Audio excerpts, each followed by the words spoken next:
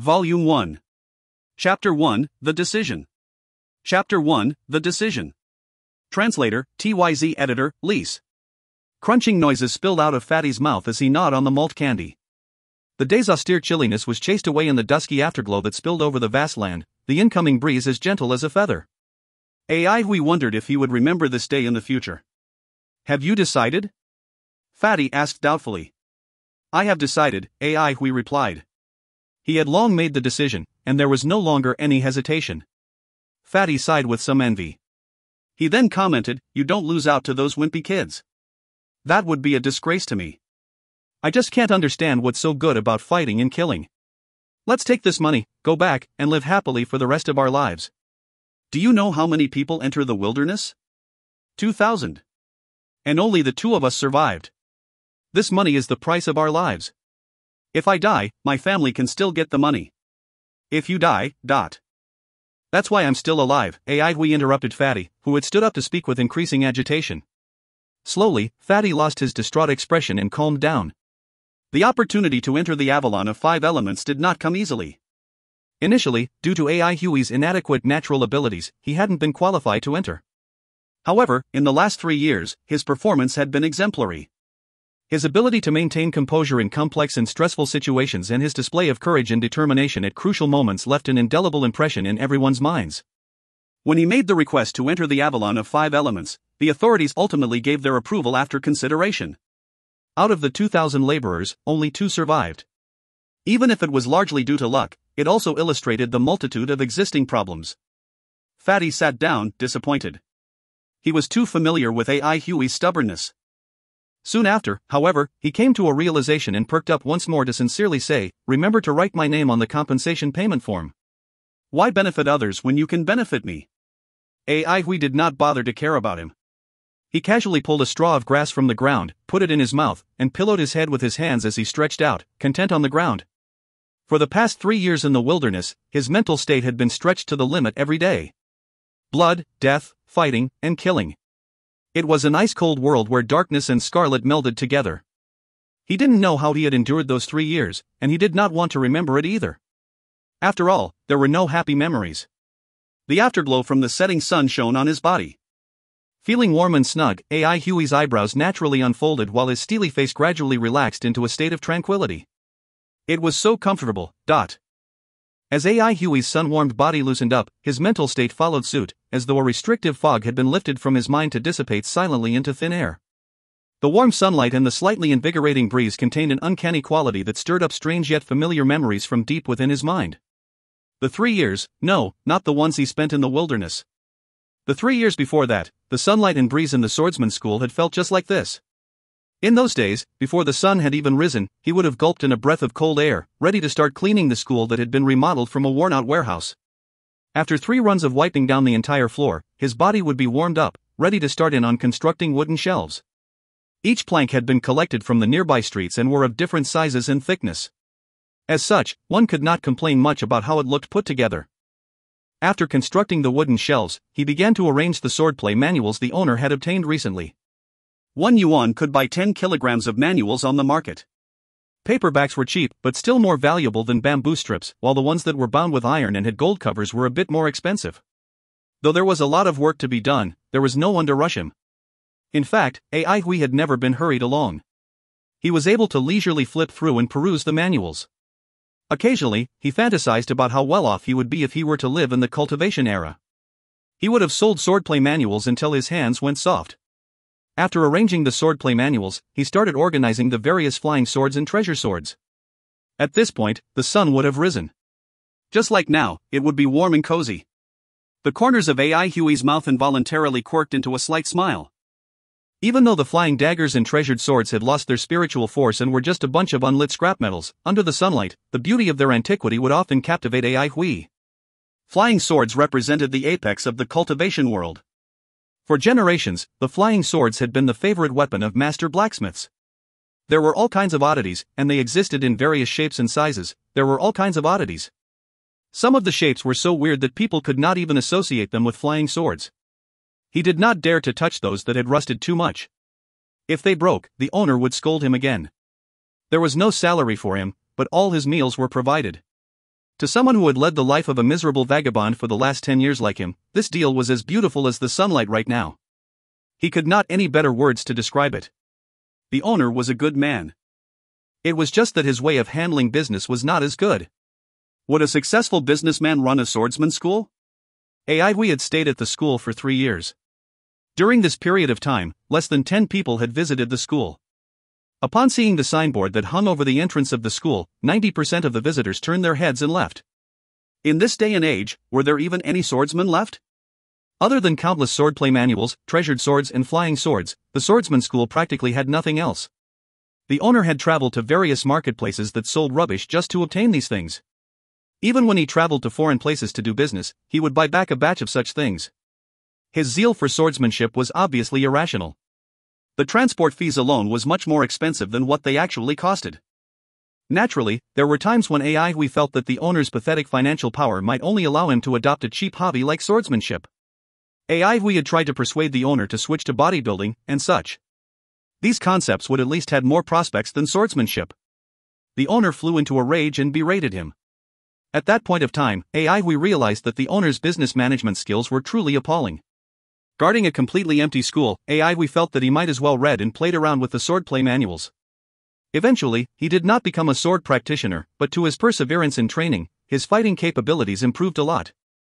His fighting capabilities did attract a few wimpy kids. Due to the owner's incapacity, his business failed and he could not pay back his debts. Eventually, he committed suicide. Was saddened by this incident. The owner was a good man, but not a determined one. It was only right for one to pay back his or her debt. The school should be passed on to other people. These were what told himself on the last day when the debt collectors came to confiscate the school. The crude wooden shelves that he made were thrashed to the ground. The swordplay manuals were scattered across the floor. Some of these manuals, the owner had retrieved from distant cities. The sword rack that he had wiped and cleaned every day were stomped to pieces by the debt collectors. According to the owner, that rack used to reside in the abode of a sword expert. The flying sword on it had been used to shed the blood of thousands and intimidate the mighty heroes of the past. The 9-tone sword chime that hung under the eaves was also smashed and fragmented. It, too, had its own lofty history as a noteworthy, prized possession of the 9-tone sword sect in the past. When we witnessed these acts, like a terribly wounded wolf that had been pushed to the brink, he lost control and frantically lunged forward. It was just a struggle, yes, and the last struggle he could make. Did not know the owner's name. So he found a wooden slab, carved the word owner onto it and used it as the memorial tablet. He used twigs as joss sticks, and burned all the swordplay manuals for the owner. After kowtowing to the tablet, he prayed that the owner would be able to pursue his dream of becoming a swordsman in the afterlife. Covered in injuries, he fixed his gaze on the building that was now in shambles for a long time before turning his back and leaving. He walked through the streets of mottled light and shadow, the sunlight filtering past the uneven roofs of houses lining the pavement. His legs strode forward mechanically as he continued onward in a trance-like state without a goal or destination. Even after a year, the feelings of helplessness and loneliness remained fresh in his mind. He remembered that he felt somewhat cold, his fingers clutching tightly to his shirt that had been washed until it had been bleached of color. Both his hands were plunged deeply into his pockets. The sunshine on that day had been different from today's.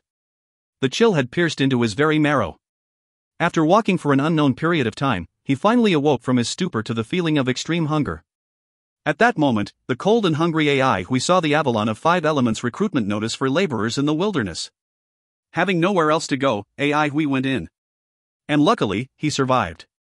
As withdrew from his emotions, he discovered that his body had tensed up involuntarily. He could not help but laugh bitterly in his heart. Such a beautiful moment was once again spoiled by his unpleasant memories. He heaved a deep breath of air and tried his best to uncoil his tensed muscles. By good fortune, he survived the entire 3 years in the wilderness. Only 2 people out of 2,000 men survived. One was himself, and the other Chiandai, also known as Fatty. The families of those dead laborers would receive a compensation fee, while those who survived were able to receive a large sum of money. In regards to this, the Avalon of 5 Elements was never stingy. Fatty prepared to go home. His family was filled with orphans and widowed mothers, and he had to provide for them. The burdens that he carried far exceeded Huey's. Fine, I know you're a determined person and will never change your mind. You have a bad temper, along with many other issues like seldom listening to other people's advice. You're not young anymore, and you still behave like this. How are you going to find a wife in the future? Try not to spend too much of your money. Fatty continued to talk incessantly, perhaps because he knew they were going split ways soon. Since he was used to Fatty's irritated grumblings, we didn't care. However, the moment Fatty mentioned the word money, he felt a slight headache. Whenever this fellow talked about money, he would rise into a frenzy. Indeed, the veins on Fatty's neck began to pulsate. We made a prompt decision and quickly threw a pouch at him and said, "This is for you." Fatty cast a puzzled glance at Hui and caught the pouch with a speed that didn't seem in character with his body size. After he caught the pouch though, his small, beady eyes immediately widened.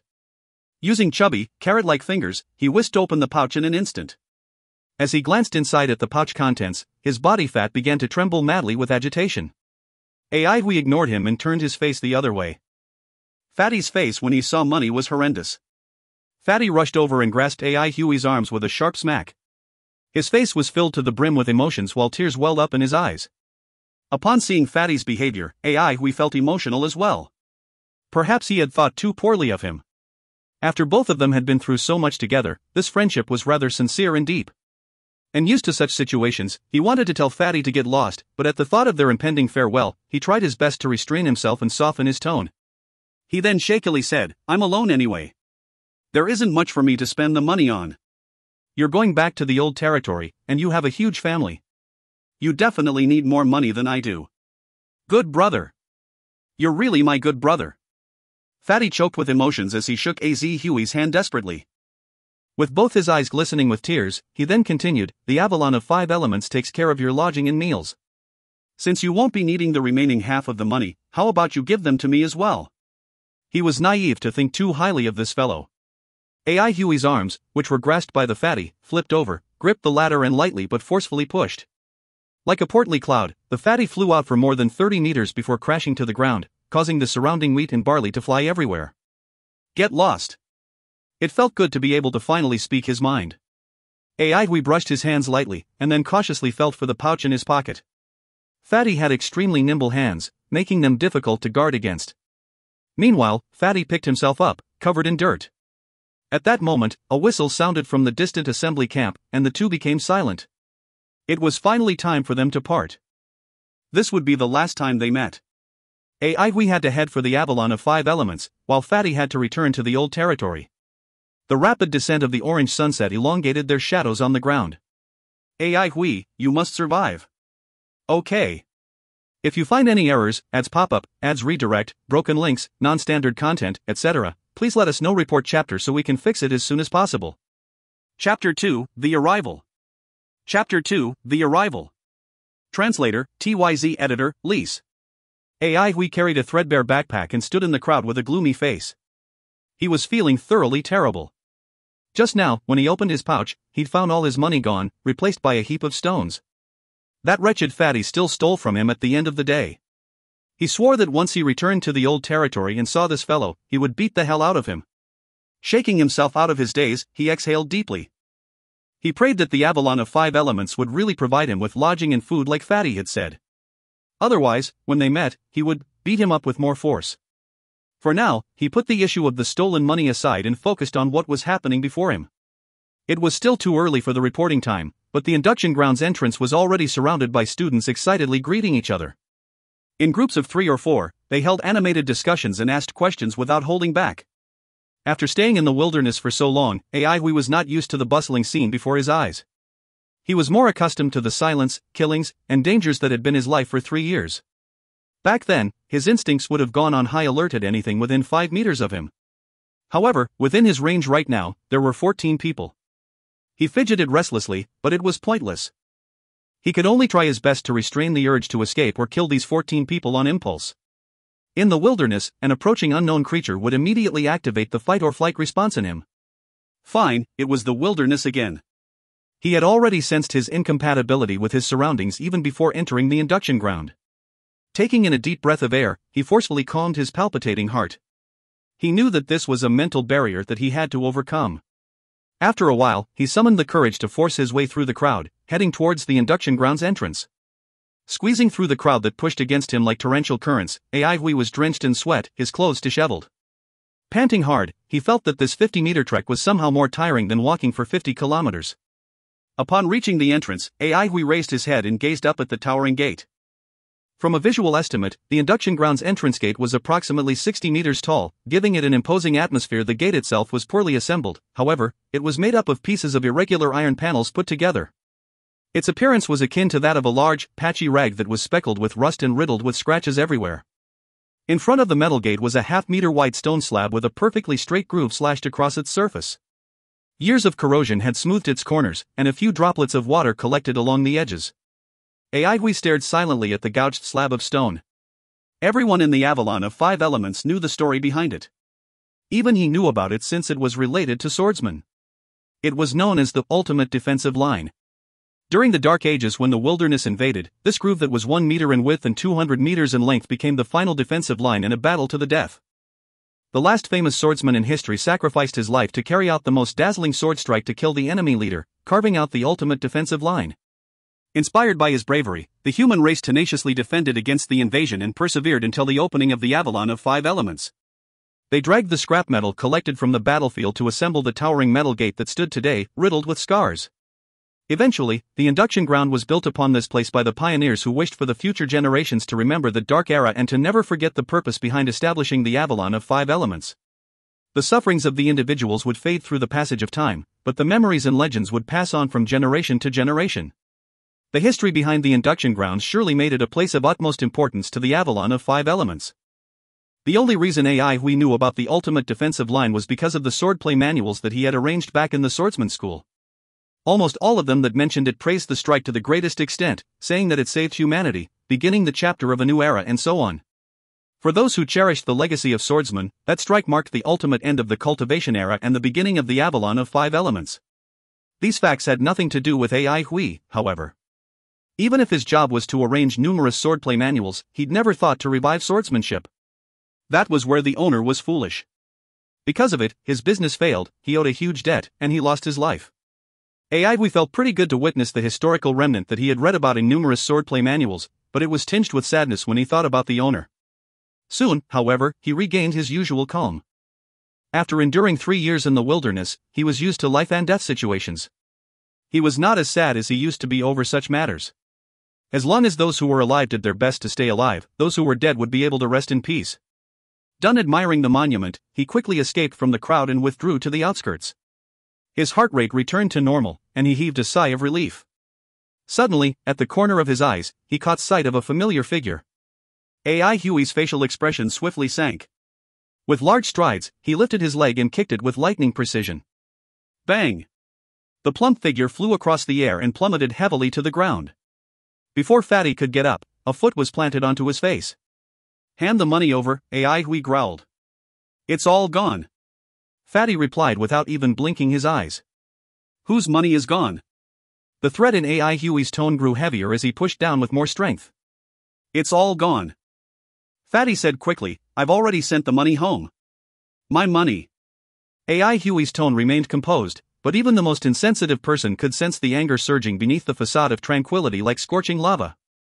I used it to buy a spot for this place, Fatty said with swag, before continuing, I had no other choice. The application date has long passed, and only money could buy me a spot here. I actually pulled a lot of strings, and your money happened to be just the right amount. You better treat me well. Haven't you heard that debtors are always the bosses? If I die, you won't get your money back. Fatty continued to babble from under his foot. Suddenly, the anger disappeared and with blank face, he stomped his foot ferociously onto Fatty.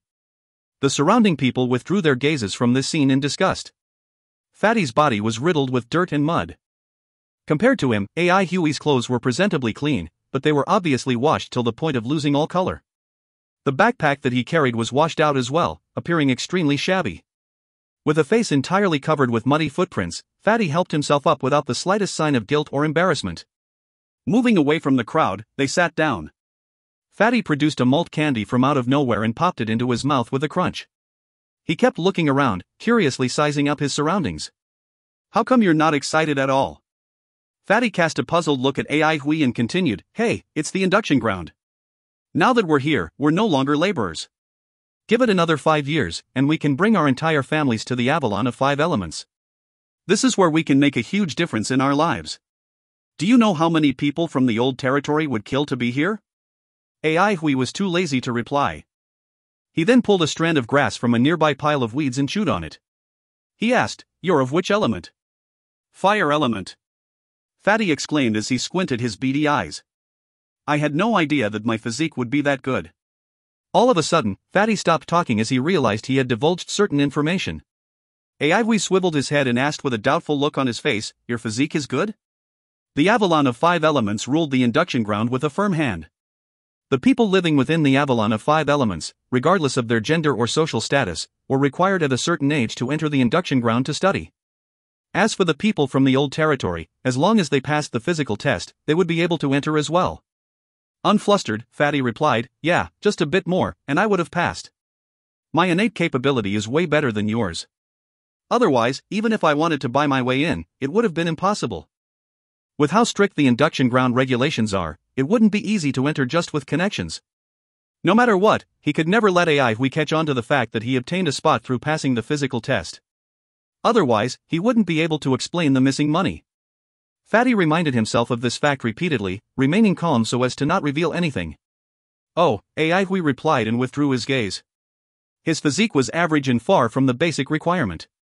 "It's a pity that we have different elements," Fatty said regretfully. His physique was of the fire element while AI Hui's physique was metal. This meant that they would be separated into different teams. AI Hui agreed with Fatty. They worked well together, especially with the deep level of trust they developed. He could also take care of Fatty if they were on the same team. As if he knew what AI Hui was thinking, Fatty reassured him. "Don't worry, no matter what, I'm still a veteran who roamed the wilderness before. How can I be bullied by those wimpy kids?" At that moment, a scarlet cloud flew over from the distant skies and landed slowly on the ground, triggering a wave of commotion. Dismounting from the cloud was a well-dressed, handsome young man, causing many young ladies to cry out in admiration. "That's extremely expensive." Fatty's gaze was captivated by the cloud in an instant. "Envious," he continued, "the quality of this fiery floating cloud is excellent. Its color is a bright scarlet. No signs of impurity. Look, doesn't the shape of the cloud look like a burning flame? Well, this fiery floating cloud is of the highest quality. This lad must have come from a very powerful family. I have to find a chance to toady up to him." Upon biting the grass straw to nothing but dregs, AI Hui suddenly missed the times in the wilderness. At least there, the ironback canes could be found. Not only was it sweet, it also lasted longer. Even after gnawing on it for half a day, it would still be chewy. He shot a glance at the fiery floating cloud and then withdrew his gaze. Not only was it eye-catching, it was slow as well, making it the perfect prey in the wilderness. This fiery floating cloud was like a signal. After it appeared, various kinds of strange flying objects flew in from all directions and landed on the plaza before the induction ground. Fatty became feverish with excitement as if he had taken some drugs. A string of words that AI Hui had never heard of started to shoot out from Fatty's mouth. His eyes were very sharp. Not only could he identify those flying objects, he could also name their prices. While listening to Fatty's gibberish, AI Hui's bored gaze scanned the crowd. In the wilderness, it was rare to see such young and tender faces. Everyone there was like a beast, fierce, agile, and dangerous. Meanwhile, the youths here had delicate faces that radiated sunshine and vitality. Their excited looks were filled with hope for the future. The guys were proactively chatting and laughing alongside the girls, displaying elegance and humor in an attempt to attract their attention. The girls shyly blushed, resembling vermilion clouds dyed red by the morning sun. The corners of their lips displayed hints of laughter, as beautiful as blossoming flowers. The sweet taste of the grass straw diffused throughout AI Hui's mouth. He felt distracted, yet a little envious at the same time. A yearning look flashed across his eyes, then disappeared. His face returned to normal, indifferent and calm. When he thought about the owner of the swordsman school, the 3 years he spent in the wilderness, and the laborers that had been reduced to nothing but a pile of bleached white skeletons, he felt that he was very fortunate. Being alive was far more important than anything else. Being alive was the greatest fortune. At this moment, Fatty's non-stop gibberish became much more pleasing to his ears. The towering gate began to open slowly. AI Hui stood up and brushed off the dirt on his body, his face steeled with determination. He knew that what lay beyond the door was a brand new path, a path that he could not have imagined. He did not know where it would lead to. Just as he entered the wilderness 3 years ago, he took a step forward, speaking to Fatty without turning his head, "Let's go. If you find any errors, ads pop up, ads redirect, broken links, non-standard content, etc., please let us know. Report chapter so we can fix it as soon as possible." Chapter 3, Anger. Chapter 3, Anger. Translator, TYZ Editor, Lise. My name is AI Hui, and I'm 16 years old. I'm pleased to be with all of you in the same class. Please take good care of me. AI Hui tried his best to keep his tone gentle and composed as he stood on the podium. He had to keep reminding himself that this was not the wilderness. His vantage point allowed him a panoramic view of his surroundings, and he found no hidden dangers. After introducing himself, AI Hui descended the podium steps in an uncultured fashion. Some of the students were surprised at AI Hui's age and broke out into lively discussions. He's old, and he's still able to enter the induction ground? He's even got such a weird name. He's probably from the old territory. Seeing the commotion, Teacher Su, who was standing off to one side, gave a gentle cough and said, "For those students coming up next, try not to give a brief description of yourself and talk more about your backgrounds. This way, your classmates will have a better understanding of you." Upon returning to his seat, AI Hui heaved a sigh of relief. Compared to being in a battle, the current situation left him far more bewildered. Aware of his disordered breathing, he inhaled, and then exhaled deeply. Gradually, the nervousness disappeared, and his body was restored to its peak form once again. To the others, AI Hui appeared oddly quiet. No one realized that the peaceful and withdrawn guy that sat in the corner of the classroom was actually a dormant beast that could erupt at any time with terrifying strength. The 3 years he spent in the wilderness had left him with too many scars. For example, his choice in seating. He specifically chose a spot that was beside the window. From there, he'd be able to see outside, making it easier for him to defend against any incoming attacks. Or if the attacks came from within the school compound, he could immediately escape by jumping out the window. It dictated how he observed his surroundings. At any moment in time, he was secretly monitoring the area around him, the teacher on the podium, the students around him, the structure of the school compound, and the placement of tables and chairs. Too often, these minor details were the key factors in deciding one's fate, to live or to die. One could never complain about an overabundance of information. He didn't consciously make these decisions. Everything came naturally to him. He had around 200 classmates, and most of them were quite young. This was evident from the naive and tender looks on their faces. There were a few fellows that dressed elegantly and appeared haughty, clearly coming from influential families. AI Hui recognized one of them as the same noble who came flying in on the high-quality fiery floating cloud. His name was apparently Duanmu Huanghun, somewhat prideful and rather strong. AI Hui took mental note of him. This guy had been appointed as the class monitor. What is a class monitor, he wondered. A team leader? It was never a good idea to let an arrogant guy be the team leader. The experienced AI Hui made silent observations from the side. However, this had nothing to do with him. It was only a pity that he and Fatty weren't assigned to the same class. At this thought, he felt some regret. But in the next moment, Teacher Su said something that crushed this feeling and replaced it with overflowing fury and endless killing intent. Next, I will announce the fees that are charged by the induction ground in the school. Everyone can feel that the concentration of elemental energy in the city is much stronger, right?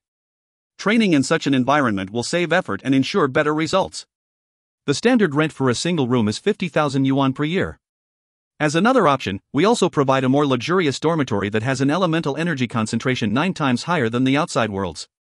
This upgraded room costs 70,000 yuan per year, and the students who can afford it are free to apply. Now, let's talk about the food. The food sold within the grounds are rather cheap. Daily meals cost 200 yuan per day, and this includes the breakfast. AI Hui's cheeks twitched indiscernibly. He didn't want to listen to any more. He tried his best to control his facial expression, but the rage within him was practically consuming him. Under the table, his clenched fists were riddled with pulsing veins. The induction ground provided room and board? Ha ha. Why didn't he kill that wretched fatty at registration? The teacher continued to talk nonstop on the podium. His saliva flew across the air and landed on the blackboard, seemingly forming a glittering word, money. Even after half an hour, this fellow was still talking about the fees. AI Hui had the sudden urge to charge forward and kill Master Su, who now seemed like an aggressive, life-threatening beast. No, Master Su was also a beast that had a deep blood feud with him. AI Hui squinted as the look in his eyes turned ice cold. Ha, he had killed so many beasts like the one in front of him right now. An hour passed. By now, AI Hui's anger had completely disappeared, his ice-cold gaze replaced by a lifeless one.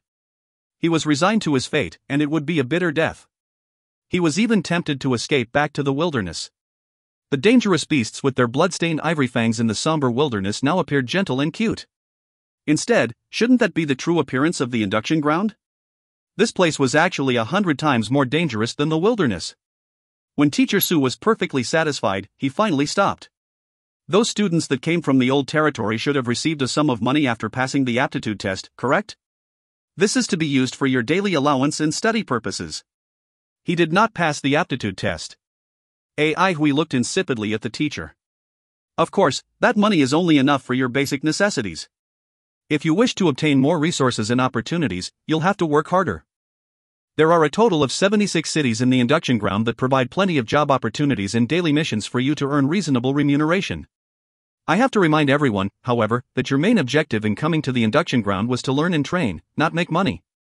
Don't waste too much time on earning money and delay your training, the gains will not make up for your losses. We heaved a sigh of relief. Luckily, there was a way out of this predicament. Like a deer that had barely escaped from the tiger's claws, the joy from his new lease on life formed a sheen of cold sweat across his forehead.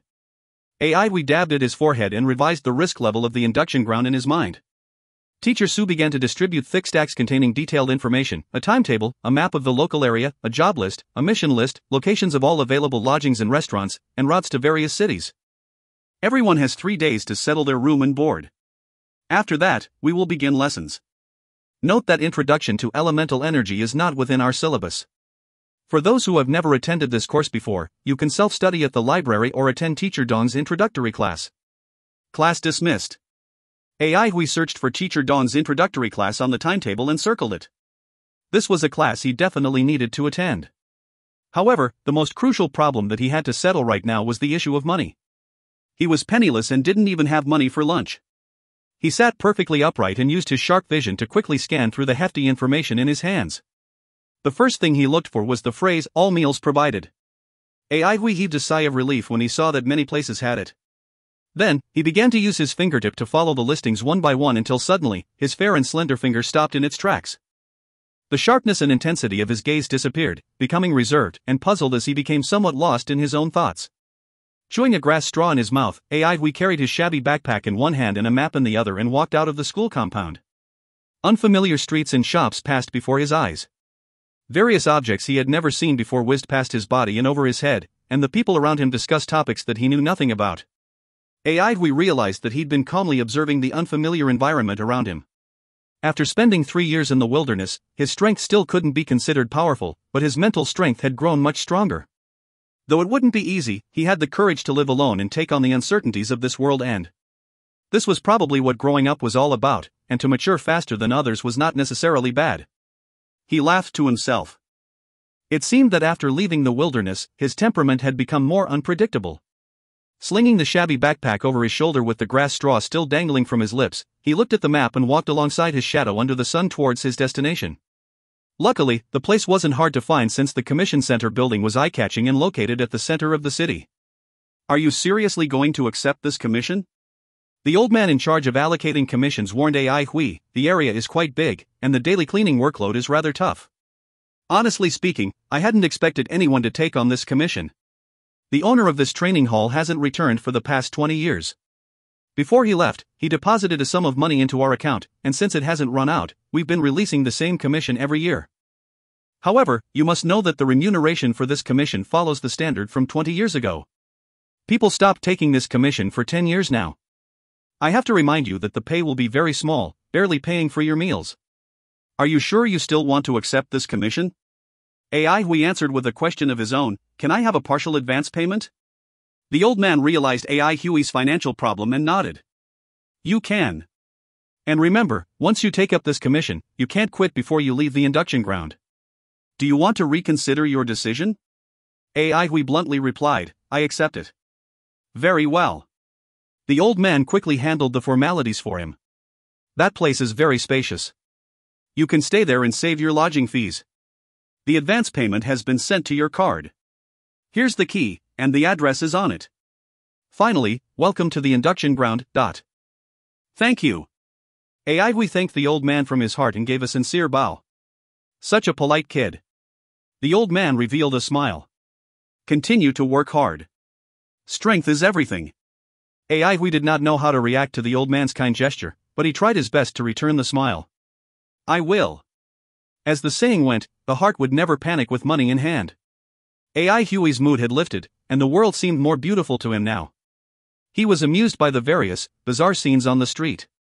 AI Hui felt like a tourist, taking an interest in everything around him.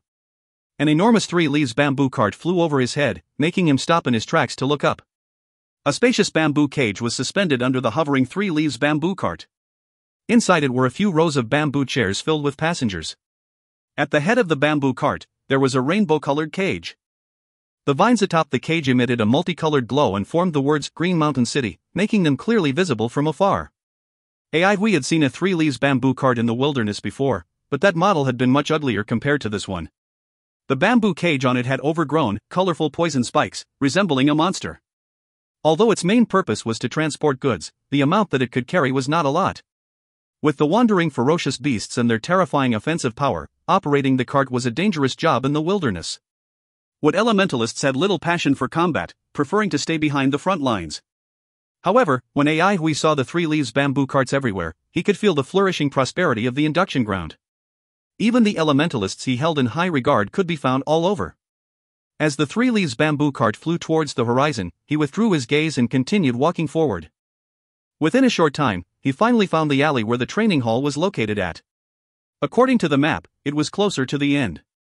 The deeper he walked in, the more he felt as though he had entered into an entirely different world. The desolate, ancient air suddenly engulfed him as he observed the surrounding old-fashioned houses that had clearly been there for many years. Abruptly, AI Hui stopped in his tracks.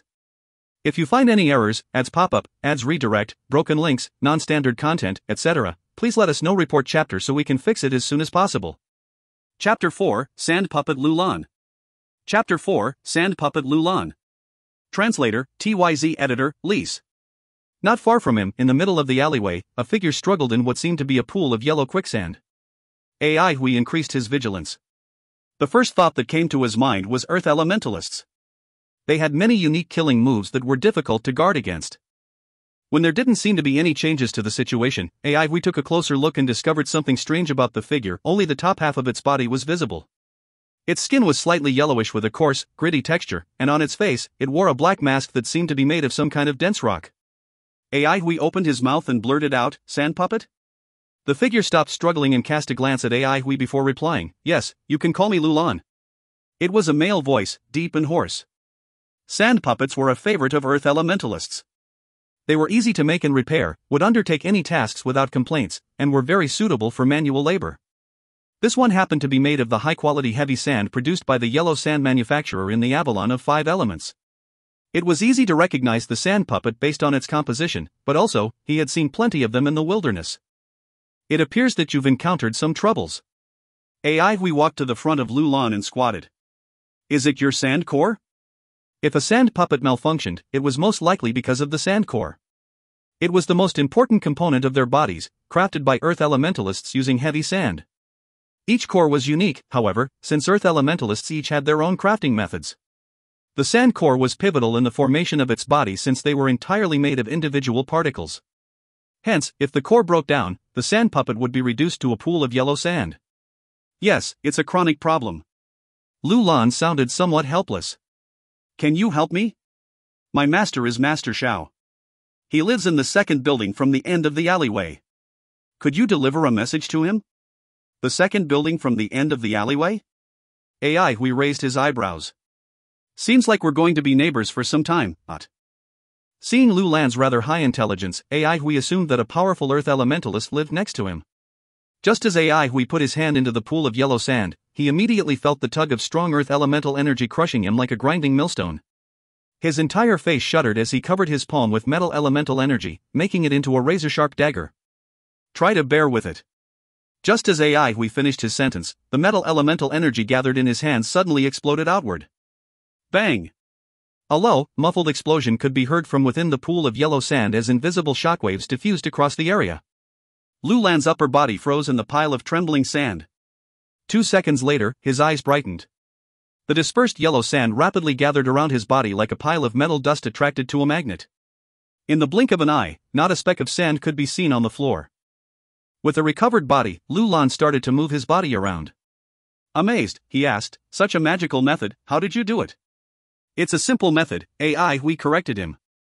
He picked up his shabby backpack and slung it over his shoulder. It's only for emergencies though. You still have to go back and examine your sand core again. He wasn't lying, it really wasn't some ingenious method. We had seen Earth elementalists in the wilderness use this method to treat problematic sand puppets every once in a while. It didn't work every time, but it did at least 8 times out of 10. Admittedly, however, this was Huey's first time trying it himself.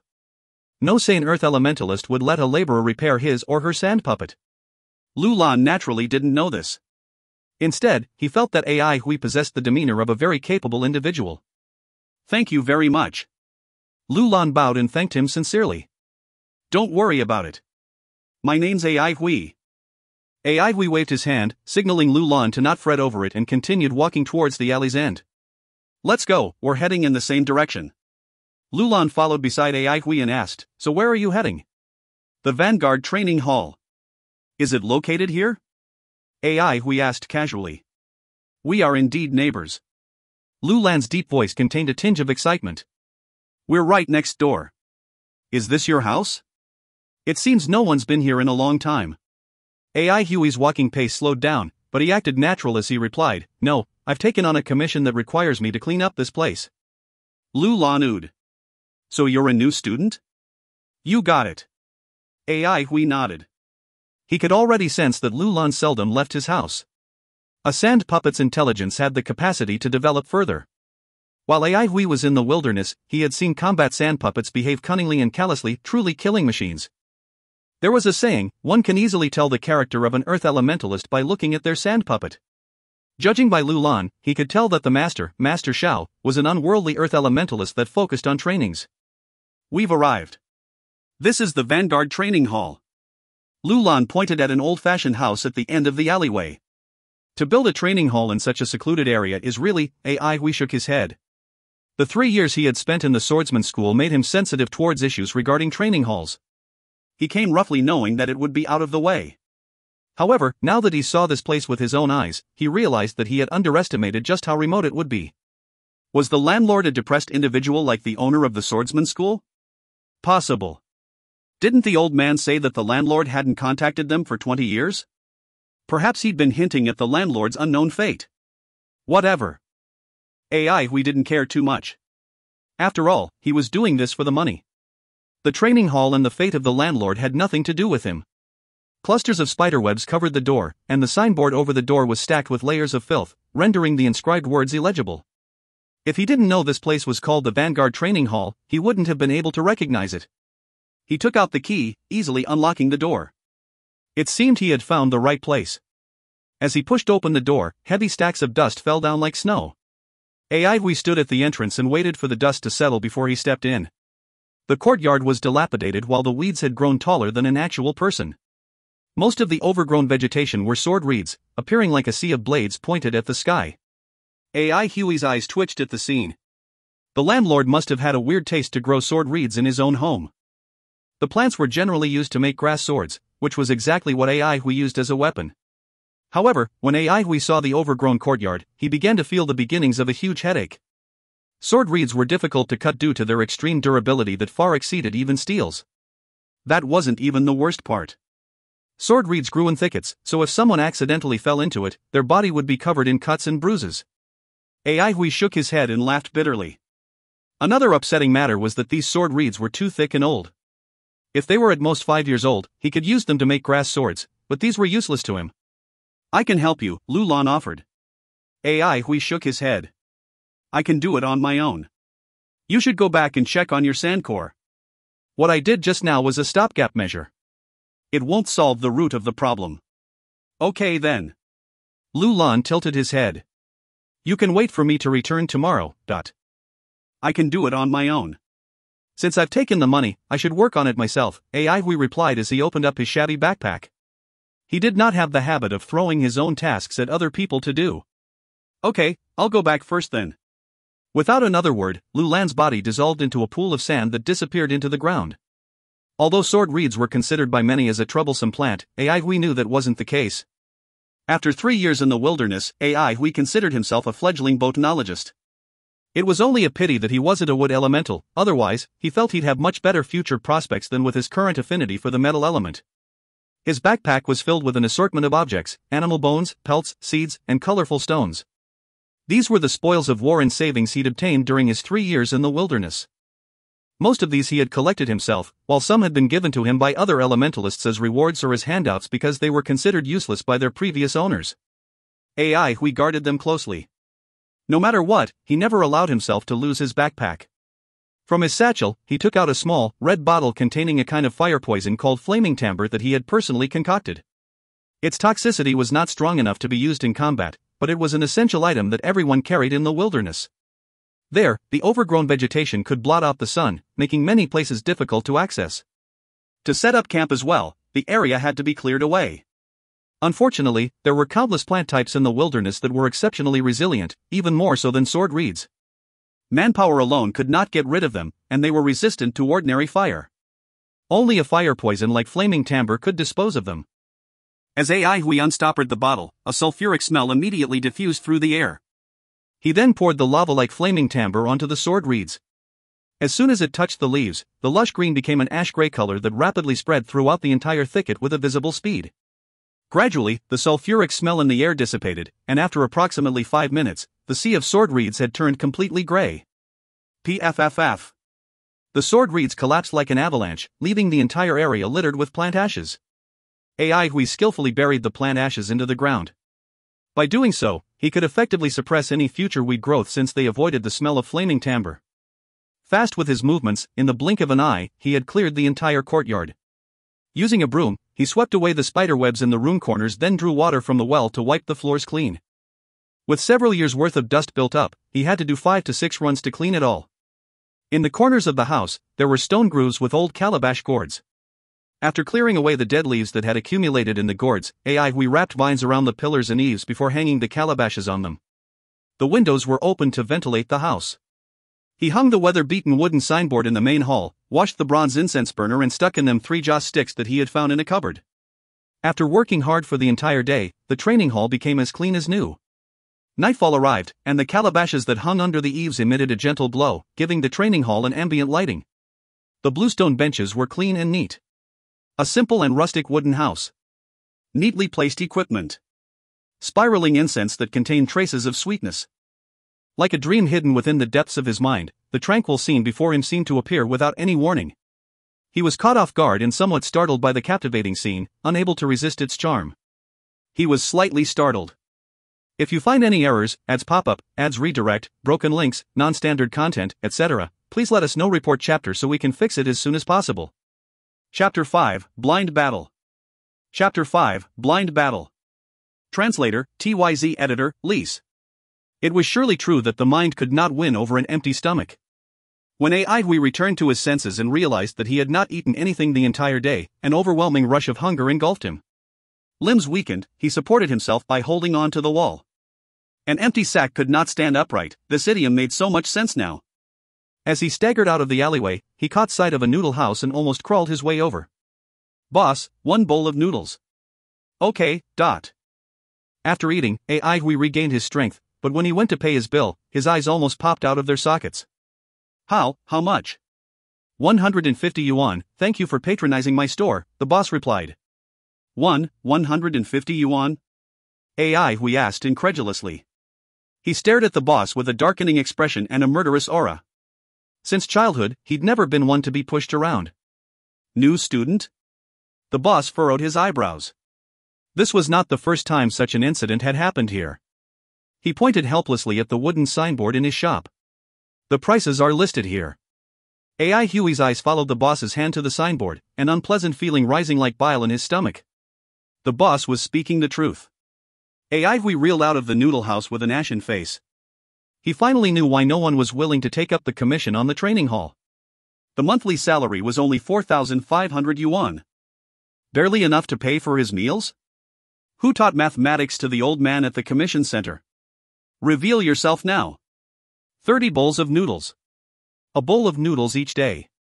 When Hui touched his stomach, which did not seem full even though he had just eaten, and thought about his future, his face turned pale. He stepped into the induction ground with lofty aspirations, thinking he could become a powerful elementalist and take control of his life.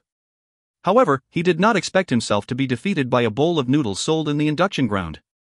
If he couldn't even fill his stomach, why bother talking about training? The night breeze sent a bone-piercing chill down his spine, causing him to tremble non-stop. No, he had to think of a way to earn money. After 5 seconds of self-pitying, AI Hui pulled himself together. Money was important not only to ensure a full stomach but also to benefit an elementalist's training. While he was in the wilderness, he had followed elementalists around just to hunt dire beasts. A dire beast's skin, flesh, tendons, and bones were considered treasures. The bones and tendons could be made into weapons and the skins into armor. As for the dire beast's blood, they were usually used to concoct elixirs, and the flesh was mainly used to make elemental food. The so-called elemental food was rich in elemental energy, which was highly beneficial to one's training. The current elemental energy system had been inherited from the extensively detailed cultivation system. It was impacted so deeply that it still retained certain cultivation aspects that could still be seen today. AI Hui was no longer an ignorant teenager who thought that diligent training was all that was needed to become more powerful.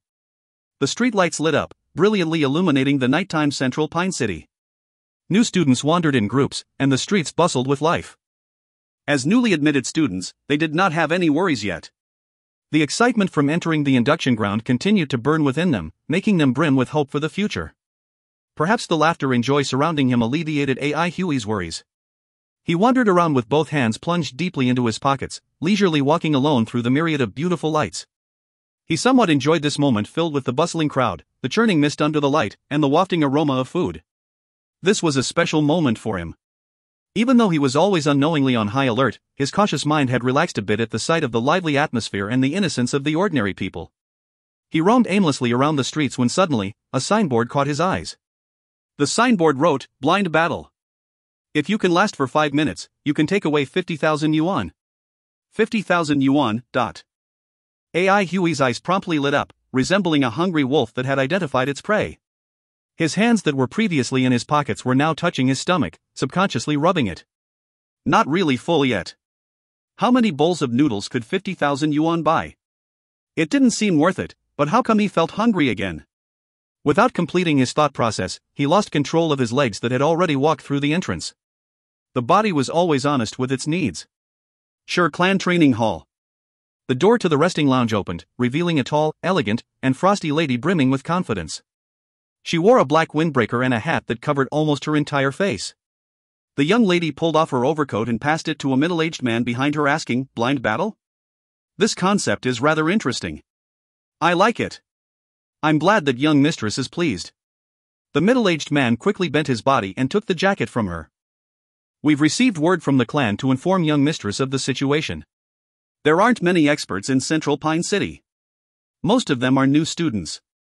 Therefore, we came up with a new concept like this, but we're not certain whether it will work or not. You didn't announce my name, right?" The young lady sat down and crossed her gorgeous, slender legs. She took the glass of fruit juice in front of her and sipped leisurely. Her long hair draped over her shoulders, flawlessly framing an exquisite oval face and eyes that shone brightly like stars. Her facial expression exuded extreme confidence that was tinged with pride. Her features made her breathtakingly beautiful but also gave her an imposing aura. Even when calmly sitting on the sofa, she emitted a powerfully oppressive air. "No." The middle-aged man quickly denied. "If we announced Miss Xuemon's name, who would dare to come? Your reputation is truly intimidating. We planned the blind battle and prepared a mask without ice holes to prevent anyone from recognizing you. It appears that all of you have put in a lot of effort. Thanks for the trouble." Sure Xuemon smiled with satisfaction. "Tell everyone that they'll be rewarded with a 3-month bonus. As a beauty who received both attention and recognition in the induction ground, she would be watched wherever she went. However, she was a smart individual who knew when to stay low-key. Power was the absolute truth. This was what she had been taught from a young age. "Thank you very much, young mistress," the middle-aged man hurriedly said with an uncontrollable burst of happiness showing in his eyes. A 3-month bonus was a huge sum of money to them, and more importantly, they earned praise from young mistress. Getting in her good books would definitely be exceptionally beneficial to their futures. Sure Xuemon continued her line of questioning. "How many people have signed up?" As of this moment, 23 people. Just as the middle-aged man finished his sentence, he tilted his head and continued, 24 people. Someone has just signed up. We hope to attract more people by not setting an entrance fee, but it's just that we had no time to advertise this event with the time we were given. It's enough. It seems I can have a good workout tonight. Sure Shuemon lightly stroked her eyebrows as she gave a thin smile. Suddenly, she withdrew her smile and asked, "How long before it starts?" "It begins at 8:30. There's still 15 minutes left," the middle-aged man replied.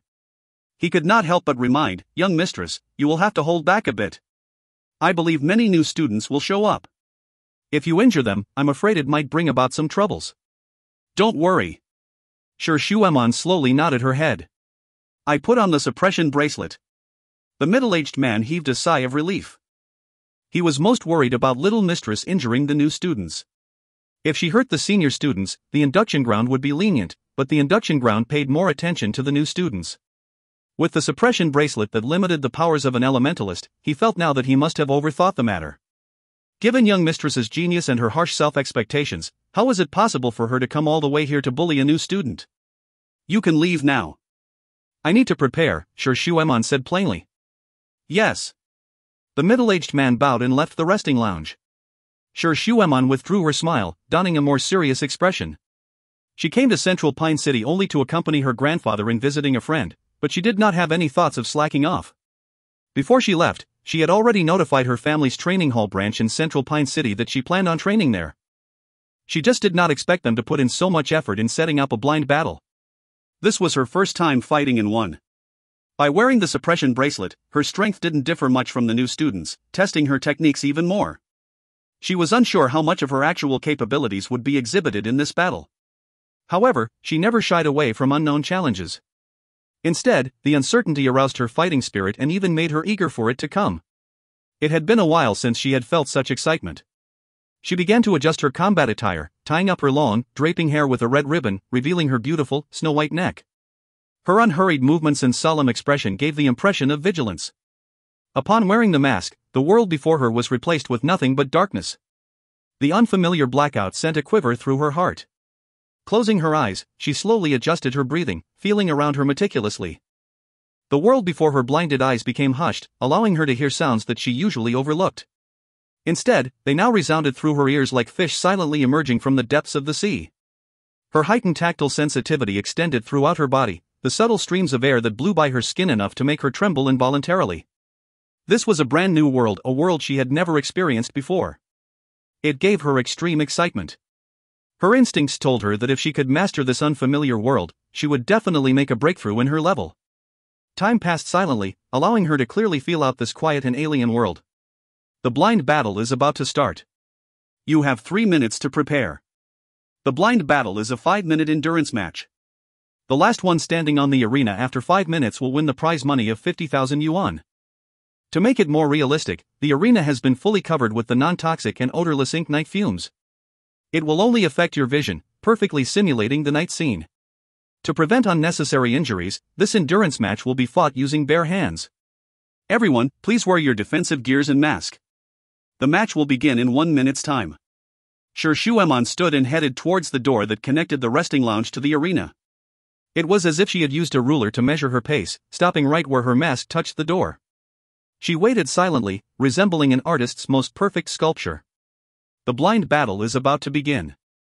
Counting down now, 10, 9, 8. Sure Shuemon remained motionless. 3, 2, 1. Battle begins. The door hinges slid open. Without any hesitation, Sure Shuemon entered the arena.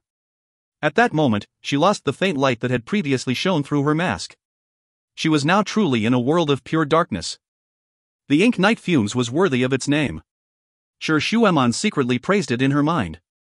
The ink night fumes was a kind of smokescreen that was seldom used by people because there were only a small number of wood elementalists who knew how to concoct it, and it also had an extremely expensive price tag. Its effect, however, was rather remarkable. Sure Shuemon's recent acclimatization had been shattered immediately. Suddenly, an ominous feeling rose in her heart. If you find any errors, ads pop-up, ads redirect, broken links, non-standard content, etc., please let us know. Report chapter so we can fix it as soon as possible. Chapter 6, Success. Chapter 6, Success. Translator, Irene. Editor, Lise. Unlike the others who felt as though they were bound hand and foot, Ai Hui was like a fish in water, glad to be back in a familiar environment. In the wilderness, darkness ruled. Numerous massacres and sneak attacks occurred quietly in that very darkness, seizing lives and warmth. Strength didn't matter, the elementalists who were unable to adapt to the dark would not survive. Ai Hui soon sensed a presence nearby, so close that he anticipated they would pass each other. Initially, he had no intention of attacking. As long as he managed to hide and keep silent in a corner for 5 minutes, he could collect the prize money and leave because the rules stated that he would win as long as he persevered for 5 minutes without being defeated. It was, however, a matter of life and death in the wilderness. No rules applied. When Ai Hui realized that the situation was not as he had expected, he responded instinctively. The opponent was dangerously close to him. If the opponent attacked, he wouldn't be able to launch a counterattack. Ai Hui entered a flowing state and gauged the danger level using the terrifying dire beasts that lived in the wilderness as a benchmark. He would never foolishly assume that the people around him would be unable to adapt to the darkness. Countless life or death experiences had taught his body that when such situations arose, initiating an attack would give him a greater advantage. His footsteps were light and graceful. Like a cat in the night, each step he took was absolutely noiseless. His movements were very slow, to the point that not even the sound of wind could be heard. This was where Ai Hui's rich experience came into play. Within the dark environment, each breath or sound was as piercing as a dazzling ray of light. Silence was darkness's best companion. Ai Hui vaguely sensed his opponent's position and gently advanced towards it. He was in a highly anticipatory state. The flesh and muscles throughout his entire body were in a critical state, like a volcano on the verge of eruption. Nobody would have been able to discern this, however, from his external appearance. Suddenly, he stopped and held his breath. He was a seasoned hunter, he sensed that his prey had detected his presence. He did not know how to describe this sense of awareness or where this intuition was based. There was no need for substantiation in the wilderness. There was only victory or failure, life or death. He stood in place like a statue, without a single movement. On the other side, Shueman smelled the faint trace of a dangerous odor. Although she wasn't certain, it was enough to put her on guard. She focused all her attention on the surroundings, vigilantly using her ears to capture any sounds. The surroundings were very quiet, as if there was only emptiness. But somewhere a little further away, she could hear the breaths of a few people. Although they were suppressed, she managed to capture the noises. In fact, she heard someone tiptoeing quietly around her left side. Inwardly, she shook her head. At this point, any movement would lead to an attack. Right then, about 10 meters away, a cry of surprise and a stifled groan could be heard, followed by the collisions of intense punching and kicking. Soon, chaos took over that area. Shueman mentally heaved a sigh of relief. It seemed it was an illusion. There was no one within a 3-meter radius from where she stood. Fighting in the dark was indeed very different. Shueman felt stimulated by such an unfamiliar battle. Her nerves tensed up like never before. Her perception of the surroundings was also unprecedentedly acute. If she could keep this up, her fighting abilities would take a qualitative leap. Before her eyes unfolded a path she had never seen before. She felt like a hunter hidden within the shadows, waiting for the best opportunity to strike. Confidence bubbled up within her. Under such a high level of alertness, even the slightest change in her surroundings could not escape her. While she was preoccupied with this fresh experience, she suddenly felt something brush against her shoulder. It broke her reverie and made her hair stand on end. She had not moved, so why would she bump into anything? Someone was close by. She'd been unable to detect anything, a presence, a sound, even a change in airflow. A chill shot up her spine. Her reaction was too slow, however. Even as she finally realized the danger, it was already too late. When Shueman had been lost in her thoughts earlier, the statue-like Ai Hui made his move. He moved excruciatingly slowly, even more so than a 90-year-old lady. He advanced with his 5 fingers carefully extended, grasping and exploring the area before him. His body leaned forward slightly, with the flesh and muscles in his body all ready to make a lunge. With Ai Hui's high level of concentration, he blocked out the battle noises from close by and remained completely unaffected. All his attention was on his fingertips. He knew that if he came into contact with someone, the battle would be over in a blink of an eye. Victory or defeat, the result would be pronounced at this moment. The moment his fingers felt an obstruction, Ai Hui launched an attack without hesitation. With knees slightly bent and tendons creating a burst of energy, his body sprang forward with lightning speed like a nimble and fierce cheetah. The sensation beneath his fingertips became more solid, his rich experience leading him to deduce that he had touched his opponent's shoulder. When Shueman responded by violently lunging forward to push against his attack, she lost her balance on the spot, and her body tumbled towards the ground. Her left hand, which had been ready to counterattack, lost effectiveness as she instinctively reached out to regain balance. However, her arm became entangled with his, locked into a vicious attack that numbed her right arm. The attack that completely suppressed her did not stop there. Shuemon was greatly shocked as her opponent's body wrapped around hers like a snake. His body pressed up against her back tightly like an octopus. His legs were like thick and solid steel wires. They extended to her front and held onto her legs as his toes clasped onto her calves like a metal lock. Never in her life had Shuemon had such close contact with a man. However, at that point, there were no butterflies in her stomach. There was only fear. Deep fear.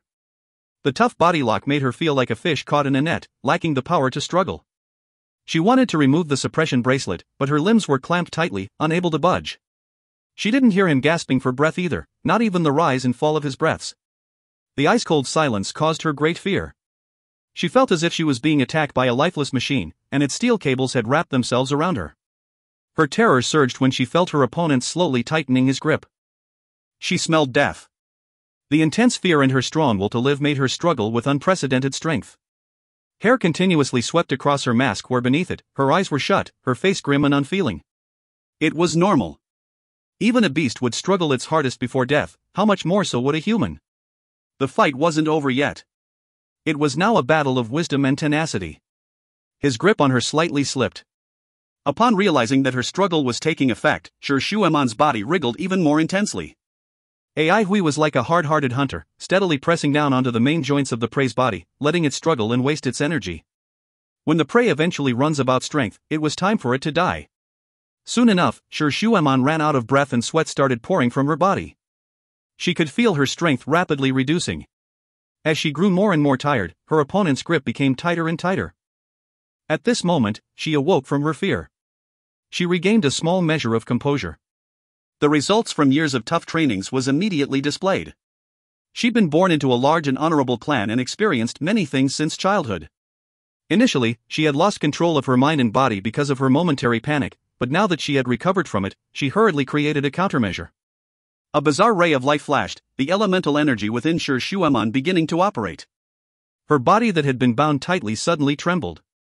This slight tremble was not as aggressive as the struggle she had put up earlier, but the energy it released was so great that it far exceeded previous attempts to break free. Hui only felt a shocking amount of force penetrating his body before his limbs became numb, causing him to nearly let go of her. Danger! His prey had skills beyond his expectations. As soon as his mind recognized the precarious situation, his body reacted accordingly.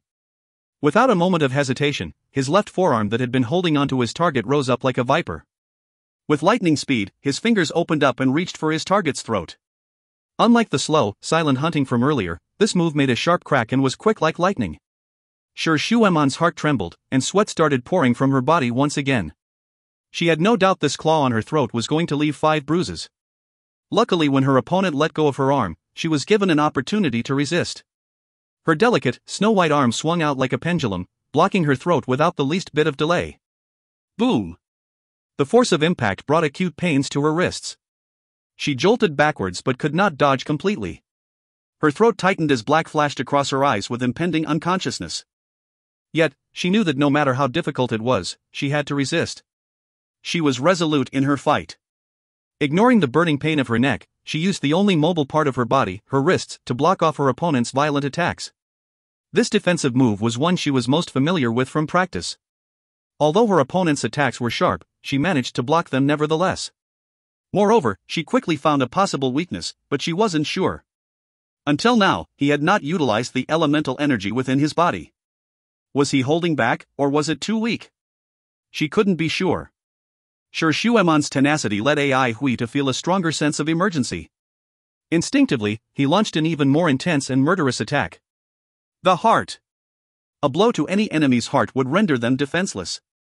But first, he needed to remove his opponent's armor. To him, that was not a major problem. He learned to unfasten armor and untie ropes in the wilderness.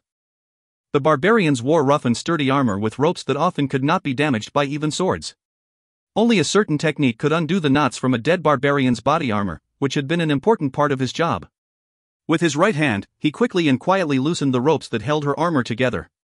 If anyone had witnessed that scene, they would not have been able to detect any pauses in his finger movements at all. Like a slippery loach invading into her armor, his right hand felt another knot. He untied it without any further thought. Any protective layer was an obstruction for him. Upon touching his opponent's skin, a lethal glint appeared in his eyes as his murderous instinct kicked in and burned fiercely. His 5 fingers formed a claw and speedily pinned down against his opponent's chest where the heart was located. Yet at the last moment, he recalled that this was not the wilderness, he was fighting for the 50,000 yuan prize money. Instead, he decided to first suppress his opponent's vital points. If she continued to resist, she had better not blame him for being relentless, because then he would not hesitate to kill. Boom! Target hit. He could clearly feel the body in his arms, which had been resisting earlier, become rigid. In the dark, Ai Hui had a keener sense of touch. Suspicion arose. This does not feel quite right. If you find any errors, ads pop up, ads redirect, broken links, non-standard content, etc., please let us know. Report chapter so we can fix it as soon as possible. Chapter 7, Resolution. Chapter 7, Resolution. Translator, Irene. Editor, Lise. Ai Hui was unable to make sense of the matter. After some time, he suddenly understood what he was grabbing onto. Feeling a lump of burning charcoal in his hand, he didn't know whether to hold on or to let go. D***it. Ai Hui couldn't help but curse inwardly. He had no idea whom he was cursing at either.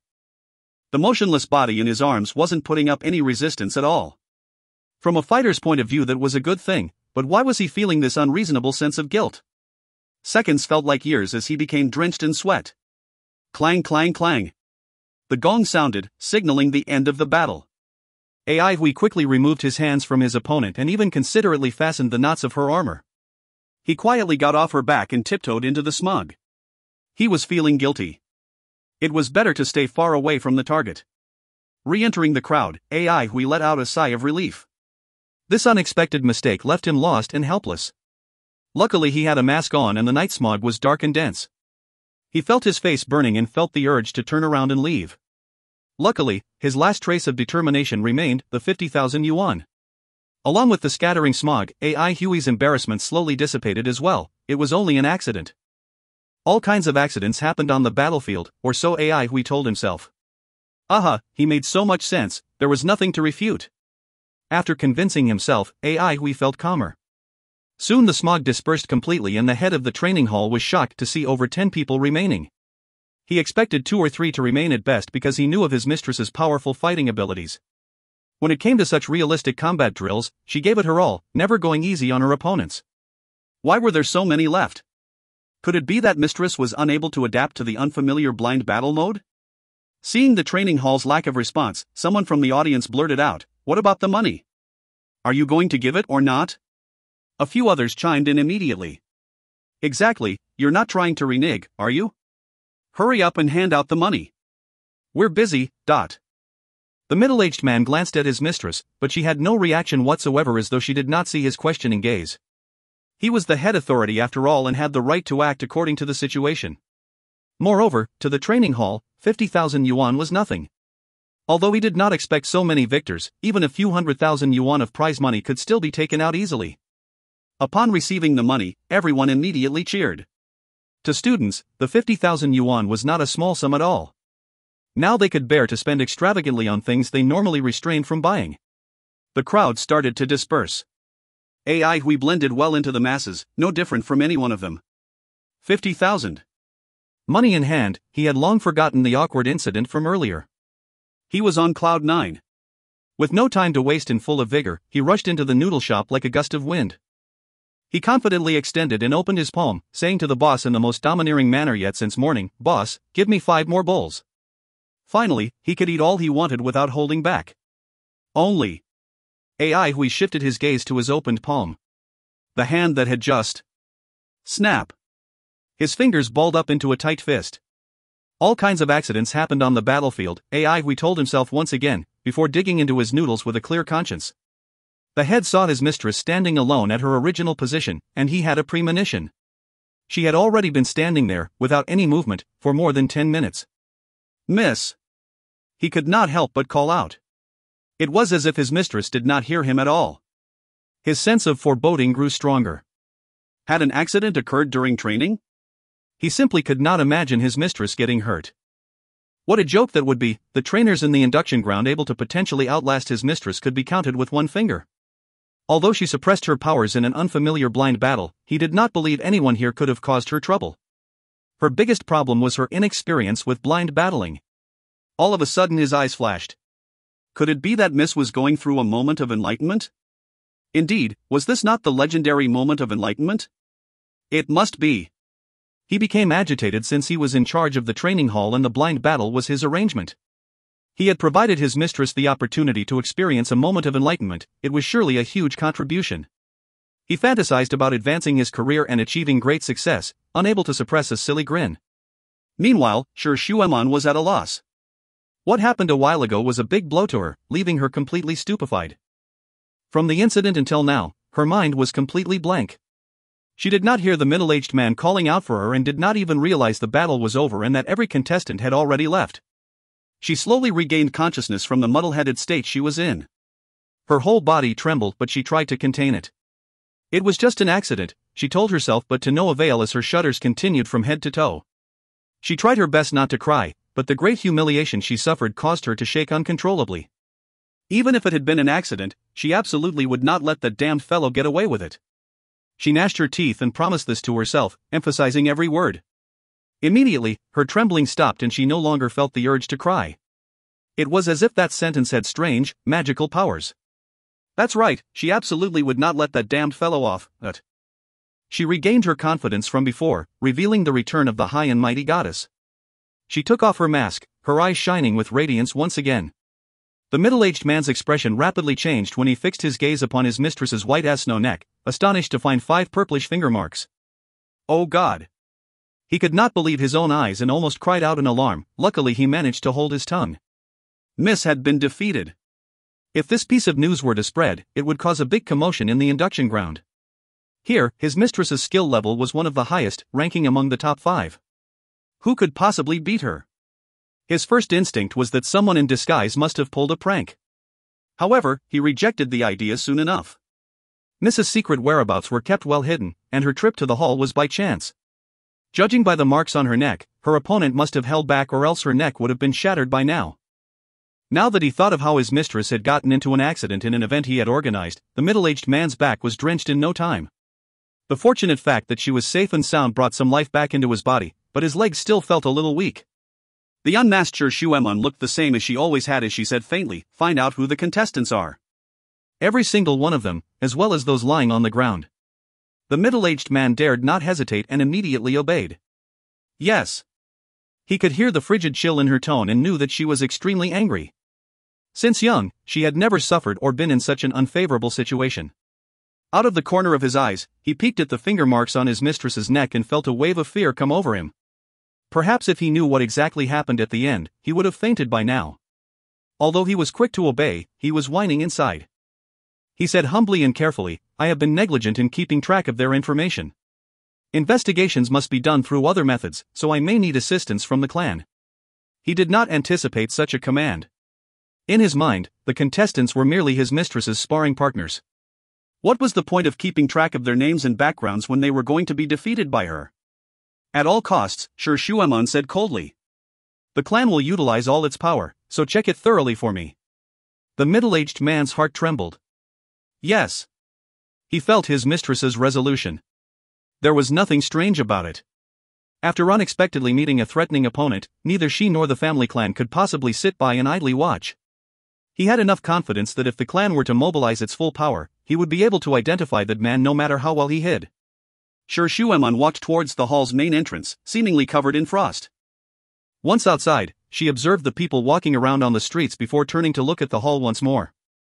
She clenched her fists and walked away. When Aidwi held onto the wall for support as he walked out of the hall, and he held onto the wall for support as he walked into Vanguard Training Hall as well.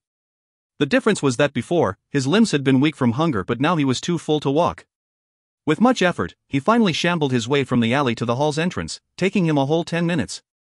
On the stone steps before the training hall entrance sat Lu Lan looking quite bored. Aidwi felt it strange. A bored sand puppet, such an image seemed unfitting. "I have been waiting for an hour." Lu Lan stood up and patted the dust off his body upon seeing Aidwi approach. Aidwi had never met such a smart sand puppet before. Patting dust off his body took it to a whole new level. You are a sand puppet, there will not be dust as long as you do not pat your body. Plus, I do not remember us being close friends, he thought.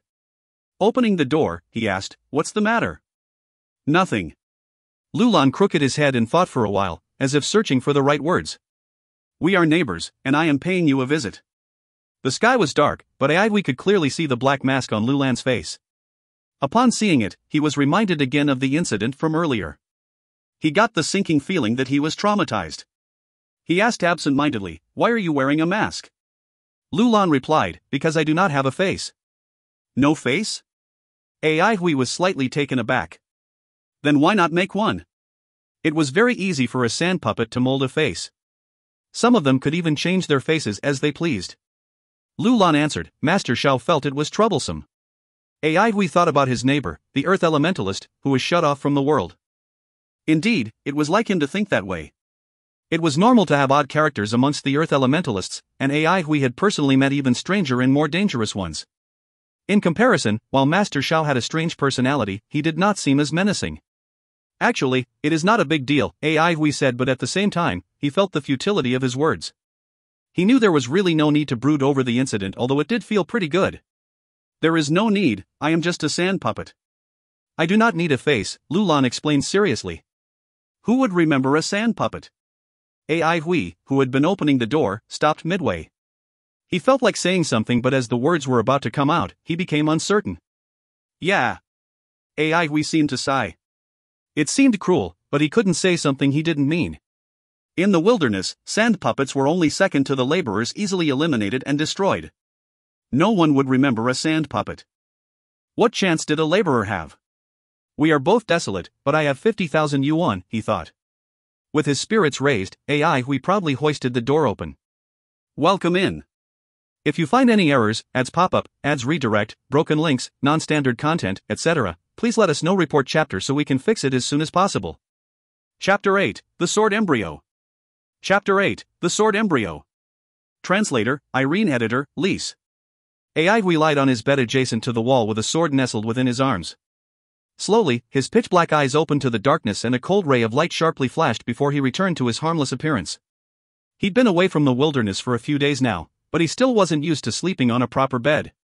He checked the sword embryo within his body, which he had been growing for 3 years now, and found no abnormalities. He put down his grass sword, the sensation of the sword embryo within his body disappearing. In the past, he was overly dependent on the sword, always holding on to it and never letting go regardless of the situation. Later on, he realized that doing so caused his body to lose its vigilance, so unless he was in a battle or keeping watch at night, he forced himself not to touch it. To survive the wilderness, Hui had to have something up his sleeves, and that something was the sword embryo. On his 3rd day in the wilderness, he almost lost his life. From that moment onwards, he started his obsessive search for greater strength, because only then could he survive that cold place. He had no one to go to for help, the elementalists never gave him face, and he was neither clever nor capable of bargaining for what he wanted. Wild beasts wielded extraordinary strength when forced to desperation. People would too, under similar circumstances. Like a drowning man, Hui desperately latched onto any chance of hope he could find. For example, he filled his mind with knowledge from swordplay manuals. The disintegration of spiritual force sent the cultivation world tumbling down, ending the era of cultivators. However, the cultivation system was deep-seated, advancing so greatly in the hundreds of thousands of years of its existence that it far exceeded what people imagine today. Body training, spell formation, weapon training, 5 elements, necromancy, and so on, there were all kinds of strange and abundant practices that utilized spiritual force. Coupled with humankind's rich imagination, the most resplendent and grandest cultivation system was brought into existence. Amongst the vast jumble of magnificent cultivation types, swordsmanship always held the greatest value. Within the cultivation world, regardless of generation, the strongest followed the path of swordsmanship. During that era, swordplay manuals of great origins were created, bringing about reigns of terror every now and then. Today, they were buried between piles of old books and other garbage, not worth a single yuan. Swordsmen made up the majority of the cultivation world. It was only natural then that all sorts of strange concepts were born from the community. Hui first eliminated the sword manuals that required spiritual force. These types of manuals were frequently used by the big sects and schools to figure out how to utilize spiritual force more effectively back when it was still ample. The manuals that he eliminated next were those he could not understand. Books that were cryptic and abstruse were in excess, comparable to the amount of hair on a cow's body. He could be considered a semi-expert with his experience flipping through an astonishing number of sword manuals, but he still found many of them too profound. Some were archaic while others were deliberately mystifying. After he filtered them out, there were some sword manuals left. In the cultivation era, none of these manuals would be considered orthodox, and an honest and learned man would even deem them as demonic. Despite seeing them before, Hui was not completely free from fear. These sword manuals were strange and unpredictable, completely beyond the limits of a normal person's imagination. For example, one manual taught cultivators to cut all emotions and desires, lust included, in order to gain supreme mastery of the sword. Another, the Dream Demon Swordplay Manual, instructed them to lie inside of a giant coffin, induce a coma, and train within the Dream Demon himself. Upon mastery, the sword skills they accumulated would marvelously become applicable in reality. In the past, he glanced through these manuals out of interest and nothing more. Now, the thought of training according to these books sent shivers all over his body. We finally managed to find a book that seemed less eerie and strange. It had no name and was badly damaged, and the only words on the cover stated at the top, the method to plant the sword embryo. After a detailed examination, Hui more or less understood the meaning of sword embryo, and it was actually quite simple. The human body could only grow so much, but there was no limitation to developing the three essential life-sustaining energies within the essence, the breath, and the spirit. These energies, however, held no form, drifting harmlessly like mist. Therefore, the creator of this sword manual came up with an extremely interesting theory, that is, the human body was like a sword sheath and the three energies made up the real sword. How then, could the three incorporeal energies come together to form the sword? The manual proposed a unique solution. Since it was difficult to congeal the energies into one entity, they could be treated instead as soil to nurture the sword embryo from within. Compared to the other books, this sword manual was obviously one of the more sensible ones. So without hesitation, Hui followed the instructions on the sword manual and surprisingly succeeded in planting the embryo. Back in the swordsman school, he would never have taken the risk, but in the wilderness, what was there to worry about? People died every day, and he didn't know when it would be his turn. Risk meant nothing to him. Instead, he was more concerned about the effectiveness of the so-called sword embryo. Survival was his top priority. 3 years passed, and he entered the induction ground after surviving the wilderness, yet the sword embryo was still a seed with neither movement nor change.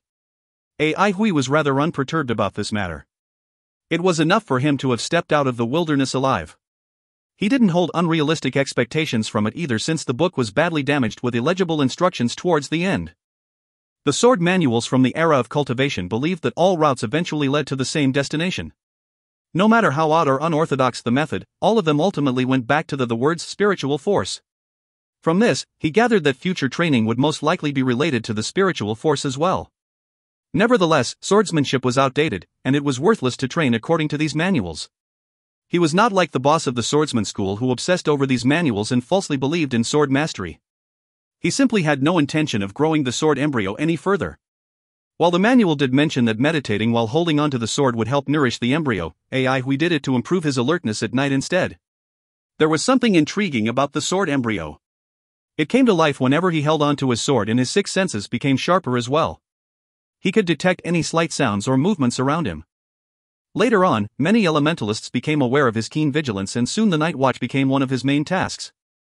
This allowed him to loot from the battlefields, albeit only the leftover bits and pieces. For 3 years, Hui carried the sword and meditated without sleep, persevering for what seemed like a day. The Hui of the past shivered in the cold mud, while the Hui today had a warm and safe room of his own to sleep in until the morning light. He felt contented and blissful. Today was the first day of lessons, and he looked forward to it. He hadn't left the house ever since he claimed the 50,000 yuan prize. Outside, the sky was still dark with only a glimmer of light, still some time before sunrise. Hui energetically jumped off his bed, landing soundlessly like an agile cat. The carpet under his feet was made from rough woven fibers that was somewhat prickly, but Hui felt nothing. With the glimmer of light shining in from the horizon, the room was illuminated enough for him to not bother turning on the light as he washed himself in the dim room. His familiarity with darkness could be seen as a gift from the wilderness, where danger lurked in every corner and any trace of light would draw them to him. He skillfully removed the trap he had set behind the door and pushed it open. A rush of fresh air entered his lungs, giving him a burst of energy. The slightly illuminated sky and the quiet training hall brought back memories of the swordsman school. The familiar sensations washed over him, and even the cool air seemed to have become more fragrant. The sharp and stiff edges of his face softened, a warm smile tugging at his lips. He began to mop the floor with quick and light strokes. Soon, his body remembered the familiar movement and reflexes quickly took over. Even before the sun came up, Aihui was finished with his cleaning chores. Without bothering to wipe the sweat off his body, he looked around the well-polished hall feeling genuinely satisfied and happy. Gazing at the sparkling ground, however, he was reluctant to step on it. During his 3-year stay in the wilderness, he fought in the muddy swamps and amongst dried, decaying leaves. He became accustomed to coming across rotting monster corpses with his shirt stained with blood. Over time, the stains dried up and faded into the same brown patches until he could no longer tell his blood from the beast's. The soles of his feet came into contact with the clean wooden floor. A familiar feeling. This dirtless, quiet hall was like a dream from deep inside his heart. The past 2 days had been a time of adjustment, but gradually he was starting to enjoy this new lifestyle. He even had the thought that life would be pretty good if he could carry on living like this. Feeling childish, Aihui laughed before turning around to pack his things. He had a tight schedule after all. The sword embryo's ability to keep him alive was not worth mentioning. His mastery of elemental energy paled in comparison to most people, so he faced much greater pressure as well.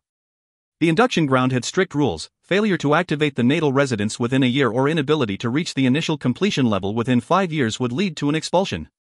For students who came from the Avalon of 5 elements, their parents would be blamed for their shortcomings, whereas students from the old territory would lose their chance to qualify as a member of the Avalon of 5 elements and be banished back to where they came from.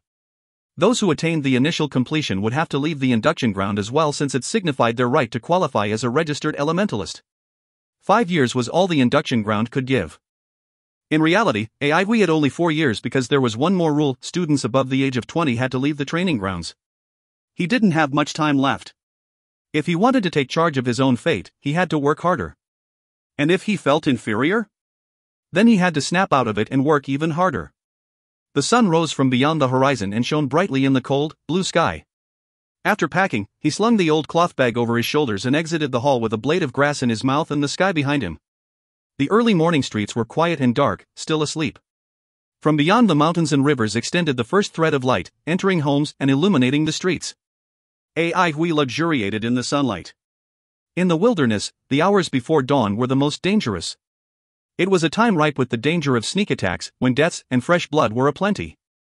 But with the arrival of the sunlight shining on the grassfield dews came the massacre's reveal and the retreat of the dire beasts and barbarians like the tides, returning peace and tranquility to the wilderness.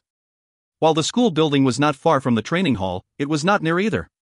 The closer he got to the school, the more concentrated the student crowd became. The streets bustled with activities, and it was an unfamiliar sight for Aihui. Upon seeing the young faces full of vitality and eagerness, Aihui felt somewhat envious. Their faces showed no traces of blood-soaked battle injuries and lacked vigilance against the outside world, since they had never experienced a massacre. They were flawlessly pure and led happy lives. Aihui felt out of place. He bit down hard on the bit of grass, allowing the raw, grassy taste to spread within his mouth. To them, the induction ground was a school. To him, it was his new battleground. Rather than happiness, survival was of a greater importance. He took a step forward and entered the school building. If you find any errors, ads pop up, ads redirect, broken links, non-standard content, etc., please let us know. Report chapter so we can fix it as soon as possible. Chapter 9, Introduction. Chapter 9, Introduction. Translator, Irene. Editor, Lise. Shueman gazed at her body in the mirror. The fair, flawless body she had once been proud of now had 5 faint, yet eye-catching, finger marks above her left breast.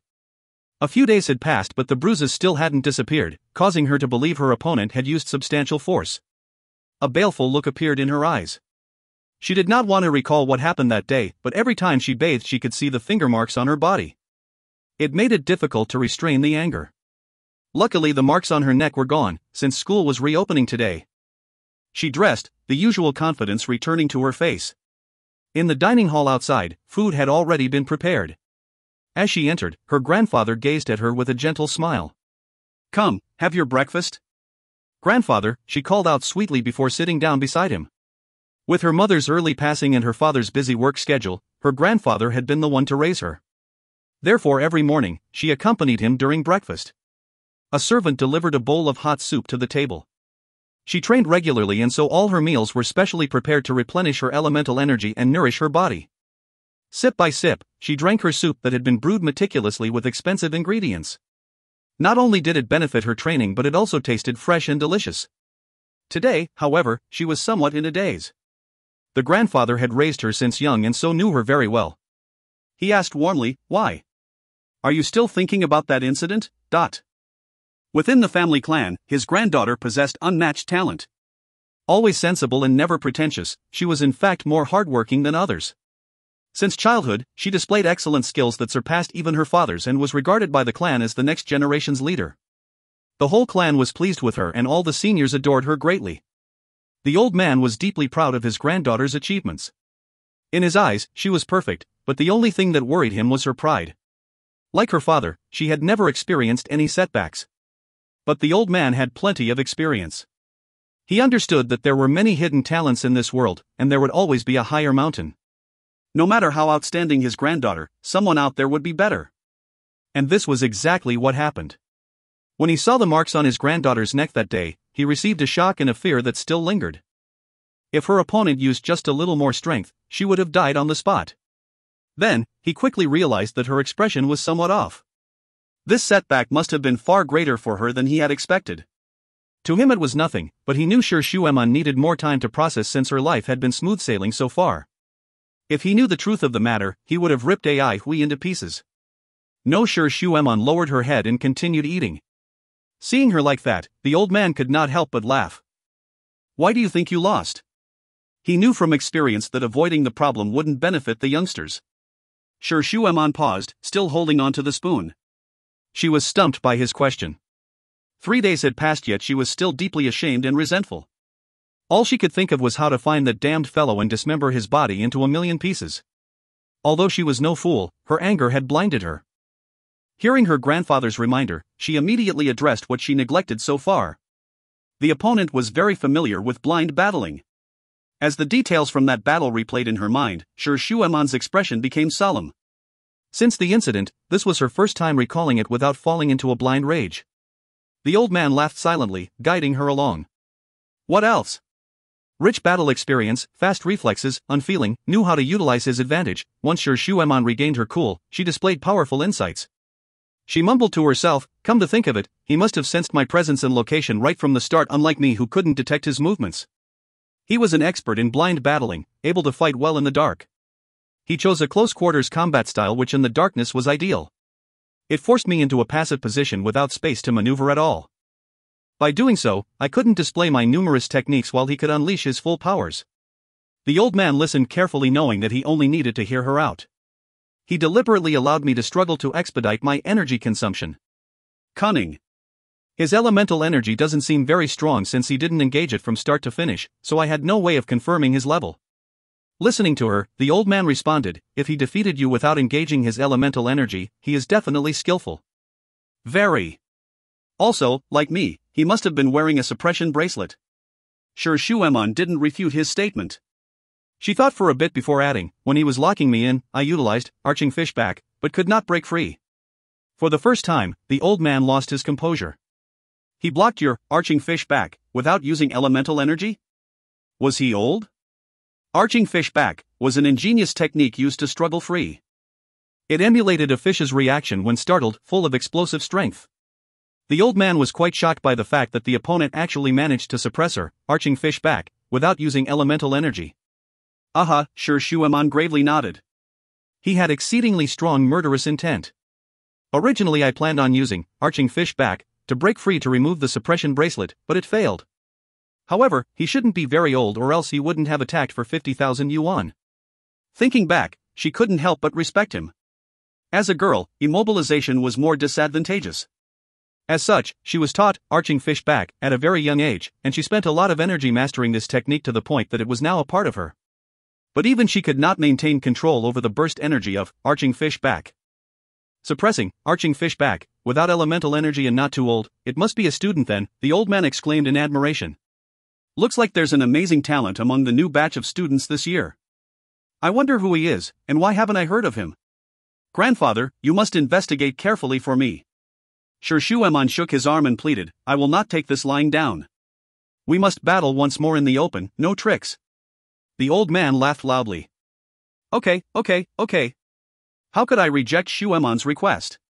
Clearly Shueman intended to erase her previous humiliation, but it was acceptable for youngsters to hit a snag due to their zealousness. Moreover, he was very curious about this young man who suddenly appeared and overpowered his granddaughter. Interesting. Sure, Shuemon was overjoyed upon hearing the good news. If grandfather was willing to help, that damned fellow would definitely be unable to escape. Wait and see. I will not let you off. A dangerous aura flashed across her eyes. The old man noticed her expression. Having gone through the ups and downs of life, he certainly knew what she was thinking. He muttered, "He held you down without engaging his elemental energy. I'm afraid his skill surpasses yours. You have to be careful." Sure, Shuemon raised her head, burning passion in her eyes. Shuemon will surely strive hard. The old man was somewhat surprised. This was his first time seeing her with such an exuberant fighting spirit. Looks like this failure was a major setback for her, the old man thought cheerily. At this point, Ai Hui did not realize the trouble that 50,000 yuan brought upon him as he was attending his introductory lesson. The sunlight rays entered through the windows, shining onto his desk and the floor, making even the dust particles visible. They could be seen drifting lazily in the air. The school was empty except for 6 people. Very few were required to attend this introductory class. Whether they hailed from the old territory or the Avalon of 5 elements, most young children had already been exposed to the basics. Teacher Dong stood on the podium radiating passion and flinging spittle everywhere. He talked about the countless years of planning and preparation as well as manpower that went into the Avalon of 5 elements. With cultivators from different sects aiming towards the same goal, the Avalon today was stable and beginning to infiltrate the wilderness. He also mentioned the Avalon's ability to now proceed from defense to a counterattacking phase and so on. Unlike the other students who were dozing off, Ai Hui was enjoying his lesson. He had previously dabbled in swordplay manuals, but his knowledge about the Avalon's history came mainly from gossiping master elementalists in the wilderness. Talking about history was Teacher Dong's favorite pastime. He spent more than half of his class time on it with very little focus on the basics of training. For what purpose was this messy history lesson given, and what did it have to do with them? The students privately called this the saliva class. They detested wasting their time on such things, but the teacher in charge of their basic training class was Teacher Dong. Moreover, he was known for his bad temper. If anyone who skipped his classes dared to consult him about training, he wouldn't even bother acknowledging their presence. Who asked them to have zero understanding of the basics? Needless to say, students who came from the Avalon of 5 elements knew the basics. Those who were properly homeschooled went straight into the advanced classes while others were placed into the intermediate classes. Even students from the old territory received training from a young age. While the different environments contributed to the disparity in skills between them and the students from the Avalon, the former did not have many problems dealing with the theoretical aspects. Survival was always the strongest motivation for change. After thousands of years of progress, the 5 elemental energies had already become widely used. Unfortunately, this made the number of students who had to start from the very basics like Ai Hui pathetically few. A person had to lower his head when living under someone else's roof. Teacher Dong talked nonstop for a long time. When he finally started on the topic of training, the other students became much more enthusiastic. Unfortunately, Teacher Dong's passion lied only in imparting history. Without any interest in explaining the formation of elemental energy, he ended the class after only half an hour. In fact, by the time Ai Hui finished reflecting on the information gained from class, he was already gone. Unlike the students who were aggrieved, Ai Hui felt overjoyed from the enlightening lesson. After 3 years in the wilderness, he became capable and experienced, never backing down in the face of danger. In this, he stood out amongst the many laborers around him, gaining the trust of master elementalists and even having the few kind-hearted ones impart a skill or two.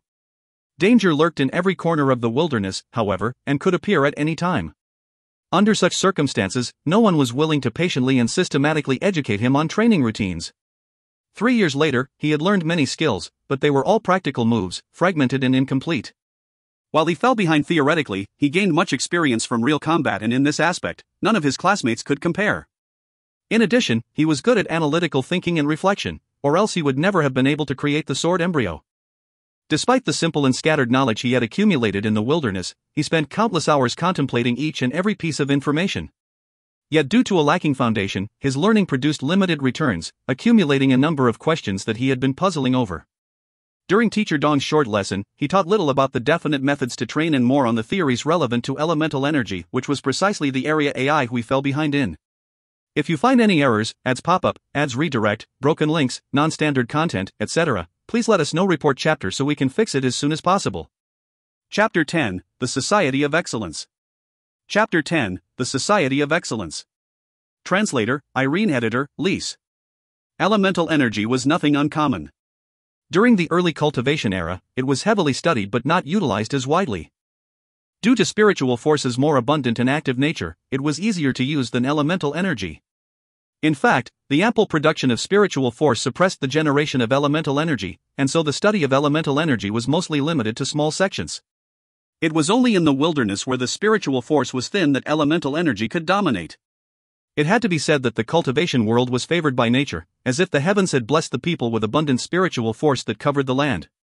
For a long time, almost every cultivator held themselves upright with pride, assuming their cultivation world as the core of the world.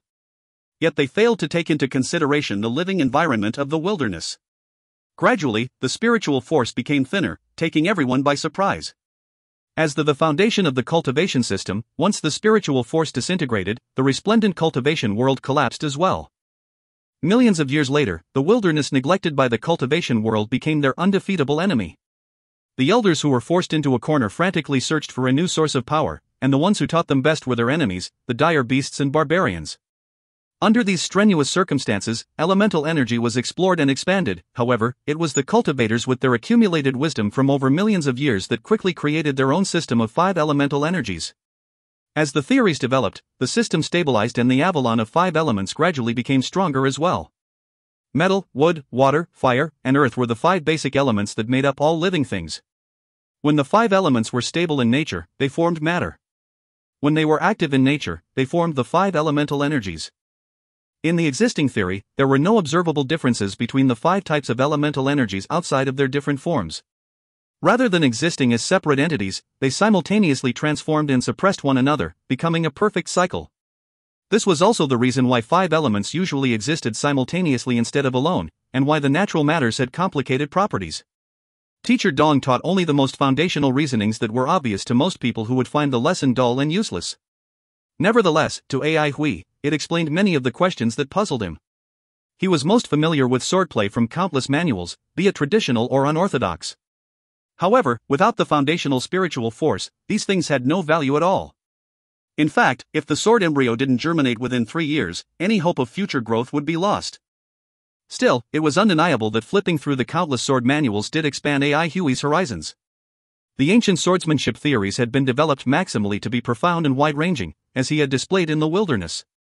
His operational styles were quite different from the others, moving even the most skillful masters to wonder. It was not by luck that he came out of the wilderness alive. His current fragmented knowledge was slowly starting to make more sense. This excited him because in the past, he had some vague ideas, but now he realized that they were not impossible to achieve. He restrained his restlessness, however, as it was not time yet. He needed more knowledge.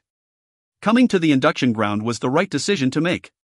Just from the first lesson, he had already gained so much which came as a pleasant surprise, and he looked forward to the other lessons. The days of attending class were simple yet enriching, as beautiful as the sunlight. He especially cherished the first lesson. For someone like him with a mediocre aptitude, such an opportunity did not come easily. Like a sponge, he greedily absorbed any nutrients available. Teacher Dong's introductory course was very short with only 10 lessons, but Ai Hui did not want them to end. Despite his packed schedule, he realized that only Teacher Dong's class involved the theoretical aspect of elemental energy formation. Teachers from other classes imparted either practical skills or the specific methods to train. Very few were like Teacher Dong, who focused on the logic within. Perhaps they felt that for the new students, learning how to train was sufficient. By now Ai Hui had more or less gotten used to the student life in Central Pine City. He didn't feel the same agitation he once did when standing in front of the induction ground entrance. Studying in the city was relaxing and rules were flexible. For any class, as long as he met the requirements to a certain standard, attendance became optional. However, he still had a class he was required to attend with the classmates from his first day, and in charge of it was the very same teacher Sue.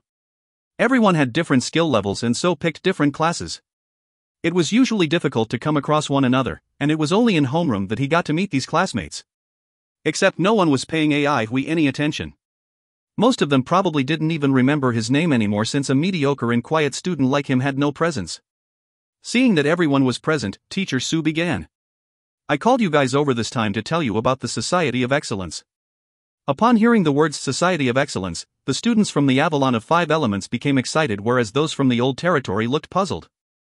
Society of Excellence is a club that selects gifted students with outstanding skills and potential. Not only will there be specialized teachers to guide them in the training process, the lessons will also be put into practice. For example, you'll be involved in the school's operation or spar with students from other cities and so on. You will even have the chance to enter the wilderness with the teachers to experience its conditions. The students, thrilled at the thought of visiting the wilderness, started chattering. In their eyes, the wilderness was mysterious and full of the unknown. Moreover, with the teachers' company, safety was not an issue. They started to desire the opportunity to see for themselves what the wilderness was all about. In the sea of excited students, Ai Hui alone was indifferent since he had no desire to join this club. Having guidance from the teachers didn't sound bad, but at this point in time, it was more important for him to accumulate ample elemental energy to activate his natal residence. As for the wilderness, he had stayed there long enough. It was nauseating for him. Seeing the enthusiastic faces, Teacher Su smiled. Of course, the selection process is strict for you guys who just entered the induction ground not too long ago. According to the criterias from previous years, you'll need to have activated at least 2 palaces. The students howled in grief. Following this standard, only 3 to 5 students qualified. As for those who still had a chance, their eagerness bled through, unable to be hidden. This is the minimum criteria, but it's not impossible. Everyone should give it a try, Teacher Su encouraged before continuing. As for how to be chosen, have a look, and you'll know. All I want to say is that our city has prepared rewards for those who are chosen. They'll distribute valuable resources that would be advantageous to your training. Work hard, everyone. Duanmu Huanghun, distribute these materials. Ai Hui had seen Duanmu Huanghun, the strongest student in his class, that first day by the school entrance. He could tell from his luxurious clothes that he came from a rich family. Towards the society, Ai Hui remained indifferent. He reckoned that the reward would be pretty good but not worth the hassle, which made it unappealing to him. Plus, his skills were still lacking. His train of thought shifted to training. Central Pine City's training environment was superior, almost like heaven. As he carefully planned his training, Duanmu Huanghun, who was distributing the materials, passed Ai Hui without stopping. He then mockingly said, "You don't need this since you don't even know the basics yet." Ai Hui was confused. Duanmu Huanghuan's hostility was uncalled for. Plus, how childish. Sure, family. Are you sure there are only 6 of them? Sure, Shueman did not speak loudly, but the temperature of the whole hall seemed to have dropped by over 10 degrees. All of the servants and bodyguards quivered.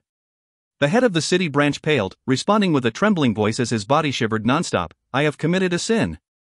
None of the contestants' names were recorded, and the new batch of students just started school, making it a highly difficult task. Only through rumors from students and neighboring merchants did we manage to find these 6. By now, he was filled with regret. Did he have nothing better to do? Why a blind battle? He practically dug his own grave. Sure, Shueman took a deep breath and reined in her emotions. She knew he wasn't at fault, instead, she had been slow to react. If she hadn't been in a daze, she would have easily gotten hold of the information and that damned fellow would not have escaped. You've worked hard. This is not your fault. You did very well, Sure, Shueman said in the same cold tone.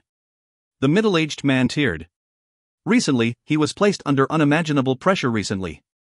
The investigation hit a dead end, and he was on the verge of collapsing. Immediately, the tension within the hall dissipated significantly. Sure, Shueman unhurriedly said, "But regarding this, I will need to trouble you further. Everyone present will assist you. Find him at all costs."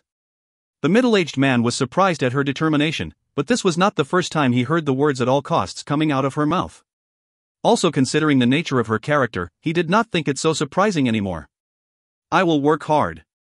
He dared not guarantee again. After thinking for a bit, he continued, "I have an idea but am unsure if it will work." "What is it?" Sure, Shueman asked straightforwardly. "This way of searching is like fishing for a needle in the ocean, but I was thinking that if he could be a threat to you, he must have great skills. I would go so far as to say that within the Central Pine City, he would be the cream of the crop. With such abilities, entering the Society of Excellence should not be a problem. Should we narrow our search then, to the members inside?" At the battle, he had seen Sure Shueman but not that mystery man, so he was unaware of the details of their battle.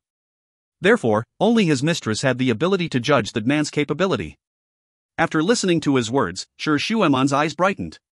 When her subordinate looked at her again, she said without hesitation, "Watch that club. Give the name list to me the moment you have it. Yes. The subordinate hurriedly agreed. Sure, Shuemon turned and left quickly.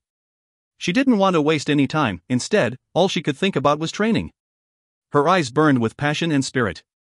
Even if you are stronger than me right now, I will not give up. Absolutely. This humiliation. I, Sure Shuemon, am going to make you pay for it. If you find any errors, ads pop-up, ads redirect, broken links, non-standard content, etc., please let us know. Report chapter so we can fix it as soon as possible. Chapter 11, AI Huey's Hypothesis. Chapter 11, AI Huey's Hypothesis.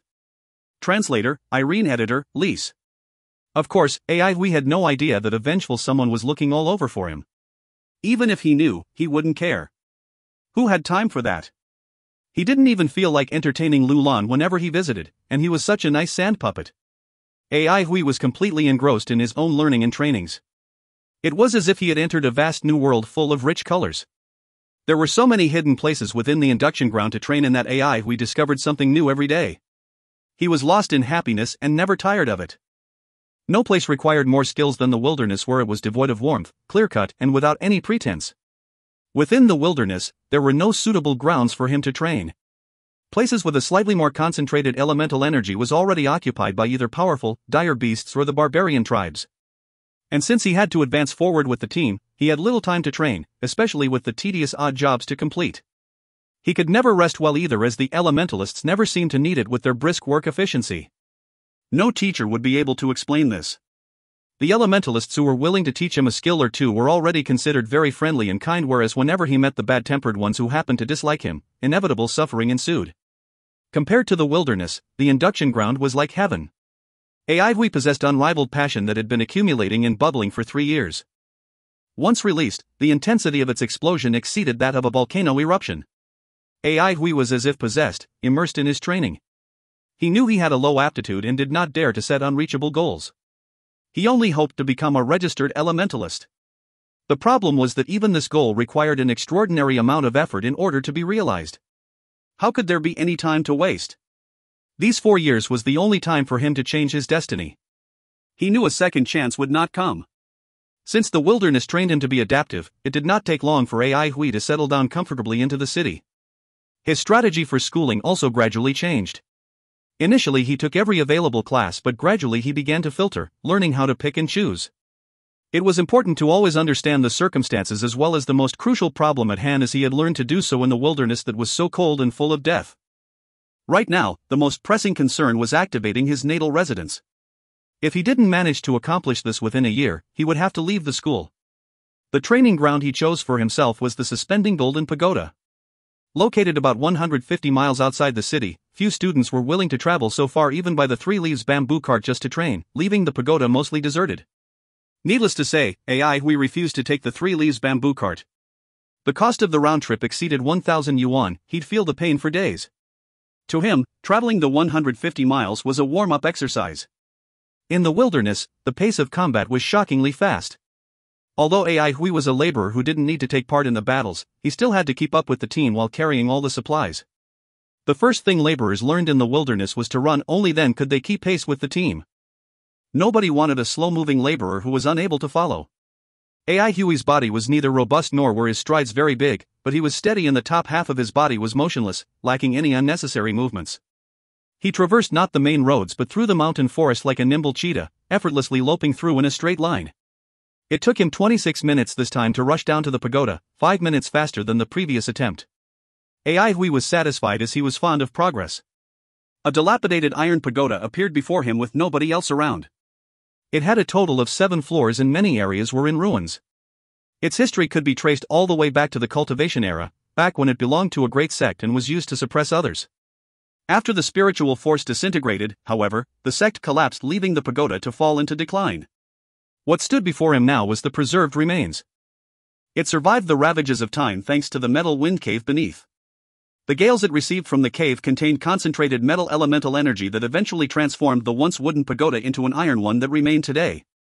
Later, the induction ground remodeled it into a training ground, but since it was in a remote location with no discernible advantage over the many other training grounds within the city, very few visited. The suspending golden pagoda was actually not meant for beginners but rather for students who already activated their natal residence. AI Hui had another plan. He approached the entrance and heard deep rumbling. AI Hui finally understood why the place was so deserted. Just by listening to the sound of the wind, he knew that the metal wind inside was extremely strong. Almost none of the seniors who wrote the guidebooks recommended this place. According to them, the suspending golden pagoda was like an upside-down waterfall of overwhelming power. The metal wind currents contained dense elemental energy that was bone-scrapingly painful when blown against the body. Unfortunately, it was also extremely pervasive, able to enter the pores deep into the flesh, multiplying the suffering. In comparison, the whirlpool within the city's hot springs was gentler and much more comfortable. Obviously, no one would ask for trouble by coming here since both environments produced the same results. What spurred AI Hui into visiting this place was a seemingly unremarkable sentence that he came across while reading a particular senior's guidebook. If your endurance is great, go straight to the suspending golden pagoda, the results are quite good. In terms of affinity, he had little confidence with his low aptitude that probably wouldn't fulfill the minimum requirement. But when it came to endurance, it was a different story. During his stay in the wilderness, he managed to form a tenuous strand of elemental energy after drinking a specially brewed elemental soup. In it were ingredients he had accumulated over time, including a piece of dire beast's meat given to him by an elementalist. The elemental energy formed by humans was close to that of a dire beast's meat and thus was easily absorbed. This was the underlying reason behind the high cost of dire beast's meat, as well as why countless elementalists risked their lives hunting them deep in the wilderness. The extremely precious wisp of elemental energy often saved AI Hui's life in times of great danger. An elementalist once bluntly informed him that he had a low aptitude and no affinity with elemental energy. And unfortunately, training with external items was something only the rich could afford to do.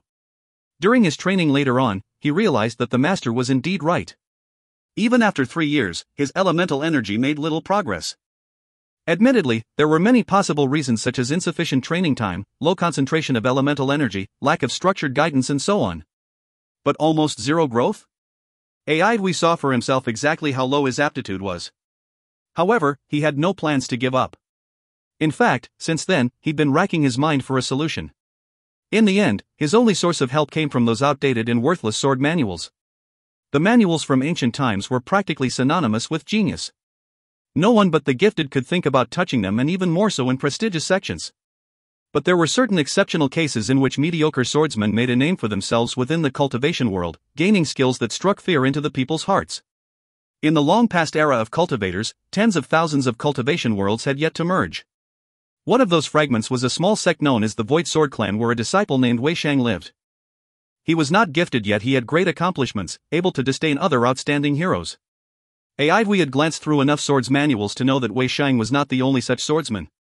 Although AI Hui had zero interest in swordsmanship, these swordsmen fought their way to the top in a society that nurtured only natural talents. Certain that they must have possessed some other qualities, AI Hui hoped to find them out. These powerful fighters had similar characteristics like tenacity, diligence, and inhuman concentration. These were worth learning but clearly required great effort. After studying further, he realized they had another trait in common. Where there is bad, there is good. If someone was unable to perform in a certain aspect, it was not erroneous to shift focus. The seniors who had average aptitude managed to carve a path for themselves only because they found their own strengths. AI Hui had felt that his interpretation was logical but not employable. That is, until now. After attending Teacher Dawn's introductory course, his doubts were swept away. He now knew that the so-called bad aptitude meant a lower affinity between a practitioner and the elemental energy. Due to his lack of aptitude, the majority of the energy dissipated as soon as it entered his body, leaving only a little behind. This was why he had negligible progress. Everyone was born with different and unalterable aptitudes. This news was, to most people, no different from a death sentence. Yet instead of feeling dejected, AI Hui started thinking of ways around it instead. Since his body had less affinity with elemental energy, what advantage did he have over others? He had to have an advantage. He had faith. Even if it wasn't obvious or very useful, it had to exist. The heavens would not be so unfair. Other than affinity, what else was involved in the training process? Upon reading the senior's words, his eyes brightened. Yes, other than affinity, there was endurance. Didn't his lack of affinity mean that his body was not sensitive enough towards the elemental energy? In that case, the metal wind currents people shied away from could actually be bearable. That was when AI Hui understood. Was this endurance not the advantage he'd been searching for? Insensitivity towards elemental energy indeed slowed his training progress, but theoretically, shouldn't he be able to handle a higher concentration of elemental energy? He was not a helpless rookie any longer with his rich battle experience. Any slight advantage could be put into good use. There was another advantage, however, that AI Hui discovered very quickly. Having a high endurance meant that he could undergo a more intensive training. And now here he stood to test his hypothesis. If you find any errors, ads pop up, ads redirect, broken links, non-standard content, etc., please let us know. Report chapter so we can fix it as soon as possible. Chapter 12, The Gifted and the Garbage. Chapter 12, The Gifted and the Garbage. Translator, Irene. Editor, Lise. Teacher Dong was aware of Duanmu Huanghuan's arrogance and felt the beginnings of a headache. He was a talented young man, no doubt. Elegantly dressed with a solid build, and his handsome face carried a devilish charm, definitely the type that girls swooned over. Other than his haughty nature, this fellow had few shortcomings. But of course, he had every right to be proud. He was born into a prestigious sect that had a long-standing history within the Avalon of Five Elements. In fact, an ancestor of the Duanmu clan contributed to the creation of the Avalon. Not only that, but Duanmu Huanghun was outstandingly talented. Of all the students, he was among the top 5. Teacher Su felt his head throb. There was nothing wrong with being proud, it was normal for youths to be hot-headed. Plus, which youth was not? Perhaps he had been teaching in the induction ground, he had seen many talents, causing him to worry when he noticed Duanmu Huanghuan's hostility towards students of a lower realm. However, as an experienced educator, he kept a straight face and asked calmly, "How is it going? It's been a while since school started. Any impressions?" "It's okay." Duanmu Huanghun responded with slight aloofness. "Just that the academic program is too simple." Teacher Su smiled. "That's because you were homeschooled and have talent. Of course you'll find it easy. This is also why I chose you as the class monitor, so I have high expectations for your excellent leadership skills. I hope you won't grow lax and continue to work hard." Upon hearing his teacher's confidence in him, he became excited. Compliments were irresistible to youths his age. Leader, what an admirable title, he thought. Just thinking about it moved him. He puffed his chest out and replied loftily, "Do not worry, Teacher Su, I won't let you down. You can do it." Teacher Su sounded exceptionally certain. "Then as a leader, how should you treat teammates who are not as strong as you? Of course you must help them. It is the responsibility of a leader after all. Let me assign you a mission. AI Hui is slightly weaker, and I need you to assist him. How does that sound? Think you can do it?"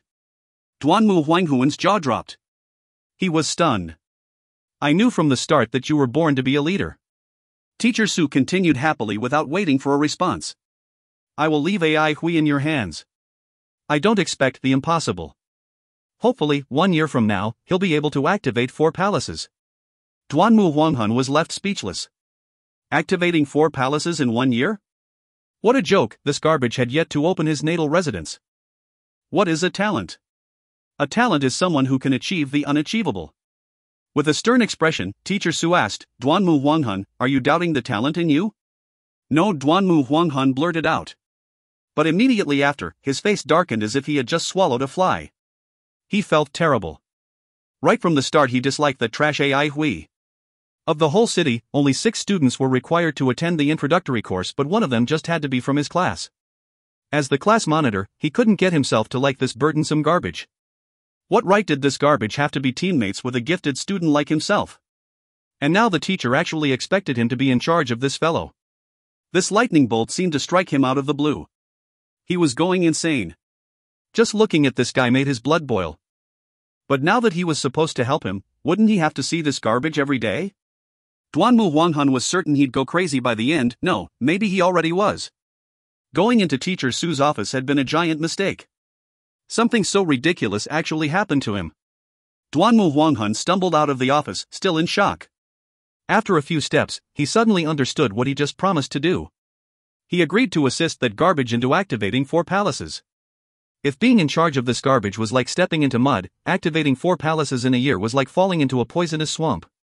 The elemental energy system had more or less reached maturation from thousands of years of development and improvement. Different family clans and schools had their own unique practices, but the core methodology did not stray from the system of the 5 residences and 8 palaces. The production of elemental energy first occurred in the 5 residences, or the natal residences. Each produced different elemental energies: fire from the heart, wood from the liver, earth from the spleen, metal from the lungs, and water from the kidneys. The initial step to any training system was to activate the natal residence. Only then could the first door that separated the physical body from the external world be opened. The natal residence acted as a catalyst in the absorption of elemental energy, which had a nature that differed greatly from spiritual force. While the energy was stored within the body, its flow did not follow the meridians. After much fumbling, humans managed to find 8 elemental energy storages and named them palaces. When all 8 were filled, an initial completion was accomplished. In the induction ground, filling 4 palaces was not a big deal. Not to mention the seniors, even he had 4 palaces filled. But Ai Hui was a piece of garbage who had just completed his introductory course. Loading 4 palaces? What a joke. If not for teacher Su's good reputation and public praise, Duanmu Huanghun would have suspected him of pulling his leg. Only a genius could progress from nothing to 4 palaces within a year. Why then would such a genius require his help? His face was as black as the underside of a pan. He almost turned and charged into teacher Su's office again. But once he recalled the teacher's words that a talent is one who can achieve the unachievable, he abruptly stopped in place. That's right, he was a gifted genius. Duanmu Huanghun clenched his teeth. He roughly pulled apart his beautifully embroidered shirt collar. Defeat was not a word in his dictionary. A genius like him could never give up so easily. Poor garbage, you better thank heaven for blessing you with such an opportunity. Duanmu Huanghun raised his chin and readjusted his collar, regaining his usual grace. He strolled down the corridor and thought hard on how he could reach the target teacher Su had set for him, not caring about the adoring gazes from the girls lining the corridor. Thanks to the knowledge and experience he had from being homeschooled, he quickly came up with a few possible plans. His eyes lit up and his handsome face was full of concentration. Instead of his usual arrogance and viciousness, another kind of aura fell upon him. The smitten female students were so distracted by him that they lost their footing and fell hard on the floor. Duanmu snapped out of his thoughts and raised his head. As his enchanting eyes fell upon them, they momentarily forgot their pain. They were love-struck. Duanmu Huanghun involuntarily laughed, his warm smile mesmerizing. Thud, thud, thud. A series of tumbling noises rang out in the hallway. 10 minutes later, Duanmu Huanghun stood ashen-faced beside the hot springs whirlpool. He scanned his surroundings a few times, but saw no one at all. Despite searching the usual training grounds frequented by students, he could not find Ai Hui. He even asked a few classmates, but no one had seen him. Damn it! Steam was coming out of his ears. Duanmu Huanghun had never been so angry before. It was humiliating enough for him to teach this garbage, but D*MN, this piece of trash was lazy.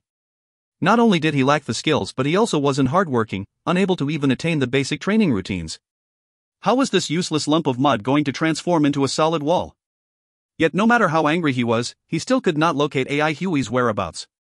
He specially made a trip to the dormitory to ask around, only to realize that Ai Hui did not stay there. No one knew where he lived. God*MN. If you find any errors, ads pop-up, ads redirect, broken links, non-standard content, etc., please let us know. Report chapter so we can fix it as soon as possible.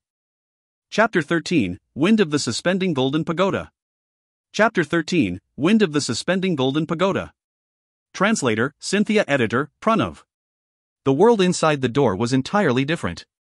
After spitting out the blade of grass he had been chewing, Ai Hui had just stepped into the suspending golden pagoda before he was battered and overwhelmed by intense gales. All he could hear were the deafening roars of the wind, a fierce sound that he had never heard before. Beneath him were iron fences, and violent metal winds that spewed from the depths swirled into a turbulent vortex that stormed throughout the pagoda.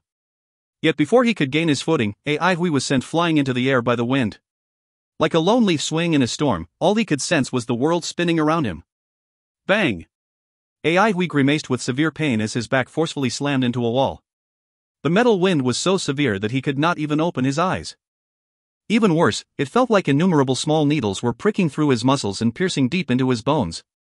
Ai Hui's face turned pale as the unspeakable pain instantly spread all over his body. He had underestimated the pagoda. However, thanks to Ai Hui's extensive experience in life and death situations, the second he realized his mistake, his body reacted instinctively. Under such a circumstance, which was completely out of his control, the first thing he had to do was protect himself. He huddled himself up with his arms on his head. Bang! Bang! Bang! He was like a ball bouncing around the pagoda. The penetrative metal wind continued to submerge him in a flood of pricking pain. AI Hui felt powerless, a familiar feeling that seemed to bring him back to his initial days in the wilderness. As the seconds passed, the pain became increasingly severe, to the point that it almost exceeded what he could bear. He felt as if his bones were being rasped by millions of files. When was the last time he was in such a fluster? He could not really remember. Even in the wilderness, he had never been in such a state for long. Although he was aware that the suspending golden pagoda was for those who had opened their natal residences, he assumed that he could persist because he was confident in his own endurance. The extremely concentrated metal energy in the wind permeated into his flesh and blood without showing any signs of diffusion, which indicated that this metal energy could not be absorbed by his muscles. Underestimating your rivals can put yourself in a terrible state. Just like AI Huey's situation at the moment, it could not be more disastrous. The first step for elemental energy cultivation was to absorb elemental energy into the muscles. One of the quickest methods was to consume elemental soup because a dire beast's meat was rich in elemental energy. This was best for beginners to absorb and was how AI Hui had cultivated his own meager amount of elemental energy. This method was excellent but expensive. Evidently, a poor wretch like AI Hui could hardly afford it. Another conventional cultivation method was to absorb elemental energy from outside and was referred to as elemental energy input. In this approach, the type of elemental energy could not be chosen casually, and most people would prefer a mild type for easier absorption. The needle-like elemental energy contained in the metal wind of the pagoda, however, was not moderate at all. The prickling pain indicated that it could not be easily absorbed and was hence hurting his muscles. AI Hui tried to assimilate the energy into his own, but soon realized that he was being too naive. Although the metal elemental energy appeared to be as thin as a strand of hair, it was much more concentrated than his own. It was only at this moment that he finally realized why the suspending golden pagoda was only for those who had opened their natal residences. Bang! Striking into something violently, AI Hui was suddenly jerked back into reality, but he soon felt as if all his bones were broken. Although that collision had been unpleasant, he could now discern that the prickling sensation in his back had weakened. AI Hui suddenly realized something. Maybe. Bang! Although he had struck himself on the wall yet again, AI Hui rejoiced excitedly. He could still clearly perceive the pain in his muscles, but the prickling sensation had been considerably reduced. Even though he was amidst such chaos and was unarmed, AI Hui was calm enough to observe the slightest changes of his body. Whenever his body was knocked into something, the metal elemental energy scattered and was more easily absorbed than the energy in the wind, hence decreasing the pain. Nevertheless, AI Huey's luck didn't last long before his expression abruptly changed. The scattered energy had not even been completely absorbed before additional elemental energy permeated into his body, intensifying the pain while causing him to feel as if he had a severe case of dropsy. Although in theory, those who had opened their natal residences could choose to train at the suspending golden pagoda, AI Hui did not know that there were actually very few students who would decide to do so. This was because the metal wind was too wild and the elemental energy, despite being extremely concentrated, was incredibly difficult to absorb. Worse still, there were endless amounts of energy in the pagoda. The moment he thought of this, AI Hui realized the danger of his situation. If he stayed for any longer, the growing pain will dull his mind and consciousness, finally resulting in the explosion of his body. He had to leave right now. AI Hui stretched his body as he carefully guided his own little bit of elemental energy to his eyes. He could not possibly escape such a perilous environment with the strong wind preventing his eyes from opening. Under his meticulous control, the elemental energy inside his body was infused into his eyes for the first time. Perhaps because his body was experiencing an indescribable prickling pain, AI Hui felt only a slight discomfort in his eyes before immediately overcoming it. As his vision returned, AI Hui was able to view the interiors of the pagoda for the first time. AI Hui swirled along with the wind like a dead leaf.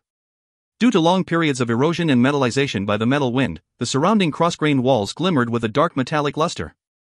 The inside of the pagoda was empty, everything, including the staircases, was long gone. To AI Huey's surprise, as the metal wind spiraled higher, its strength did not weaken, but instead, grew stronger. Yet he had no time to look up. Time was very tight, and he had to escape before the energy surpassed his body's limit. AI Hui was intensely focused as he prepared himself by carefully adjusting his position. With his entire body tingling with pain, it was exceedingly strenuous to maintain a state of concentration, but this was not a difficult problem to the experienced AI Hui. Seeing the gate of the pagoda rapidly approaching, AI Hui twisted his waist and stretched his body like a spring, as he slightly touched his toes to the ground. Pow! Forcefully pushing his toes, AI Hui folded his body into a strange angle as if his waist was broken and placed his hands on the ground, resembling a large cat arching its back. Using both his hands and feet, he frantically scrambled out of the suspending golden pagoda. The instant he exited, all of his strength dissipated, making him feel pain so severe that he felt like he was dropped onto thousands of needles. Ah! The anguished cry frightened away a mass of birds from the nearby woods. Ai Hui screamed for 20 minutes before he recovered from the pain. It was really unbearable. Even with his face contorted in pain, tears in his eyes, and non-existent strength, Ai Hui struggled and eventually managed to get on his feet. There was a significant surplus of metal element in his body, even lying still could not stop the bone-stabbing pain. Long-lasting pain is no better than short-term pain. Remembering that the bumping had helped ease the pain, Ai Hui quickly made up his mind. He hastily rushed to the nearest tree. Pow! The tree snapped. Next, he crashed into a large stone in front of him. Bang! The stone shattered. Ai Hui anxiously searched around. What else can he crash against? Ah! The birds and beasts of the woods fled in panic. Behind them, a miserable cry lingered along with the sand and dust in the air, while countless trees fell down one after another as if there was a horrible, mad ancient beast running amok. If you find any errors, ads pop up, ads redirect, broken links, non-standard content, etc., please let us know. Report chapter so we can fix it as soon as possible. Chapter 14, Harder Than Iron, Stronger Than Steel. Chapter 14, Harder Than Iron, Stronger Than Steel. Translator, Irene. Editor, Pranav. Lu Lan, who was sitting by the entrance of the Vanguard training hall, was bored to death.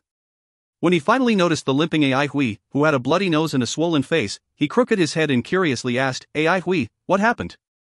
The moment Ai Hui identified Lu Lan, Ai Hui's dull eyes suddenly brightened. Without any hesitation, he grabbed onto Lu Lan and shoved the door open. Do me a favor. Lu Lan stood up immediately and replied somewhat happily, okay. Hurriedly pulling Lu Lan into the training hall, Ai Hui chose a spacious area before firmly standing still. With a serious expression, he sincerely requested, beat me up. Lu Lan opened his eyes wide as he gawked at Ai Hui. He thought he had heard wrong. Come on, hit me. As hard as you can. Ai Hui urged. He had been crashing and knocking into everything on his way back, but the amount of metal elemental energy that remained in his body was still aplenty. However, he had exhausted all his strength. Let alone knock into something, he was unable to lift even a single finger at this point. Plus, he did not dare to act recklessly in the city. He could not afford to pay for any damages. But when he saw Lu Lan, he had immediately thought of this fantastic idea. He could get the same results without even exerting any strength. Lu Lan tilted his head and looked at Ai Hui seriously, before concernedly asking, Ai Hui, have you gone crazy? I have not. This is all part of training. Ai Hui racked his brains and then briefly explained, I have created a secret training method. Oh. Lu Lan had apparently started to understand the situation. Come on. Ai Hui vigorously encouraged him. Use more strength. The harder, the better. Do not worry about hurting me. I have a high endurance. But, I do not know how to fight, Lu Lan replied meekly. Ai Hui felt like he had been struck by a bolt of lightning. His eyes were opened wide, as he stammered in disbelief, do not know how to fight? Fight? Ai Hui was almost convinced that he had misheard. Indeed, the word fight had become unfamiliar to him. To a seasoned fighter who had undergone 3 years of hardship and severe training in the wilderness, fight was too trivial a term. He only registered the word after 2 seconds. Wait, did not know how to fight? A sand puppet that did not know how to fight? Ai Hui stared at Lu Lan expressionlessly. All the sand puppets that he had come across were skilled fighters. They were also heartless, sly, and good at disguising and setting traps. They strictly followed orders and had all kinds of deadly tricks up their sleeves that were impossible to defend against. Sand puppets were real killer machines. It could be said that they were born to battle. But this was the first time he had encountered a sand puppet that did not know how to fight. Ai Hui involuntarily blurted, then what do you know? Lu Lan counted on his fingers. I can wash, cook, buy groceries, clean the house and garden, make tea. Ai Hui was utterly flabbergasted. He felt that his perception of the world had been hugely challenged. Was this still a sand puppet? When he finally regained his focus, Ai Hui demonstrated his powerful adaptability. Having no other choice, he could only reassure Lu Lan. No problem, I will teach you. However, he did not sound confident. Lu Lan, on the other hand, was thrilled. I will work hard. Night soon arrived. The calabashes were lit as they released a brilliant white light, which enveloped the hall in a glow as bright as snow. 2 entangled silhouettes could be seen. The way you just attacked isn't right. You're a sand puppet with no joints. You should not blindly imitate. Lu Lan, you're a sand puppet. You should be soft when you have to and hard when you have to. Elemental energy is the key. Use it to strengthen your attacks. Harder than iron. Stronger than steel. Pay attention to the angle. Yes, the angle of attack is very important. Do not hold back. Stop only when I ask you to. Yes, you are improving. Ooh, that is fierce. Use more strength. Ah. Time ticked by. Lu Lan was excited because he believed that he was progressing swiftly. He always felt happy whenever he was able to learn something new. Although he believed that AI Huey's obsession was slightly strange, he was still glad to be able to help. Keeping AI Huey's oft-repeated advice, do not hold back, in mind, he struck hard. Lu Lan beautifully launched 15 consecutive strikes as he compiled enough energy to release a final blow. A resounding boom was produced by a punch that surpassed all his previous hits. Like a human punching bag, AI Huey formed a graceful arc as he flew more than 30 feet away. Superbly done. Lu Lan was extremely satisfied with his recent attack. He had executed it perfectly, without a single mistake. AI Huey gasped for breath as he laid pitifully on the ground. His gaze was unfocused, and he looked lifeless. Lu Lan bent over, tilted his head and earnestly asked, AI Huey, are we going to resume training? AI Huey could no longer feel the sting because all of his muscles and flesh were aching. The remaining metal elemental energy should have dispersed. Let us end it here. However, AI Huey immediately realized something horrifying. The muscles in his face had become numb from the previous explosive attack, and now, he could not even open his mouth. Not only that, his whole body was paralyzed. Did he just teach Lu Lan how to launch a paralyzing attack? Damn, why did he do that? AI Huey? Lu Lan crooked his head. Are we going to continue? Enough. It was enough. More than enough. AI Huey moaned inwardly. Lu Lan's face appeared to dawn with realization as he suddenly recalled something. I understand now. You mentioned earlier that I should only stop when you say so. I got it, let us resume. Lu Lan will continue to work hard. Lu Lan transformed one of his arms into a sand whip and launched an attack at AI Huey while repeatedly muttering, harder than iron. Stronger than steel. No. AI Huey's moan turned into horror. No, no, no. Hey, hey, hey. Enough. Stop training. Let us stop training. Bang, bang, bang, dot. Amidst a barrage of violent, storm-like attacks, the helpless AI Huey felt himself crumbling inside. Duanmu Huanghun looked gloomy. All his close friends were intentionally avoiding him, as they knew that this fellow had better not be provoked when in a bad mood. However, now, he was not just in a bad mood, he was in an incredibly dreadful mood. They all knew that Duanmu Huanghun was an exceedingly proud person, who had always exuded grace and elegance. When had they ever seen him with such a black face? Moreover, with his expression worsening each day, he now looked as if he was ready to kill. Anyone with well-working eyes would shun him as well. Duanmu Huanghun was feeling extremely terrible. After scanning the school compound yet again, his face darkened. Damn it! That bastard! He clenched his fist so hard it became white. It had already been a few days. That damned garbage actually dared to skip so many classes, His pride was already hurt from the fact that he had to coach a rookie. He desperately tried to console himself. Look at the bigger picture. I will become a leader. I am a genius. Yet reality had actually dealt him such a brutal blow. He could do nothing about it except swallow his anger and humiliation. It was awful enough that he had failed to find AI Huey after making so many trips down to various training grounds. He had already accepted the fact that AI Huey was the lousiest student of the entire induction ground and had long since planned to drag him over and drill him, but this fellow did not even attend classes. At this point, all Duanmu Huanghun wanted to do was curse. He had seen lazy people, but never any to this extent. If you don't even go to class, then why in the world did you join? It had not been easy for him to lower his pride and concede to his teacher's request. But what happened now? He could not even find that fellow. Duanmu Huanghun was crying inside. Why are you toying with me?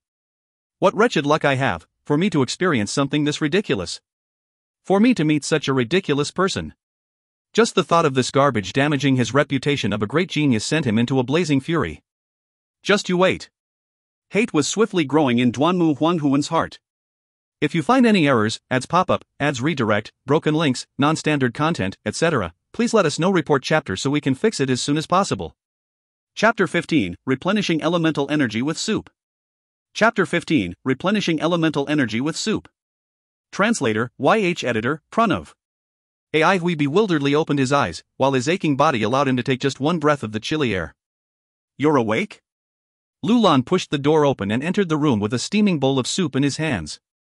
Despite being quite a distance away, Aihui could smell the alluring scent that wafted towards him, unintentionally causing his stomach to let out an embarrassing, loud growl. Making a conscious effort to swallow his saliva, he weakly asked, "What time is it?" "It's 8 in the morning," Lulan replied, as he carefully handed the soup over to Aihui.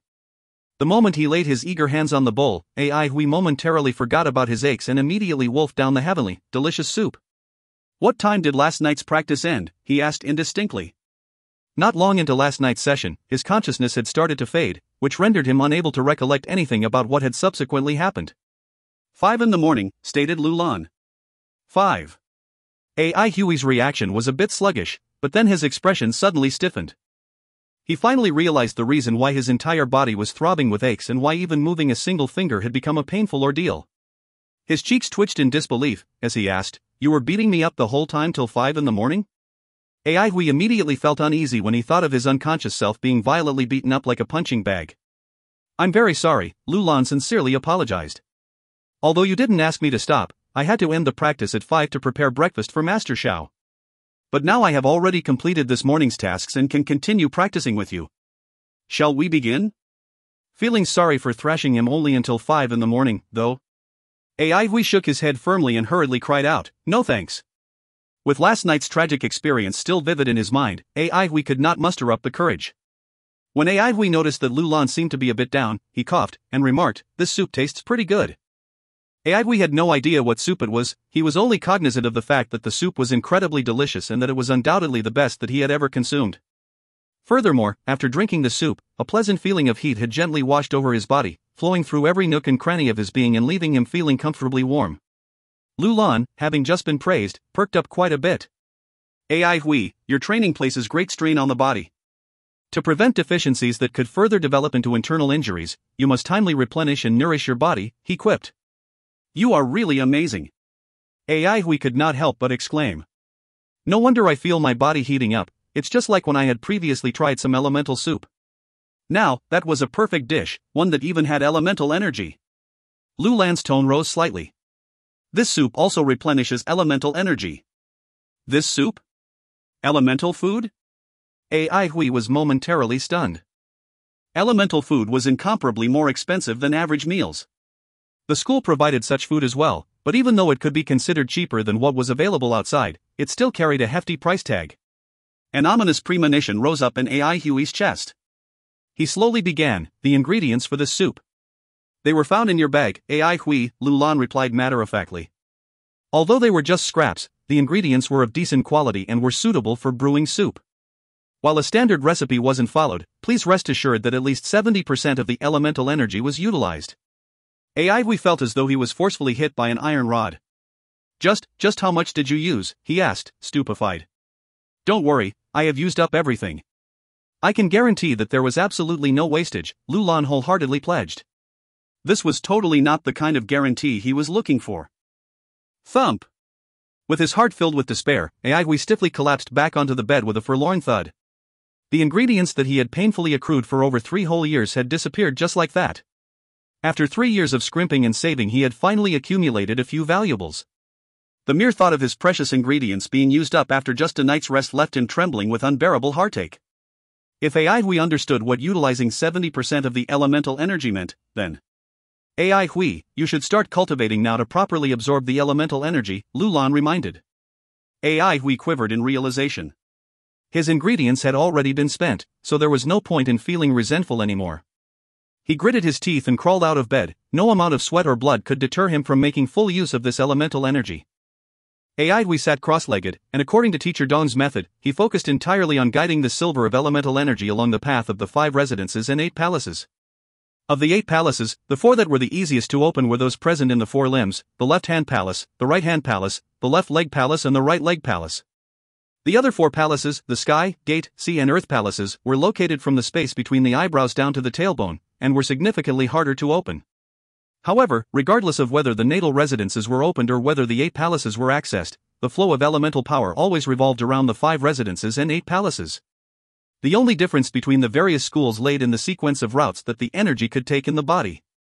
Different paths would result in entirely distinct results, giving rise to the myriad of available cultivation methods.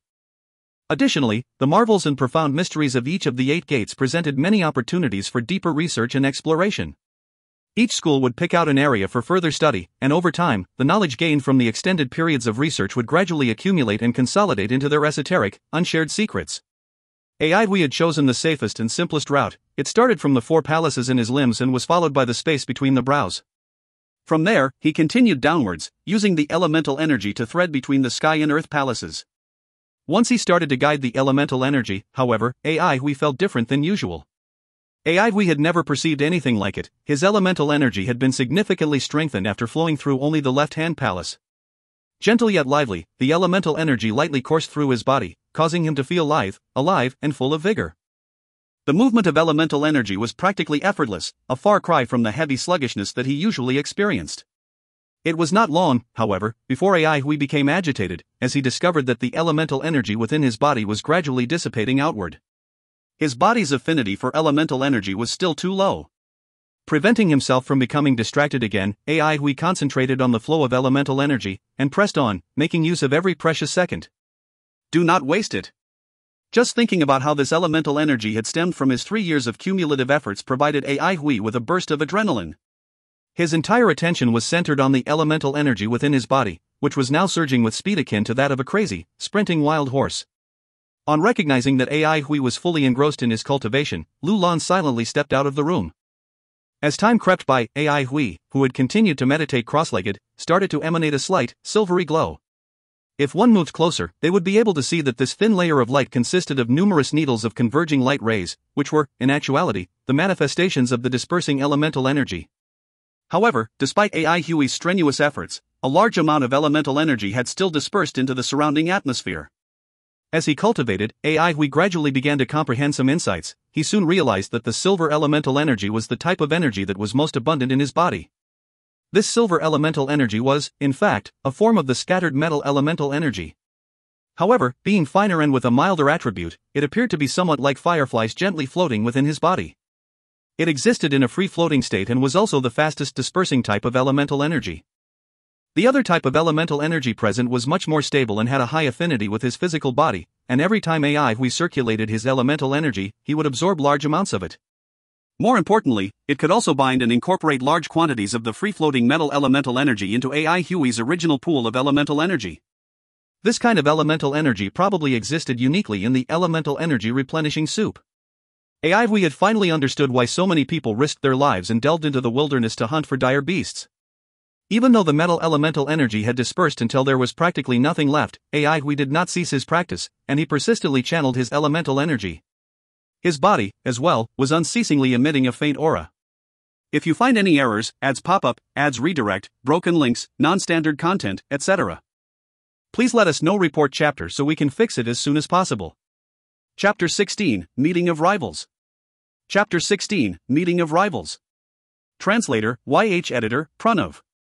The faint silver glow gently lingered around Aidhui as smoke-like spirals, gradually transforming into hazy, sword-shaped forms that flitted about. Suddenly, everything vanished with a flash.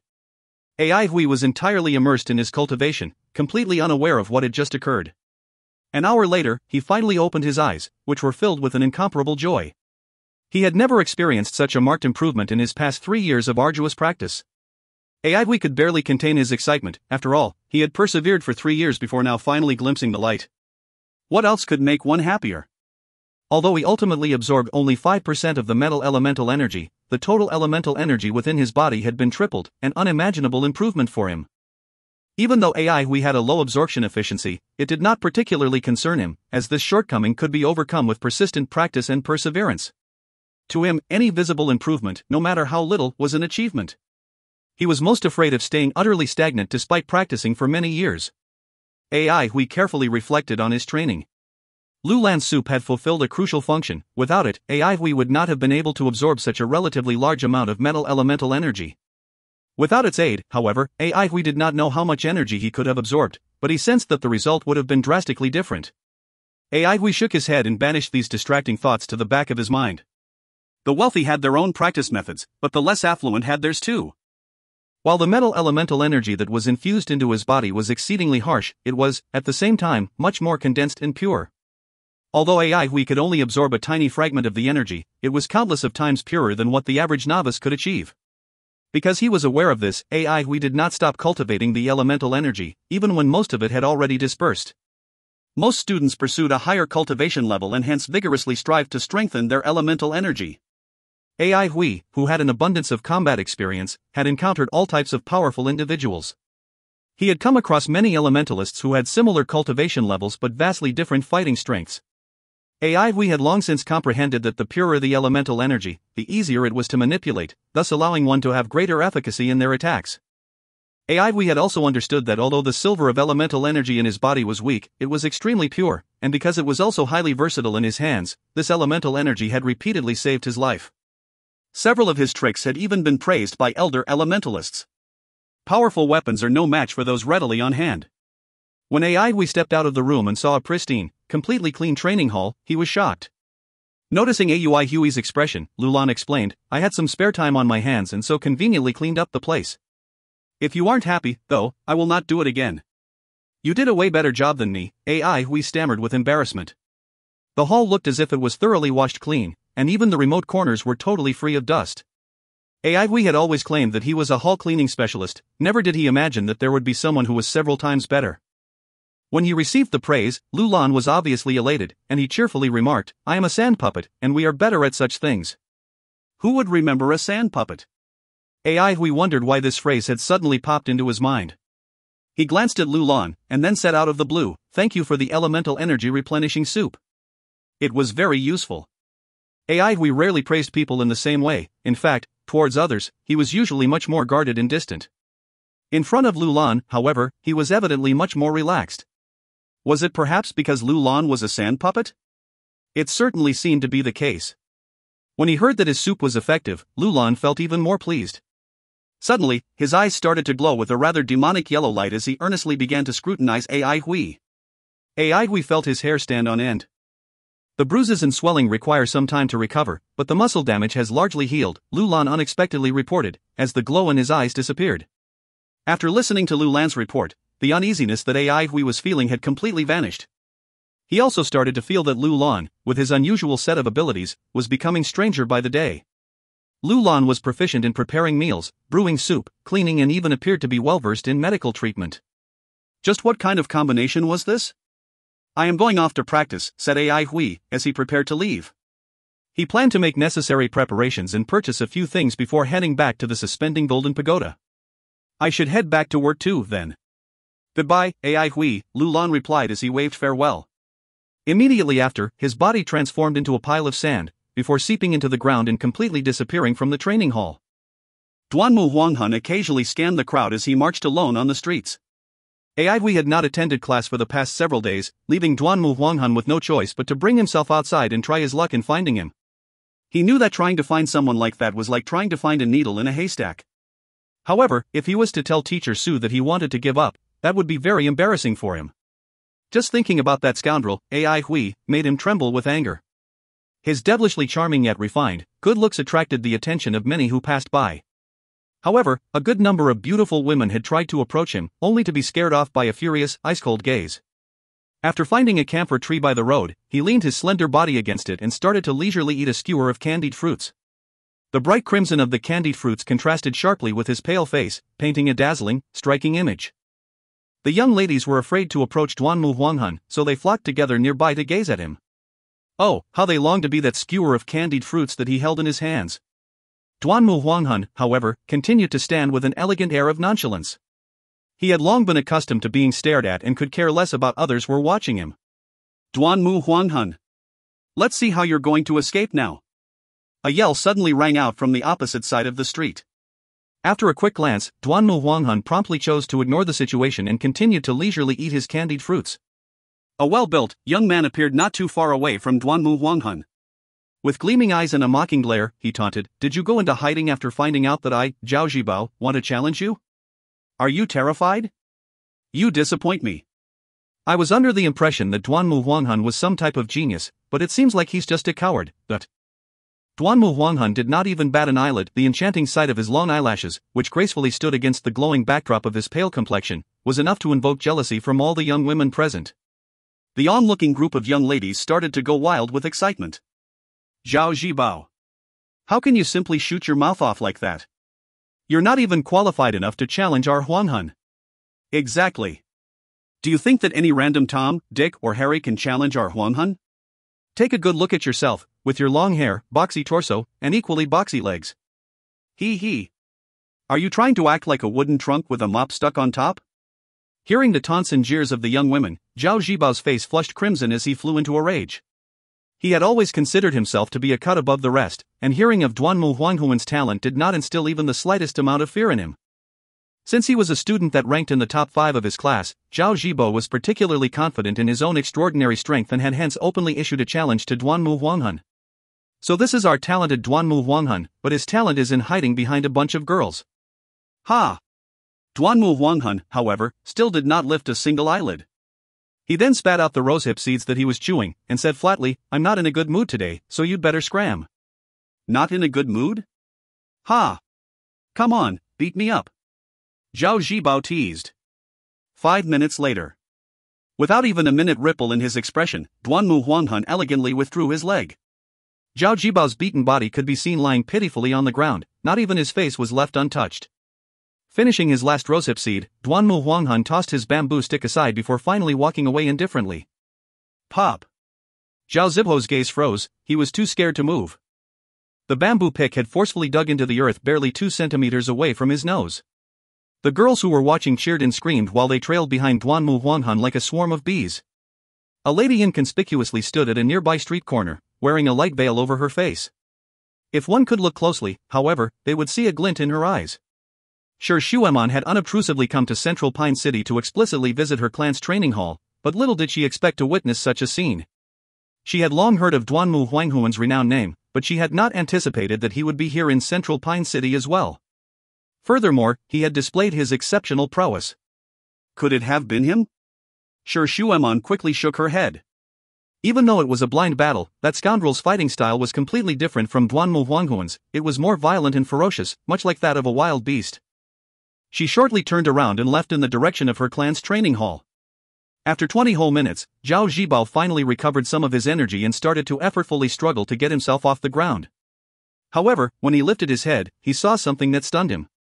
Someone with a similarly battered face was walking towards him. When Ai Hui, who had just finished buying his things, saw Zhao Zhibao in the middle of the street, he too was completely taken aback.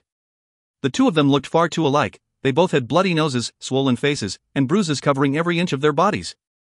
Even their facial features were similarly disfigured, and both of their clothes were tattered as well. When Zhao Zhibao, who had just been beaten to a pulp, saw Ai Hui as a reflection of his miserable state, he believed that the situation itself had appeared to ridicule and humiliate him. He felt a sudden rush of inexplicable anger, which propelled him off the ground, and he viciously barked, "I am not in a good mood today, you'd better scram." Ai Hui narrowed his bruised, swollen eyes. If you find any errors, ads pop up, ads redirect, broken links, non-standard content, etc., please let us know. Report chapter so we can fix it as soon as possible. Chapter 17, Conveniently. Chapter 17, Conveniently. Translator, YH Editor, X. Ai Hui felt that he did not have a good disposition, and in the wilderness, it was unnecessary. Instead, traits like strength, aggression, and perseverance were required. Even in the most desperate of times, one must be able to put everything on the line in exchange for a chance to survive. Those with a delicate disposition were the first to be eliminated. Besides, who wouldn't get riled up after being beaten up all the way till 5 in the morning? Ai Hui was like a volcano that was ready to explode, but he could not find an outlet. Lulan wore his naivety like armor, so his sincerity exposed no openings. Fatty was still the best since Ai Hui could beat him up whenever he felt like it. Here, someone had served up a sandbag just when Ai Hui felt like beating someone up. Squinting his swollen eyes, a cold murderous intent surged through Ai Hui's heavily bruised body. He promptly threw the stuff that he had bought on the floor, clearly not caring if they shattered. Zhao Zhibao saw the other person walk towards him, and the anger he felt rose to another level. He had no choice except to endure his loss to Duanmu Huanghan, but he simply could not accept having some random person from the streets challenging him. How could he not be angry? With an evil grin on his face, Zhao Zhibao lunged at Ai Hui with his hands extended. His palms gave off dense, red flames. The red-hot tongues of flame lashed out as the hollow of his right palm flashed radiantly, raising the surrounding temperature. Zhao Zhibao was extremely satisfied. Duanmu Huanghan had knocked him down before he could even utilize his elemental energy, then humiliated him by trampling him for 5 whole minutes. Now, his thoroughly damaged self-confidence soared with his flames, making Zhao Zhibao feel mighty again. His carelessness had led to his defeat at Duanmu Huanghuan's hands. Yes, it must have been so. If he had circulated his elemental energy earlier, the outcome of the battle might have been different. His opponent's silhouette was distorted by the flames. It had become tiny and insignificant, just like the countless other opponents he had defeated in the past. Blame it on your bad luck. Zhao Zhibao let loose an explosive cry. With an expert step forward, the streams of fire emanating from his right hand appeared to be molded by an invisible force, with 2 flame pillars spreading out like wings. The sharp overbearing cry of a crow rang out from amid the flames, creating the awe-inspiring image of a flaming crow spreading its wings. Zhao Zhibao's heart filled with ecstasy. Crow's wings of ice and fire was a move employed by both fire and water elementalists. Being a fire elementalist, Zhao Zhibao naturally practiced the fire crow. The first skill he learned upon opening his right-hand palace was the fire crow. The form manipulation involved was not difficult for him, but manipulating its form was only the first stage of the skill. The crow's cry was the next level, and the elemental energy's resonance with the skill signaled a sharp increase in its power. Zhao Zhibao did not expect himself to make a breakthrough at this moment. He felt it was a pity that such a magnificent skill was wasted on such an unworthy opponent. Not using this skill in the fight against Duanmu Huanghan left him filled with regret. Ai Hui was unconcerned. Crow's wings of ice and fire was a commonly seen move and was nothing to make a fuss about. It was certainly not easy for him to achieve the crow's cry at his age, but that was about it. In the moment that Zhao Zhibao lunged forward, a glimmer of light flickered in Ai Hui's pupil. Almost simultaneously, he brazenly dashed toward his opponent. Ai Hui's actions gave Zhao Zhibao a slight shock. Rather than hide, Ai Hui had unexpectedly rushed toward him. Was his brain not functioning normally? Since his opponent had a death wish, Zhao Zhibao was most certainly not going to go easy on him. As the distance between the two rapidly grew closer, Zhao Zhibao became more and more excited. His eyes grew wide with excitement as an evil grin emerged upon his face. Ready to knock his opponent down with one blow, he prepared to raise his right palm. Just as his opponent was about to collide into Zhao Zhibao's palm technique, Ai Hui swerved his body, disrupting Zhao Zhibao's rhythm. His opponent's maneuver left Zhao Zhibao feeling unspeakably annoyed. Any moment later, Zhao Zhibao could have blindly accelerated his palm at his opponent. Any moment earlier, he would have time to make the necessary adjustments. This maneuver, however, was perfectly timed and completely stopped him in his tracks. The resulting discomfort left him reeling. Both parties were extremely close, so Zhao Zhibao had no time to alter his move. All he could do was twist his palm toward its side, sweeping at Ai Hui in a chopping motion. Wait a minute, where did he go? Zhao Zhibao's eyes suddenly grew wide, as if he had seen a ghost. His opponent had completely disappeared right in front of him. Just what was happening? Bang!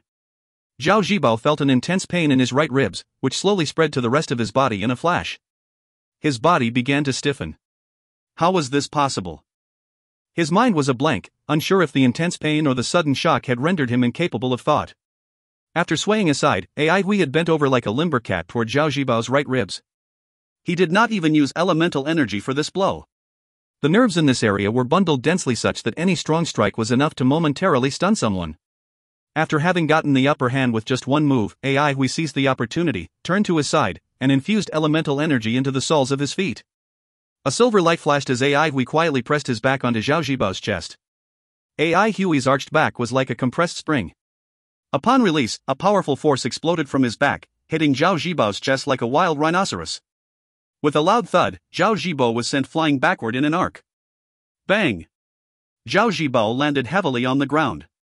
Instantly, Ai Hui appeared beside Zhao Zhibao, relentlessly pursuing him in a demonic manner. Without any hesitation, Ai Hui pressed his right knee into Zhao Zhibao's back while his left hand gripped onto his opponent's head. His right hand conveniently grabbed the bamboo skewer stuck in the ground, then viciously stabbed Zhao Zhibao in the back of his neck. Ai Hui could easily stab a wild beast in the throat with a blunt chopstick, let alone with a bamboo skewer that had such a sharp edge. The whole process happened smoothly, as fast as lightning. At the instant that the bamboo skewer was just about to pierce through Zhao Jibao's skin, Ai Hui had a sudden realization this was not the wilderness. He forcefully stopped the bamboo skewer. On Zhao Jibao's neck, a fresh red dot the size of a needle prick emerged and a drop of crimson blood seeped out of the wound. Zhao Jibao, who had been knocked silly, had no idea that he had just narrowly missed death. This was not the wilderness. Ai Hui reminded himself once more, as his gaze became solemn and withdrawn. Ai Hui then conveniently threw the bamboo skewer back to the ground. Ah! Zhao Jibao let out a mournful cry that abruptly stopped. Ai Hui withdrew his hand from Zhao Jibao's nape without taking so much as a glance at the now unconscious Zhao Jibao. Winning against such an opponent did not give him any thrill or excitement. Without any concept of timing, Zhao Jibao's attacks were utterly superficial. Moreover, this opponent became distracted in the middle of the fight. Such a lackluster performance left Ai Hui feeling unsatisfied. As a result of his strong occupational habits, Ai Hui certainly did not forget to rake in his rewards. Zhao Jibo was stripped bare of his possessions and even his armor was not spared. Such thoroughness had long been ingrained into Ai Hui's basic instincts. Earning 20,000 yuan put Ai Hui in a good mood. His opponent's clothes and materials were of good quality, so Ai Hui put them on without any hesitation. Picking up his belongings, Ai Hui continued toward the city gate. Duanmu Huanghun had yet to give up. He picked out a high ground near the city gate, waiting idly for his target to show up. He plucked another skewer of candied fruits seemingly out of nowhere and began leisurely eating it. Since he's not in the city, could he be outside? After giving Zhao Jibao a good beating, Duanmu Huanghun felt himself becoming more placid. This was the only way into or out of the city. A group of young ladies hovered nearby, their eyes gazed upon Duanmu Huanghun passionately. They suddenly became agitated. Look! Zhao Jibao. He looks so pitiful. His face and body are all out of shape. He deserves it. How dare he challenge our Huanghun, this is already letting him off easily. Duanmu Huanghun, who was standing on high ground, shot a quick glance at Zhao Jibo before looking away. He had no interest in those he defeated. Duanmu Huanghun had not looked Zhao Jibo in the eye even once during the entire encounter. He did not care what Zhao Jibo looked like before and cared even less now that the man was all battered. Ai Hui spotted Duanmu Huanghun before quickly retracting his gaze. Eating candied fruits instead of attending lessons or practicing, the whims of a spoiled brat were indeed strange. He too heard the chatter coming from the group of ladies, but he had no inkling of who Zhao Jibo was. Noting that it had nothing to do with him, Ai Hui disregarded the commotion and walked toward the suspending golden pagoda. If you find any errors, ads pop-up, ads redirect, broken links, non-standard content, etc., please let us know. Report chapter so we can fix it as soon as possible. Chapter 18, Fumbling. Chapter 18, Fumbling. Translator, YH Editor, X. Defeating an amateur did not stir up Ai Hui's emotions, but the short battle did give him the opportunity to witness his own improvement. The increased elemental energy had a direct effect on his strength. The metal elemental energy absorbed from the suspending golden pagoda was much purer than that of common sources. The elemental energy within his body was still considerably weak, but a threefold increase in elemental energy implied much greater room for development. Ai Hui walked toward the suspending golden pagoda, stopping outside its front gate. With the previous experience still fresh in his mind, he did not hastily enter the grounds this time. The howling gales within the pagoda were still as intimidating as ever. Ai Hui took out the rope he just bought, tying one end to a rock the size of a wicker basket. He tied the other end to his waist, lifted the rock, and threw it into the pagoda. The rope suddenly stretched taut and a powerful pulling force quickly followed. Ai Hui was well prepared, but still he stumbled. The terrible metal winds within the pagoda violently tossed the rock in every direction. The force that pulled on the rope was beyond Ai Hui's expectations. He struggled to keep his body steady, but was still dragged toward the pagoda's entrance. Since was truly lucky to have made it out of the pagoda previously, Ai Hui felt a lingering fear. The rope suddenly relaxed, as the force pulling him forward disappeared. Ai Hui was still exerting his power backward and was unprepared for the sudden change. He reacted quickly, gently tapping the floor with his palm as he fell before he soared back up and landed squarely on his feet. The rope had snapped. Ai Hui pulled the broken end over to investigate and found that the rope had a large number of tiny pinhole-like punctures through it. Discovering that a rope made of grass was not good enough, Ai Hui shook his head. The numerous tiny holes were caused by fine silver strands of metal elemental energy piercing the rope. The rock would probably not last much longer either. Within moments, the slamming sounds coming from within the pagoda came to a halt, and a crashing noise followed. The rock must have been shattered into a pile of small stones. The metal winds were truly ferocious. No wonder this training ground was only recommended to those who had opened their natal palaces. Luckily, Aihui had a backup plan as he pulled out an iron chain that was as thick as his wrist. Dragging this iron chain all the way to the suspending golden pagoda had worn him out. He flung one end of the iron chain into the pagoda, waited a while, then pulled it back out. The chains remained undamaged. The metal fences in the pagoda that Aihui saw during last visit gave him the idea that an iron chain might be able to withstand the metal wind. Aihui expended a large amount of effort and spent an entire hour pushing a rock larger than himself to the pagoda. There was no other choice since he had smashed up all the surrounding rocks on his last visit. He wrapped one end of the iron chain around the rock before attaching the other to his waist. After ensuring that the ends were firmly secured, Aihui took a deep breath and jumped into the suspending golden pagoda. Once inside, Aihui was immediately swept up by the violent metal winds, spinning around like a top. A powerful force unexpectedly pulled at his waist, nearly snapping him into two. The iron chain wrapped around his waist was stretched so taut that it was perfectly straight. Seeing that his method worked, Aihui heaved a sigh of relief. He barely had time to rejoice before his back slammed into the wall. He promptly covered his head with his hands, curled into a ball, and allowed himself to bounce around like a rubber ball. This time around, Aihui stayed inside for a shorter duration.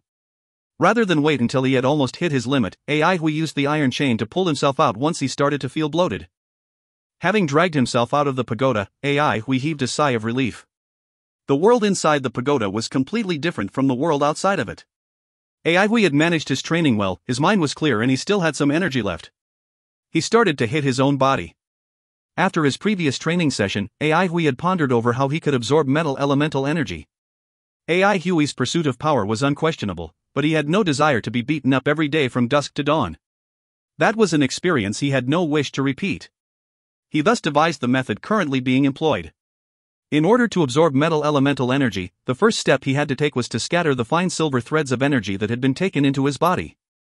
If a smaller amount of it was taken in, then perhaps he could handle this step himself. Hitting himself and getting hit by others were essentially the same. The experience, however, was wholly different. Aihui hit himself with maximum effort while simultaneously observing any changes within his body. He closely monitored his strength and technique, fumbling around to get a feel for the most effective combination. He had a poor aptitude and was poor financially as well. All he could do was put in more effort.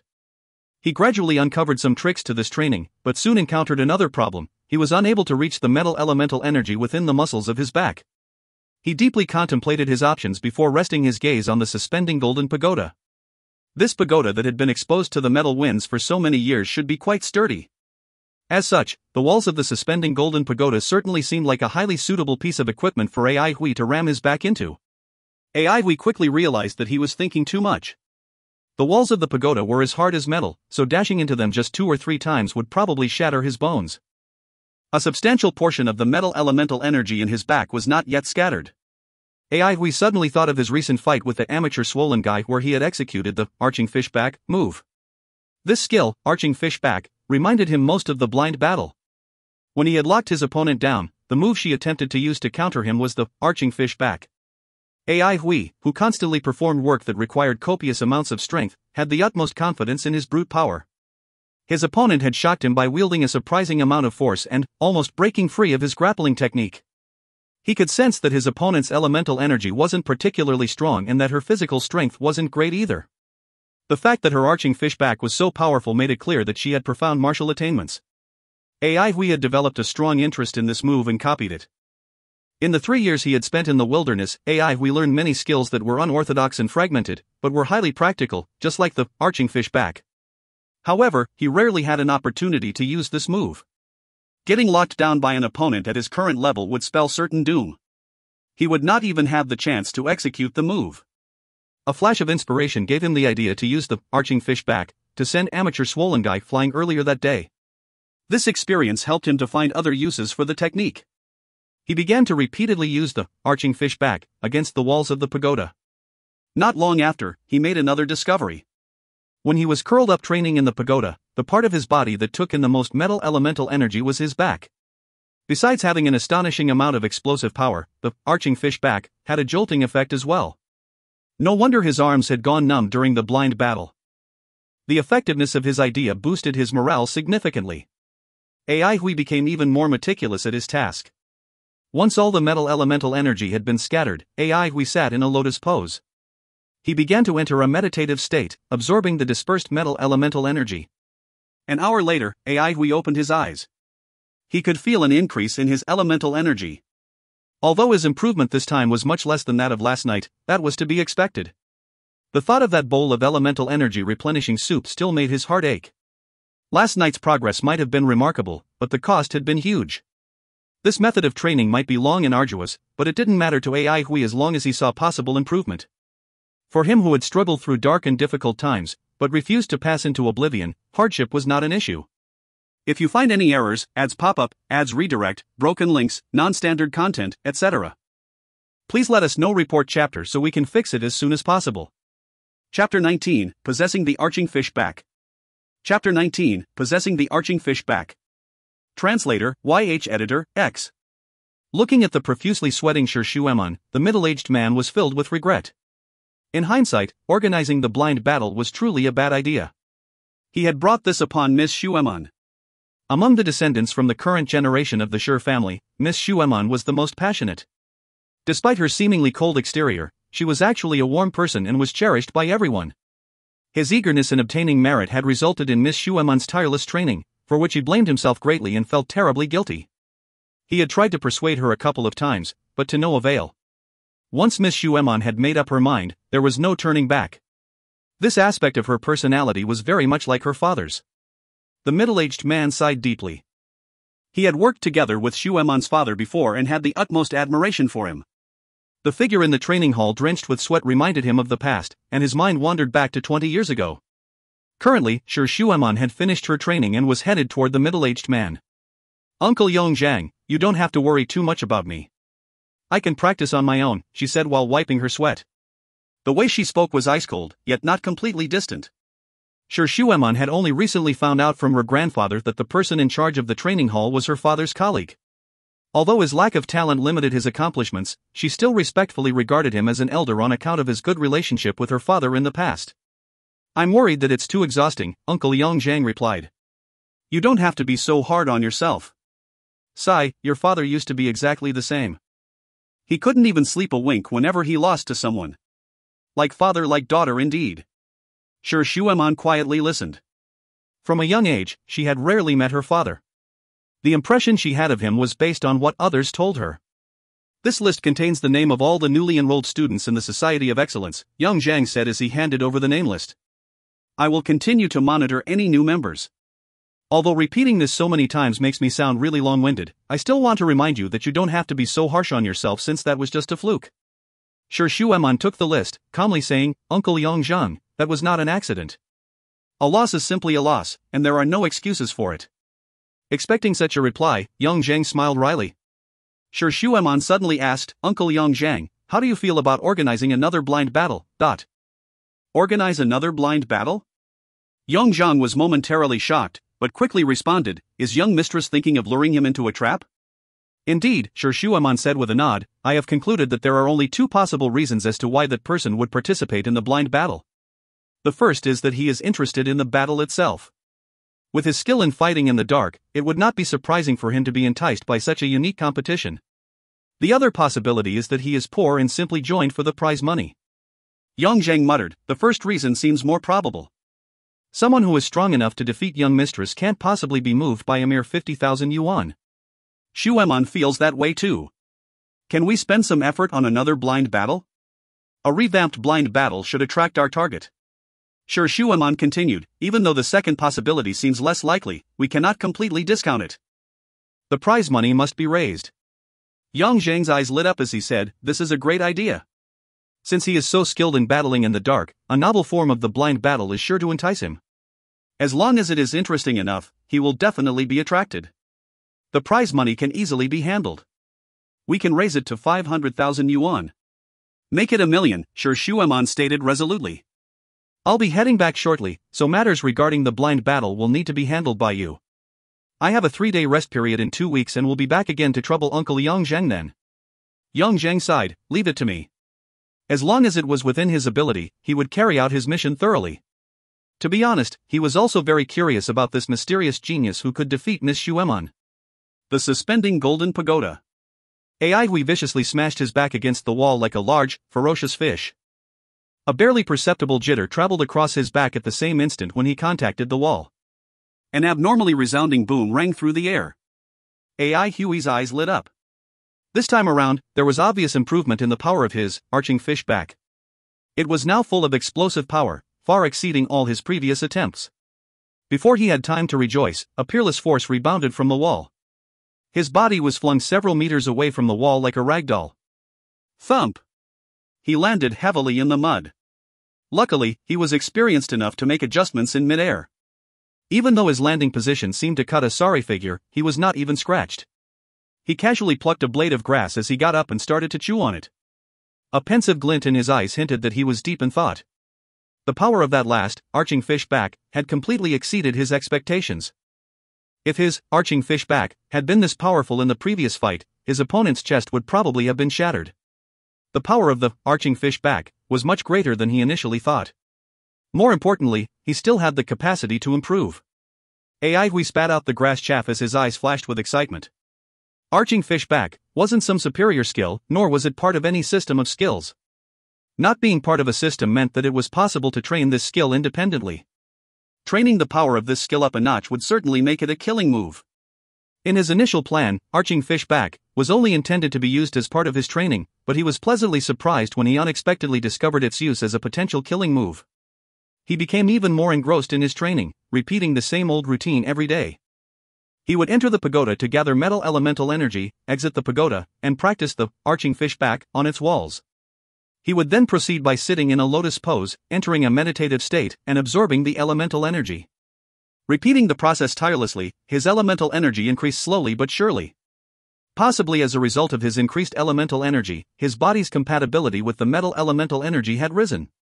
As his arching fish back became more refined, the efficacy of his trainings improved, but he soon discovered another issue.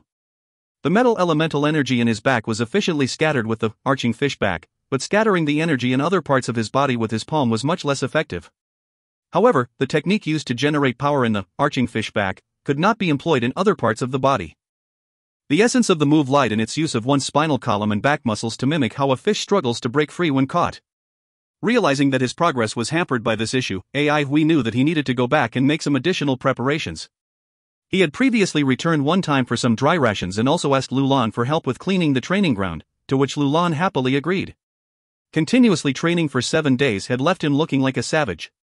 His clothes were dilapidated but could not mask his impressive demeanor.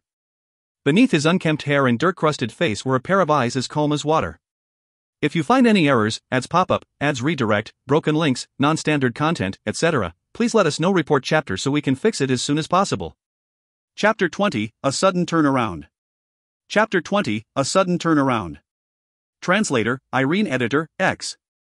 Activities of the Society of Excellence were not compulsory, but few students would choose to miss them. No one wanted to miss the opportunity of receiving guidance from the seniors. Unlike teachers from the induction ground, the seniors from the society were all seasoned frontline soldiers. They might not be good at theory, but they had rich battle experience. Thus, the skills and techniques they imparted were of high practical value. To the frontline soldiers who were dispatched to be in charge of the society, it was a lucrative and easy job, relaxing work, double the allowance, good food, and no requirement to guard against dire beast attacks during the cold, windy night. Instead, they were able to drink hot tea in a warm room. How enjoyable!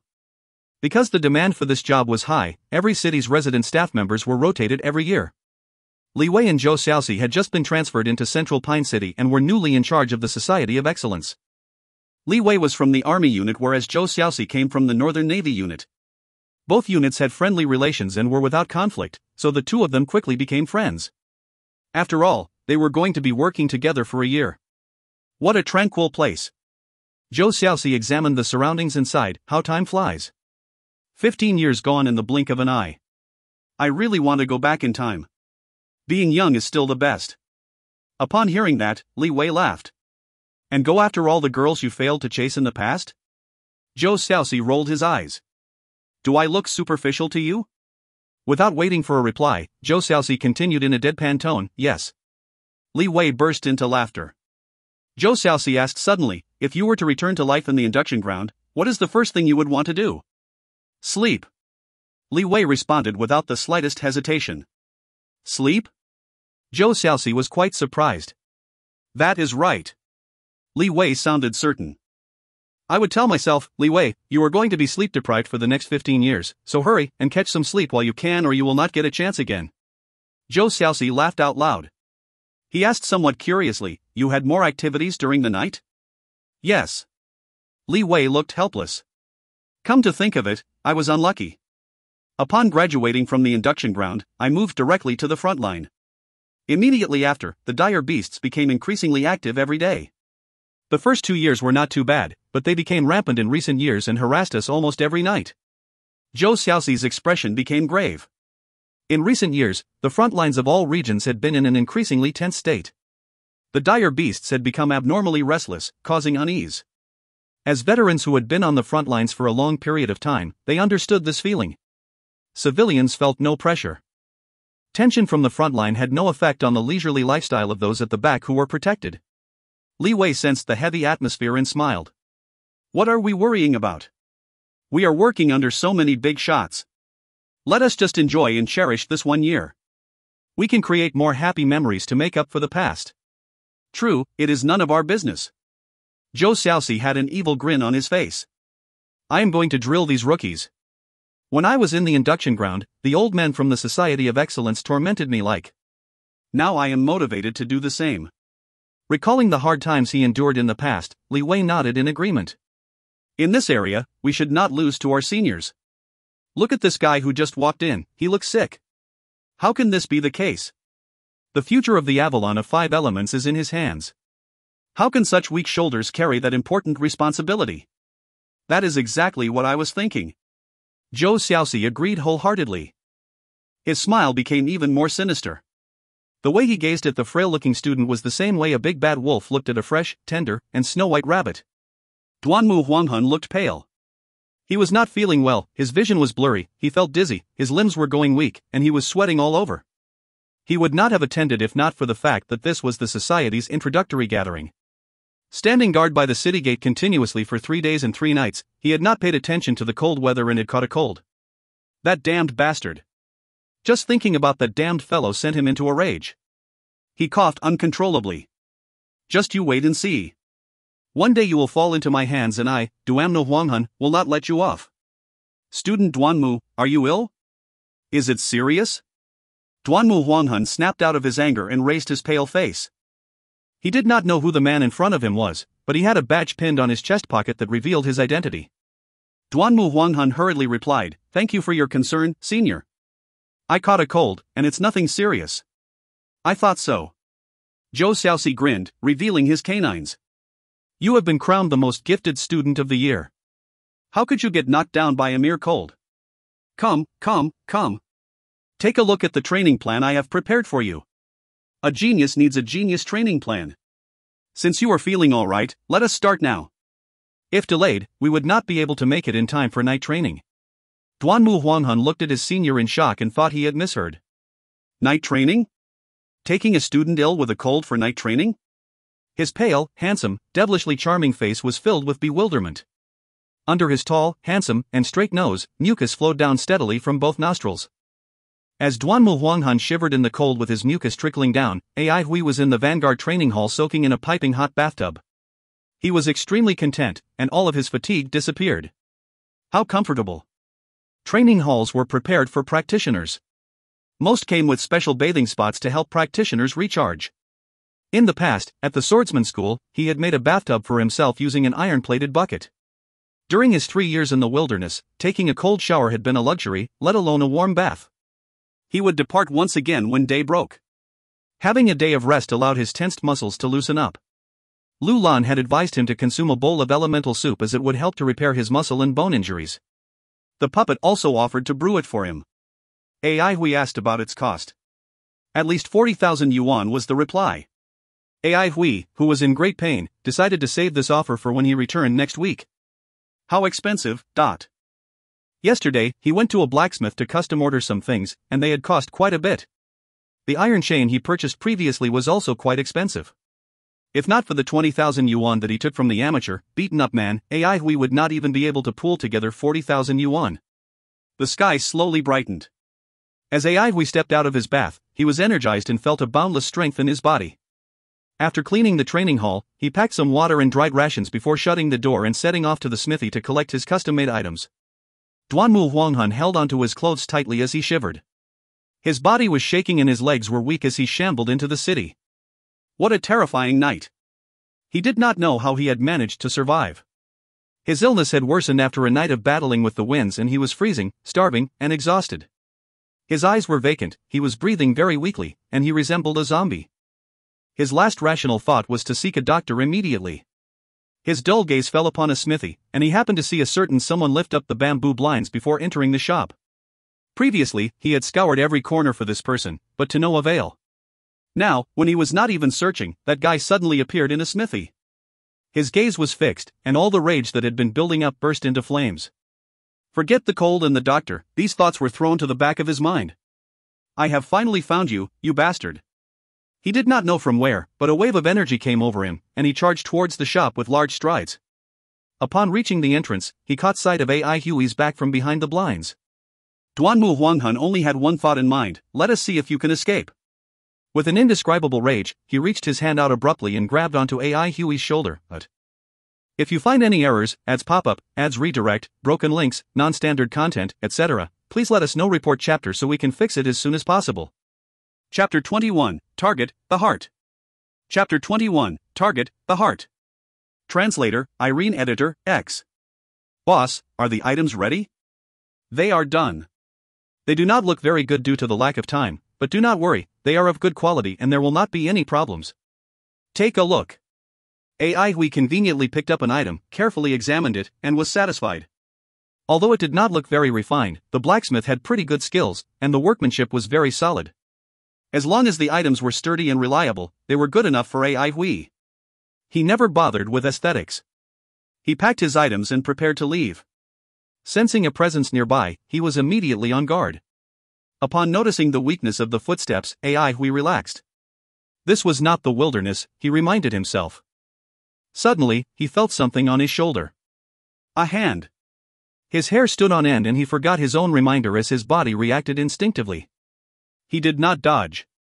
Instead, he arched his back and closed in on the chest of this unknown threat. Exerting forcefully from his legs, AI Hui's body became like a cannonball as it powerfully shot backward.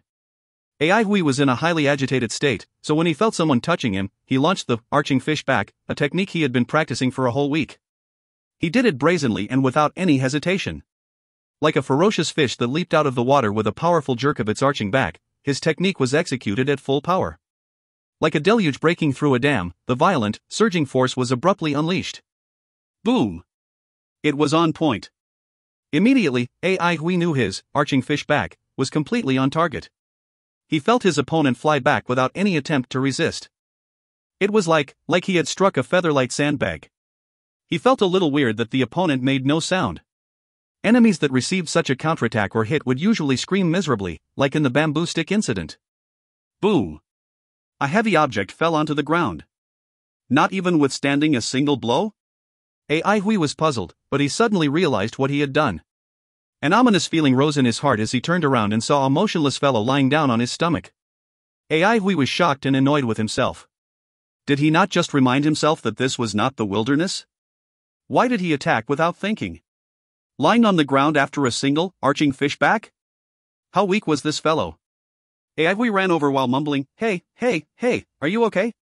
Turning this fellow over, AI Hui saw his face clearly and was startled. Was this not that fellow, Duan? Bangwan something? AI Hui remembered thinking it was a strange name and did not understand why anyone would use it. Or did he recall wrongly? How was it possible for the evening to be carried with both hands? Or was it actually Duanwan instead? Bangwan, are you okay? AI Hui had knocked him unconscious. AI Hui felt slight remorse. He had been too aggressive. Although this fellow was unreasonable, full of arrogance, and was unfriendly toward him, AI Hui believed he would not go so far as to attack him. Again, he thought about how he had just knocked out his fellow classmate. Too aggressive. While reflecting upon himself, AI Hui picked Duanwan up and slung him over his shoulder. He then collected his items before rushing back to the training hall. The moment he reached the training hall, he started to yell for his neighbor, Lulan. Lulan. Soon after, a lump of sand seeped out from within the ground and metamorphosed into a humanoid form. Lulan was quite curious. "Ai Hui, what happened? I injured a classmate by accident." Without concealing, Ai Hui told the truth and felt his face burning.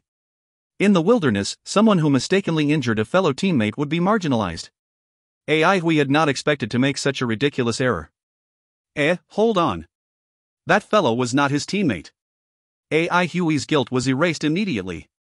In a rush, Ai Hui asked, "Lulan, you know medicine, right? Help me take a look at him." "No problem," Lulan readily agreed. A brilliant yellow ray of light shone from his eyes onto the unconscious Duanmu Huanghun. This was the second time Ai Hui had seen Lulu's eyes light up. Unlike the previous time, he was just a bystander this time and did not feel uncomfortable, but he still found it unbelievable. Most of the medical practitioners whom he had met were wood elementalists. Possessing a good understanding of life and nourishment, they were naturals when it came to helping the dying and healing the injured. It was extremely rare to find a sand puppet who knew medicine. Sand puppets could barely tap into wood elemental energy, but this very energy still had healing abilities. Ai Hui realized his ignorance. An external blow caused him to lose consciousness. He has a cold, so his body is in a weakened state. This does not look good, Lulan concluded quickly. Ai Hui felt even more guilty. Although they were not teammates, he really should not have knocked this fellow down, especially when he was ill. Ai Hui immediately asked, "What should we do now?" "The easier method would be to recuperate," Lulan responded. "His body's condition is not bad to begin with. A few days of rest would do the trick." "That's good." Ai Hui breathed a sigh of relief but quickly asked, "How many days? Is there a quicker solution?" Ai Hui was sensitive to time. Upon hearing "a few days," he creased his brows involuntarily. A few days of time. That was going to hold up several trainings. Lulan nodded. But it would be more troublesome. Ai Hui hastily replied, "That's not a problem, go on." He already opened up the 4 palaces of his limbs and should not fall sick easily. Perhaps he had been suffering from pent-up frustrations. The rage within his heart inhibited the 4 palaces, allowing diseases to invade and caused a cold. However, he has a higher than average immune system. He will naturally recover when the palaces are reactivated and his suppressed anger is cleared. Ai Hui was surprised by Lulan's composure and confident tone. After recovering from his daze, he inquired, "How do we do that?" "Pat on his skin with elemental energy, starting from his limbs' palaces. Move up to his heart, and clear the anger within it." "Okay," Ai Hui said plainly. Without any delay, he peeled off Duanmu Huanghuan's clothes in a professional manner. Saving a life was like putting out a fire. On the battlefield, there simply was no time to overthink. Scanning across this fellow's pale body, Ai Hui clicked his tongue and made a comment about how this skin resembled that of a freshly slaughtered, shaved, and boiled pig. Pat, pat, pat. Ai Hui started slapping lightly and continuously with both hands. Fortunately, his elemental energy had improved, or else he would not have been able to carry on. He thought about how he was saving a sum from the medical fee and immediately felt less tired. I'll hit. Hit. Last one. Target, the heart. Ai Hui slapped at Duanmu Huanghuan's heart area with great precision using the energy he had left in his palms. Ha, mission accomplished.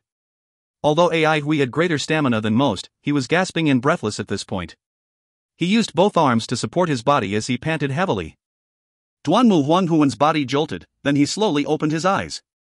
Their eyes met, and the air around them froze. If you find any errors, ads pop up, ads redirect, broken links, non-standard content, etc., please let us know. Report chapter so we can fix it as soon as possible. Chapter 22, Duanmu Huanghuan's Roar. Chapter 22, Duanmu Huanghuan's Roar. Translator, TYZ Editor, X. At that moment when Duanmu Huanghan opened his eyes, one would not know how to describe what he was thinking. In reality, his mind was blank. His entire body was shivering due to the cold while a guy was pressing against his chest with both arms and panting heavily. He could not see the guy's face clearly. As his head buzzed, his mind blanked out as if he was heavily punched in the side of the head. Ai Hui noticed that Duanmu Huanghuan's eyes were open, however, his pupils seemed to be disorganized. Although he had seen a lot of grisly scenes in his life, Ai Hui panicked for a moment. When he first entered the wilderness, there was a total of 2,000 laborers. In the end, only 2 survived. The rest were forever buried in the muddy ground of the wilderness. Aivui witnessed how they fell into pools of their own blood firsthand. He saw how their eye pupils dilated until life disappeared from them. Lulan, what's wrong with him? Hey buddy, wake up. Are you okay? Don't fall asleep. Aivui asked while slapping Duanmu Huanghuan's face. Lulan was somewhat puzzled at the scene before him. He then commented naively, he's okay. Smack smack smack. Aivui slapped Duanmu Huanghuan's face with force. Duanmu Huanghuan's unfocused eyes gradually regained clarity. His vision slowly recovered and the glazed look on his face disappeared. When he clearly saw the face of the person before him, his face turned blank. Wasn't this guy that wretched bastard? Wasn't this person the useless guy who skipped lessons, refused to train, held the entire class back, and had poor aptitude? Wasn't he the main culprit who caused him to fall ill, wasted his time, and tarnished his reputation as a genius? Fury gushed through his head and hatred filled his mind. Duanmu Huanghan sat up abruptly, wanting to rip this hateful fellow into 1,000 pieces.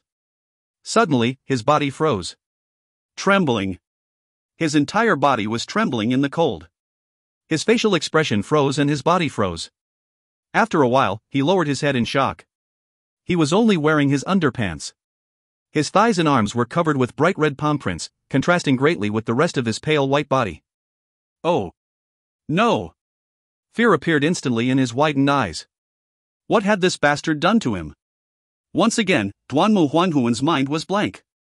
He subconsciously grabbed the clothes beside him and scuttled out of the training hall. Aivui and Lulan looked confusedly at the door. It seems that he has recovered. Lulan, you're really awesome. Aihui's voice was filled with joy.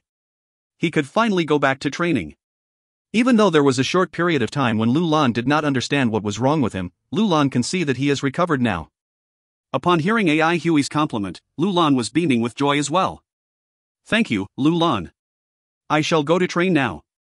Goodbye, Aihui. Duanmu Huanghan walked on the street as a rustling, cold breeze blew against his chest. He was completely filled with despair. He did not dare to recall the scene just now or what had happened after he was knocked out. To him, this was the darkest moment in his life. After a while, Duanmu Huanghan gradually calmed down from the horror.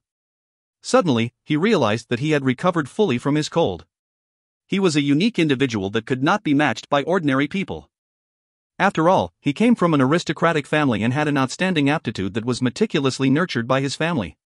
After he regained his composure, he thought of the reddish palm prints on his limbs and roughly understood how he recovered from his illness. Duanmu Huanghan was somewhat surprised. How could trash like Aihui know such a method? Even an experienced and knowledgeable individual like himself needed to think for a long time before coming up with such an idea. Aihui used such an unorthodox method to cure his flu in the time that it would take for others just to think of this approach. One must note that having a lot of knowledge was one thing, but putting that knowledge to practical use was quite another. Perhaps this fellow was not as inferior as he thought? A metal elementalist that specialized in healing? Even though this seemed weird, this type of metal elementalist had appeared before in the history of the Avalon of 5 elements. Perhaps he did underestimate Aihui. After all, it was impossible to enter the induction ground with that fellow's inferior aptitude. He might have some other special talents, so the induction ground could have made him an exception. After calming down and determining how his opponent cured his cold, Duanmu Huanghan did not really care about what had just happened. However, when he thought of being knocked by such a weak individual, his face darkened. Even though he could come up with excuses, such as he was sick, he was exhausted, or his opponent's attack was too sudden, he still could not accept the fact that he was knocked out by a garbage classmate. It was too humiliating. Especially once he thought of the teacher's request, his face reddened. The teacher wanted him to guide the trash to success, yet he was knocked out by such trash. Yes, he could come up with many reasons. He was far too careless and underestimated his opponent. He let anger get the better of him. His body was so weak that he caught a cold just by standing in the wind. His stamina was so low that a night of training left him completely drained. However, there was not a single reason that Duanmu Huanghan could accept. He was a genius. Geniuses do things that others can't do. How could he compare himself to the ordinary people? That was slacking. That was failure. Duanmu Huanghan, you're indeed an embarrassment. Duanmu Huanghan cursed himself in his heart. Suddenly, he noticed people on the street were pointing fingers and mocking him. Most of them were girls. As he walked past these girls, they covered their mouths and whispered about him. No, it's not right. No matter where he went, Duanmu Huanghun had never had such an experience in his life before. Could it be that there was dirt on his face? As he walked past a weapon shop, he stopped in his tracks. He picked up a shiny, polished sword, used its blade as a mirror. He was dumbfounded. Who was this guy whose face was swollen like a pig head? A thought flashed across his mind. A blurry image intruded into his mind without any warning. A blurry figure seemed to be yelling something at him while slapping his face forcefully with both his hands in quick succession. The figure appeared to be continuously slapping him. Smack, smack, smack. Loud and crisp smacking sounds. His face was like a bun that was being steamed. It inflated slowly and then. The face in his mind merged together with the image displayed on the reflection of the blade. Duanmu Huanghuan's lips quivered while his hand that gripped the sword trembled. Like a volcanic eruption, he clenched his teeth, let out a roar, and almost tore down the roof of the weapon shop.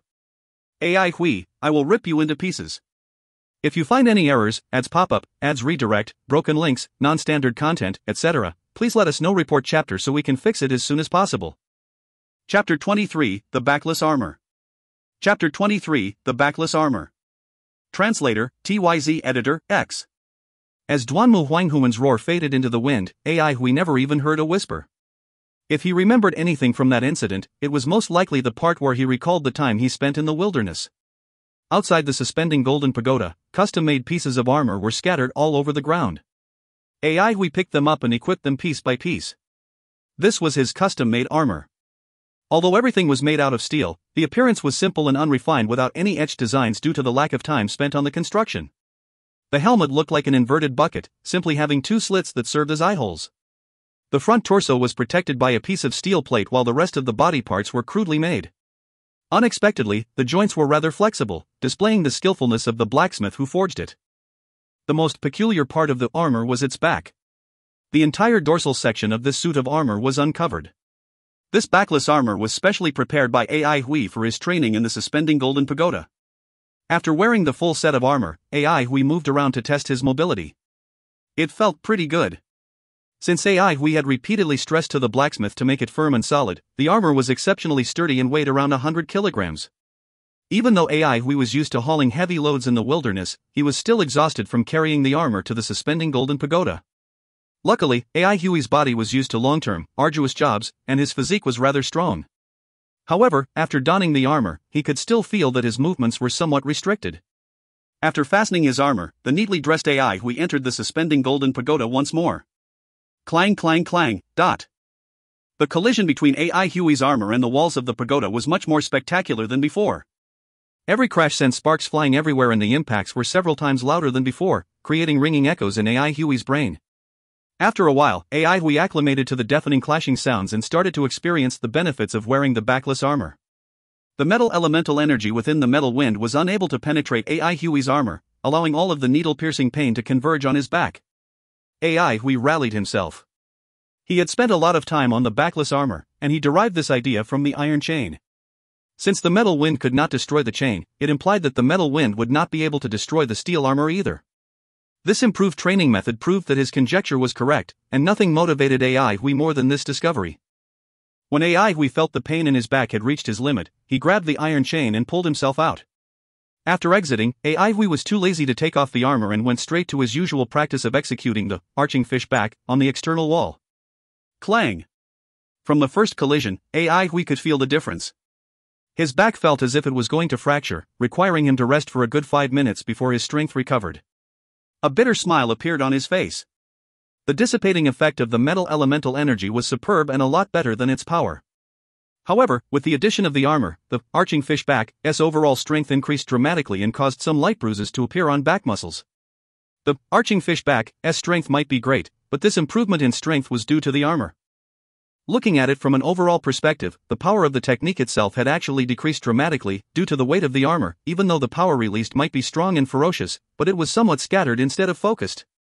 Upon feeling that he had recovered his strength, AI Hui contemplated for a while before he began to practice the arching fish back again. Clang! This time around, AI Hui shot forward and smashed onto the ground with a boom, filling the air with dirt and dust. As the cloud of debris dispersed, AI Hui struggled to stand up. Spitting out the dirt in his mouth, he strode towards the suspending golden pagoda with raging determination in his heart. Clang, clang, clang. A tin man collided tirelessly against the iron pagoda.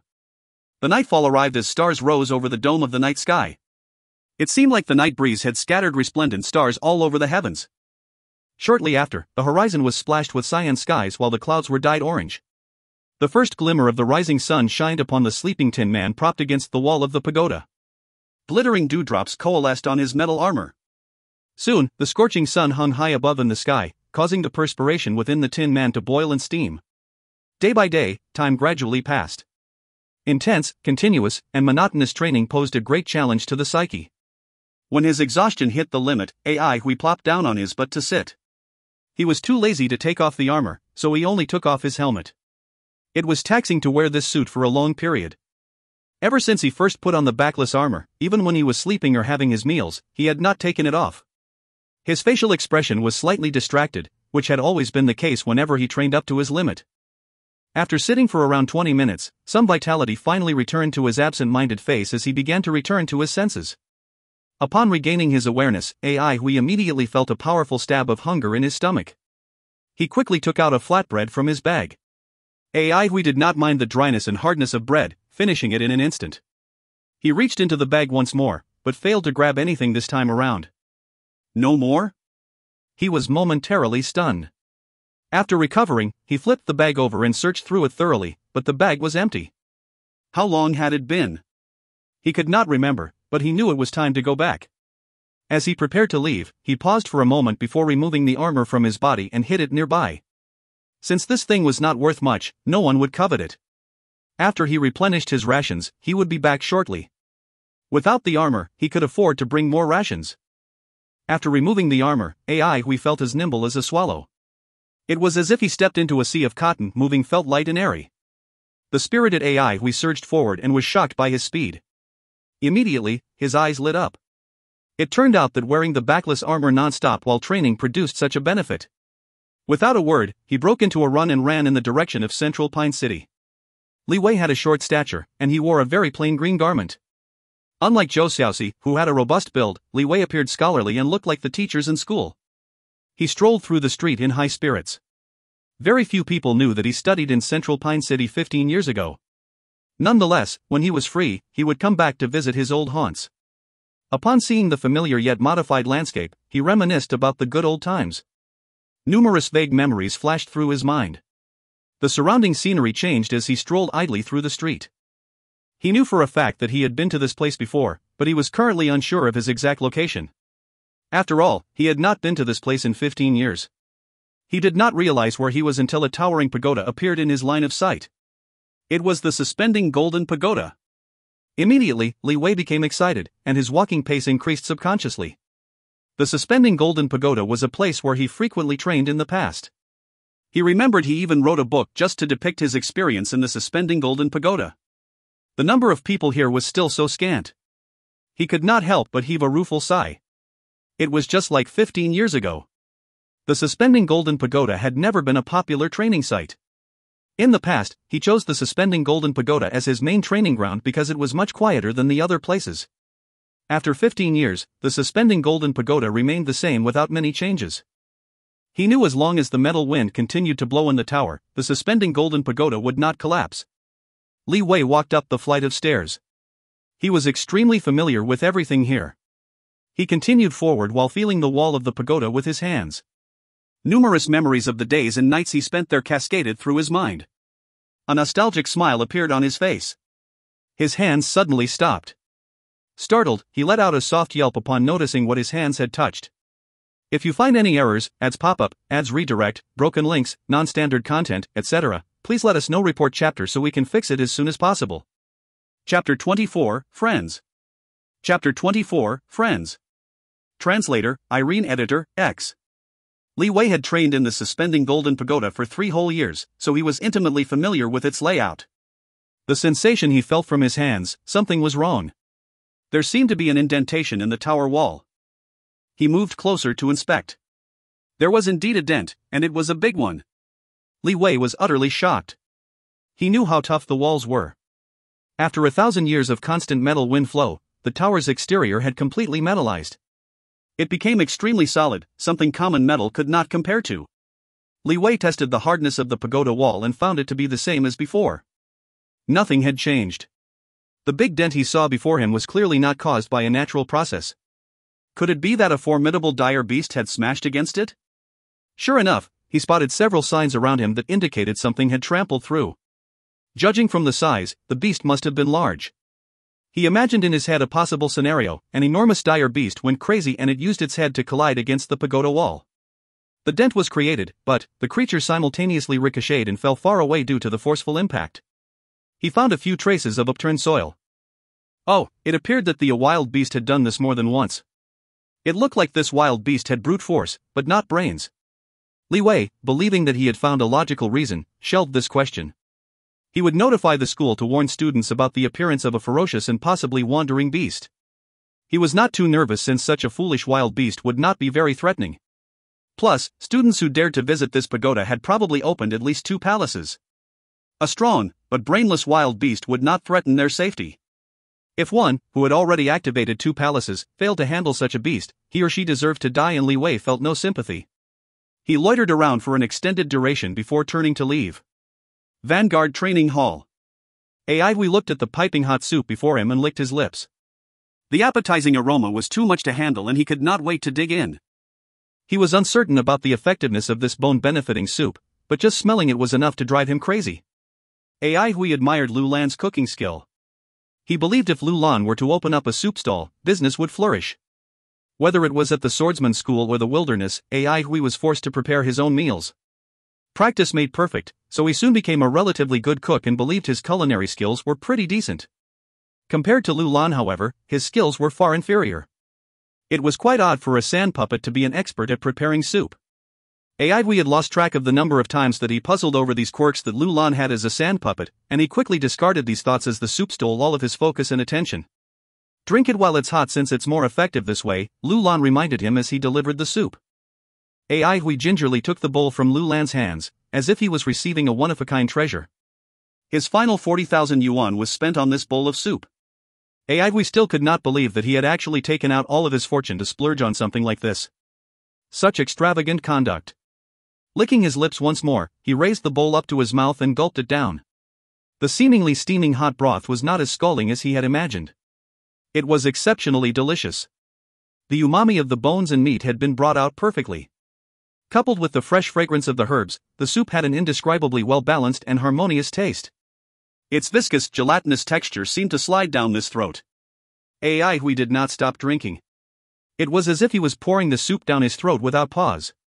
It was simply too tasty. Lu Lan, go sell some soup. After the last dregs entered his mouth, he licked the bowl clean, before setting it down and opening his eyes wide. An inexpressible warmth surged upwards from the soles of his feet toward his heart, enveloping his whole body in a matter of seconds. The threads of warmth entered his bones and his face turned red, as if he was drunk. He felt a sensation of burning up. Quickly start training, Aihui. Spread the medicinal energy, Lu Lan reminded. Upon hearing this, Aihui altered his posture and started to punch and kick. Lu Lan's eyes flickered. Many moves were familiar since Aihui had coached him previously. The moves were scattered and mostly simple, not at all gaudy or complicated. Yet, when Aihui used them, they felt completely different. Sharp, fierce, murderous. It was as if a wild, ferocious, bloodthirsty beast took over his body. Lu Lan envied Aihui a little. He was a useless sand puppet that could not even fight. He knew few who were like him. Sand puppets were war machines who saved their companion's life in times of danger. But him? He only knew how to clean the rooms, tidy the garden, cook, and perform other such chores. He did not understand why Master Xiao had made him this way. Maybe Master Xiao only needed this kind of sand puppet, Lu Lan thought. Previously Lu Lan had no neighbors, and no one talked to him either, except for the grocer. Oh, but that was work-related. Aihui was the first person he had gotten acquainted with outside of work. We should be considered friends by now, Lu Lan reckoned. Being able to assist Aihui made him happy. Was that not the reason why sand puppets existed? To help people? Aihui, who was engrossed in his training, felt a ball of fire ignite within his body that made him sweat profusely. The moves which previously required a huge consumption of energy were less strenuous now. This was especially so for the arching fish back. He performed it and could sense that the power of his back had increased significantly. This improvement was even larger than the previous trainings. Bit by bit, time passed. The fluctuations within his body settled down, and we finally stopped his training. His pupils were as bright as the stars, and he was soaked in sweat. However, he did not feel tired at all. In fact, he felt completely energized. The intensity of his previous training session had been very high, and the multiple, arching fish back, moves he had practiced against the pagoda wall carried unmatched power. Each time, the same amount of force would rebound and strike his body. He had sustained injuries of differing severity in many parts of his body. The metal elemental energy that his body had absorbed was as sharp as a blade and had no nourishing effect on his flesh at all. Now, his internal injuries had disappeared. We instantly felt that his 40,000 yuan was money well spent. He was not short-sighted and was well aware that such internal damage carried hidden danger. Instead, he was simply used to being poor, and he had more pressing concerns to tackle. What caused greater surprise was the fact that his elemental energy had clearly expanded. It turned out that the previously unabsorbed threads of elemental energy that remained in his body were now completely digested into his flesh. Lulan, thank you. We said sincerely. He did fork out the money to buy the ingredients, but Lulan was the one who stewed the soup. Where else could he find such an amazing sand puppet? You're welcome. All of a sudden Lulan recalled an earlier thought and blurted out, are we friends? Friends? Was stunned for a bit. He answered seriously and solemnly, of course. Lulan was overjoyed. If you find any errors, ads pop up, ads redirect, broken links, non-standard content, etc., please let us know. Report chapter so we can fix it as soon as possible. Chapter 25, How Kind. Chapter 25, How Kind. Translator, Irene. Editor, Lise. As he drank the soup, he was so happy that he seemed to hear bells chiming softly. Simultaneously, alarm bells clanged obnoxiously because he had just gone broke. The 40,000 yuan he had left now settled heavily in his stomach. He had to stop his training plans for now. In a few days' time, he would not even have money for food, with starvation looming in the future. Lulan, any ideas on how I can earn some money? We asked with some distress. Earn money? Lulan stared blankly. It was the first time someone had questioned him on this subject, leading him to ask, "You're out of money?" "Yes, it's all gone." We pondered as he spoke. "If not for the 50,000 from that blind battle, I would really have starved." Blind battle? Lulan's eyes brightened. You're good at blind battles? Then go participate in more blind battles. How can there be a blind battle every day? We shook his head and felt a brief pang of guilt. The incident resurfaced in his brain, leaving a weakened yet distinct sensation on his fingertips. We inwardly sighed. Having overly strong fighting instincts had its downsides. He could clearly remember every single detail of that particular battle. And he had no desire to remember such an embarrassing incident. Yes, there is. Lulan raised his index finger with sparkling eyes. We was taken aback. Had the Sher clan training hall organized another blind battle? It was certainly possible, we thought as he mulled it over. Blind battles were pretty interesting, and training halls would not give them up so easily. But what is this awkwardness I'm feeling? A pang of hunger snapped him out of it before we realized he was being senseless. What awkwardness, what embarrassment? These thoughts vanished like smoke into thin air. He asked hastily, where? Let's go. No one could stop him from making money. He would kill God and Buddha if he had to. Girl. You better pray you won't run into me. A cold light flashed through his half-lidded eyes, his heart as hard as steel. Because you're out of luck if we meet. With his murderous expression, raised his head and walked out like a heroic warrior ready for battle. Sher Shueman surveyed the central pine city, lost in thought. In the past, the small city had been nameless to her, but now she kept returning to it whenever she got a break. It was here that she experienced her biggest setback and her most painful failure. She would never, ever forget, not in this lifetime. She clenched her teeth. Her thoughts shifted to her blind battle strategy and wondered how it was progressing. She held high hopes for this operation. Although she was unprepared, and her skills were not enough to defeat that terrifying enemy of hers, she hoped only to find hints to help her identify that bastard. Perhaps there would be good news today? She was slightly expectant after hearing that the training hall had specially implemented many unique rules involving the blind battle. That fellow was an expert in blind battling, so how could he possibly not be moved to participate in such an interesting event? If she were him, she would not be able to resist entering this upcoming competition. If I find any clues, you are dead. A bone-chilling, murderous look flashed across Sir Shuemon's icy face. Meanwhile, in the garden, a fire cloud descended slowly with Uncle Yongzheng waiting for her. She jumped onto the fire cloud and said, "It's been hard on you, Uncle. How is our plan coming along? Any progress?" Yongzheng's expression was a little odd, and Sir Shuemon immediately knew something was wrong upon seeing it. She bluntly asked, "What happened?" Sir Shuemon knew something was wrong upon seeing his face. She asked bluntly, "What's up?" Yongzheng smiled bitterly. "Go out and you will see, Mississippi." Without further ado, Sir Shuemon left the training hall. Ai Hui followed behind Lu Lan, slightly shocked. "Lu Lan, I didn't know you were familiar with this area." Lu Lan explained, "It's because I have to buy groceries, wine, and ingredients. Everything Master Shao needs, I buy." Lu Lan's owner remained a mystery to Ai Hui. He never knew of a wood elementalist who could create a sand puppet like Lu Lan. With curiosity, he asked, "He doesn't go out at all?" Lu Lan replied, "Master Shao's leg is not in a good condition. Plus, he does not like going out or meeting people. Otherwise, you would have received an invitation to visit." Only then did Ai Hui realize the reason why Lu Lan was only competent in life skills. There was no danger within induction ground, and Master Shao's legs were weak, which meant that he required more assistance in his everyday life. All of a sudden, Ai Hui stopped in his tracks staring at the street before him. In a daze. The ultimate blind battle. Amazing prize money. An extraordinary challenge for experts. No light, no smell, no color, no shadow. Masked blind battle. The 50,000 yuan prize money is waiting for you. A wild blind battle. A different kind of fight, a different kind of challenge. The multitude of swaying, colorful banners made Ai Hui's eyes cross. Every single training hall had one hanging outside its entrance, advertising their very own blind battle. He was dumbstruck. What was going on? As if hearing his thoughts, Lu Lan explained, "I remember it was 2 weeks ago that the Shi Clan Training Hall organized a blind battle competition with a reward of 1 million yuan. It caused an uproar and many went down to register. Soon after, almost every other training hall followed suit, making blind battling the most popular challenge in Central Pine City. 2 days ago, as I was getting groceries, I even heard people say that the blind battling trend was no longer confined to this city, spreading out to many other cities." How amazing.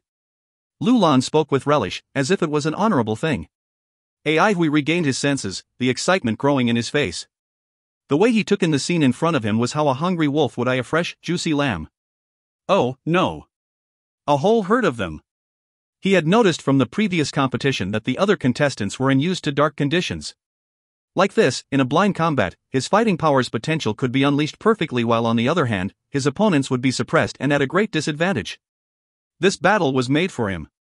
Ai Hui grinned, exposing his snow-white canines, ready to attack. His heart was set. Except for the Shi Clan Training Hall's blind battle, he was going to participate in every competition available. "Thank you, Shi Clan Training Hall. How kind." He happened to glance at the Shi Clan Training Hall and noticed a young lady at its entrance amongst the crowd. Like him, she stood in a daze staring at all of the advertisements. After a while, her shock was overtaken by a coldness that bleached her face of all color. Even from far away, Ai Hui could sense her rage. Wow, this expression. Too vivid.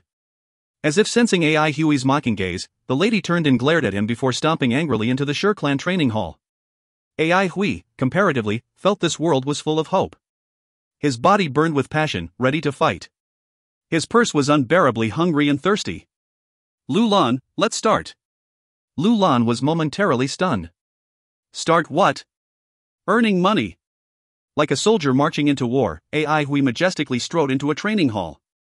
If you find any errors, ads pop up, ads redirect, broken links, non-standard content, etc., please let us know. Report chapter so we can fix it as soon as possible. Chapter 26, The First Win. Chapter 26, The First Win.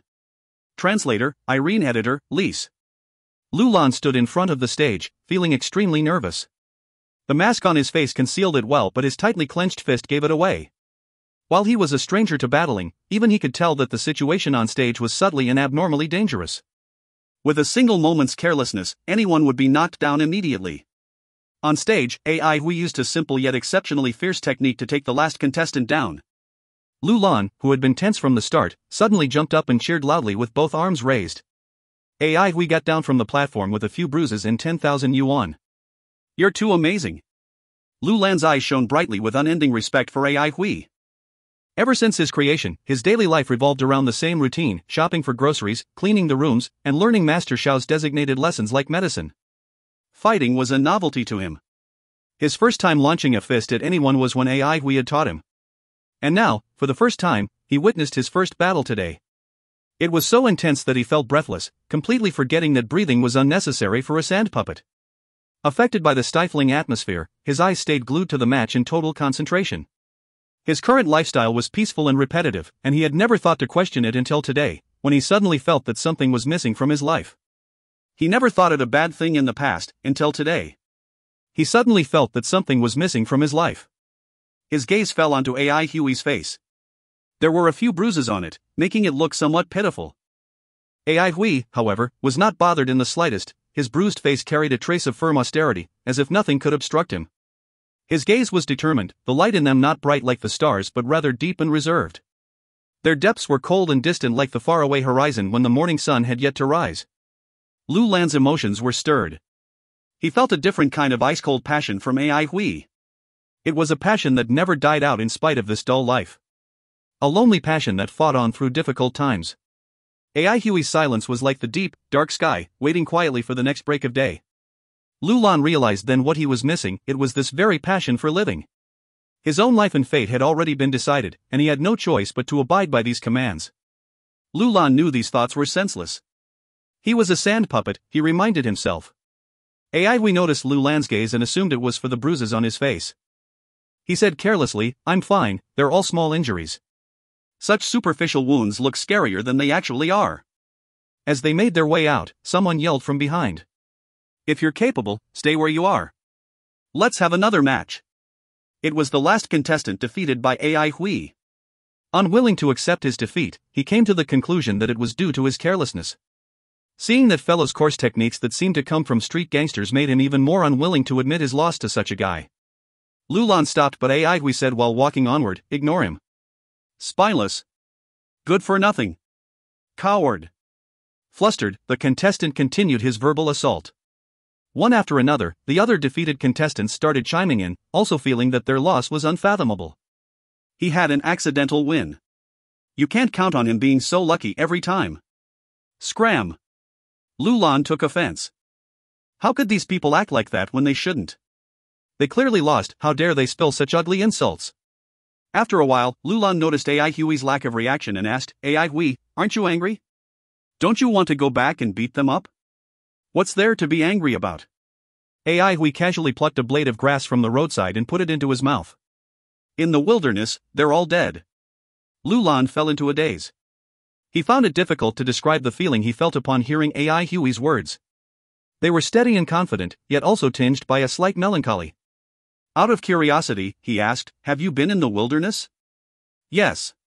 AI Hui chewed on the grass. "Stayed in there for 3 years." "How awesome." Lu Lan felt deep veneration for him. To Lu Lan, the wilderness was a mysterious and faraway place. The thought of leaving Central Pine City had never even occurred to him, and the only understanding he had of the wilderness came from books.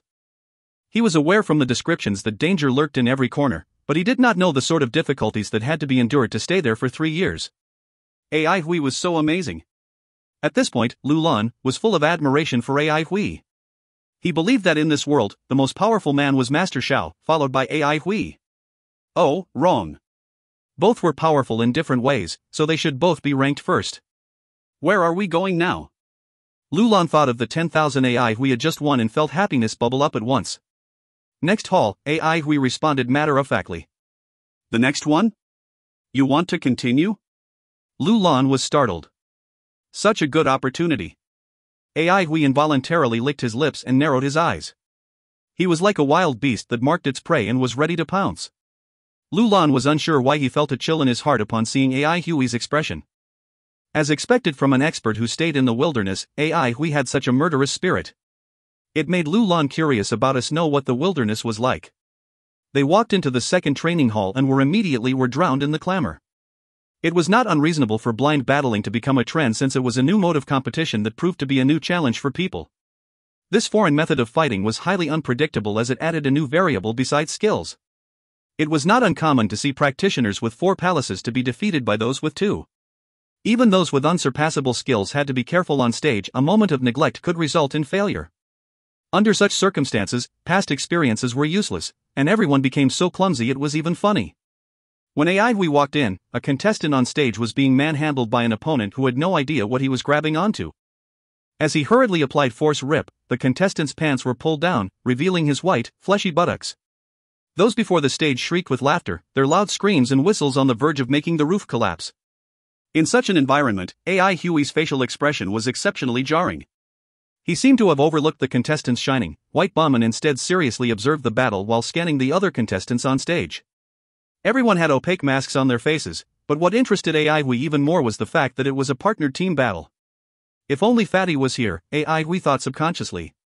He continued his solemn observation before he internally shook his head. There was no teamwork whatsoever between the contestants.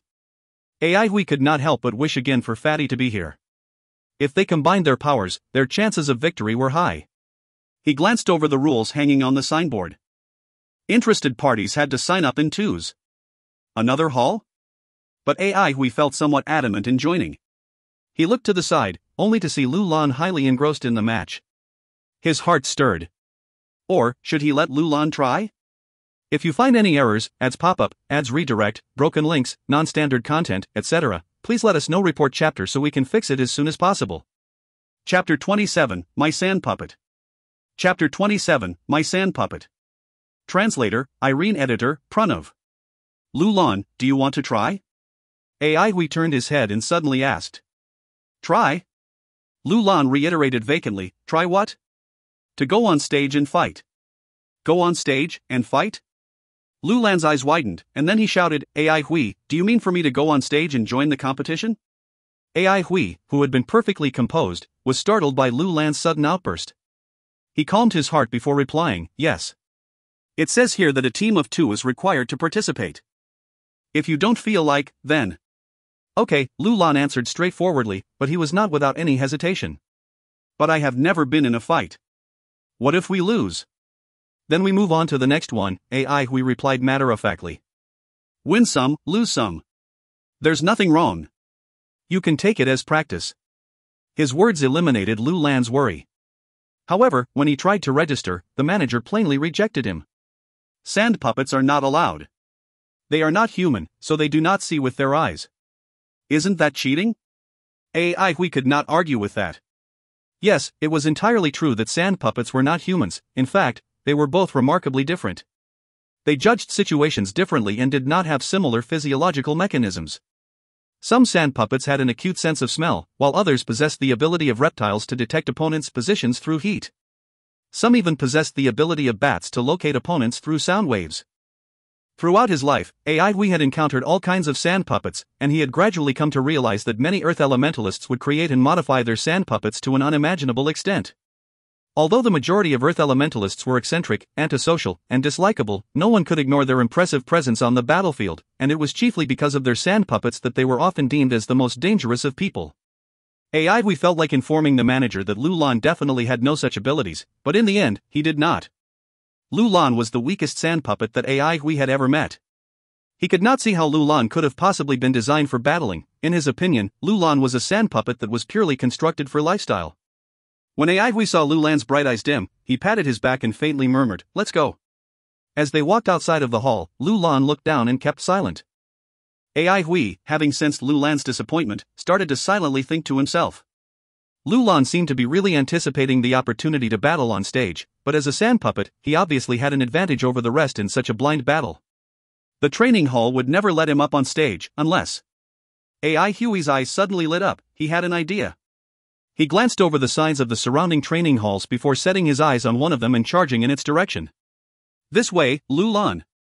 Huey brought Lu Lan into another training hall and headed straight to the registration counter. I want to sign up. The staff looked pointedly at Lu Lan. He's my sand puppet, Huey claimed, before hurriedly adding, I'm an Earth elementalist. Can I bring him along to compete? Lu Lan, who was standing behind, was shocked. Earth Elementalist? Then yes, you can. The staff nodded. It was clearly not his first time in such a situation. But your sand puppet is required to seal all sensing techniques and disconnect all telepathic communication. Also, soul fogging grass would have to be stuck onto him, and if it falls off, then you will instantly lose. Are you still interested in participating? AI Hui was secretly delighted. Indeed, it was just as he had expected.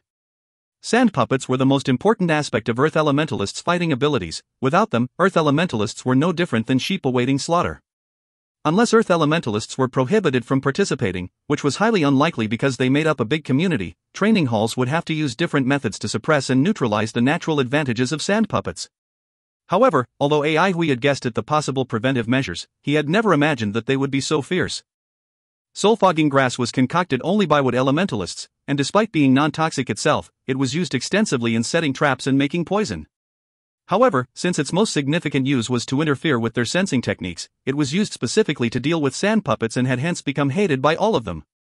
This was especially true for lower-level sand puppets, as the soul fogging grass affected them significantly. In fact, it would suppress practically all of their sensing techniques.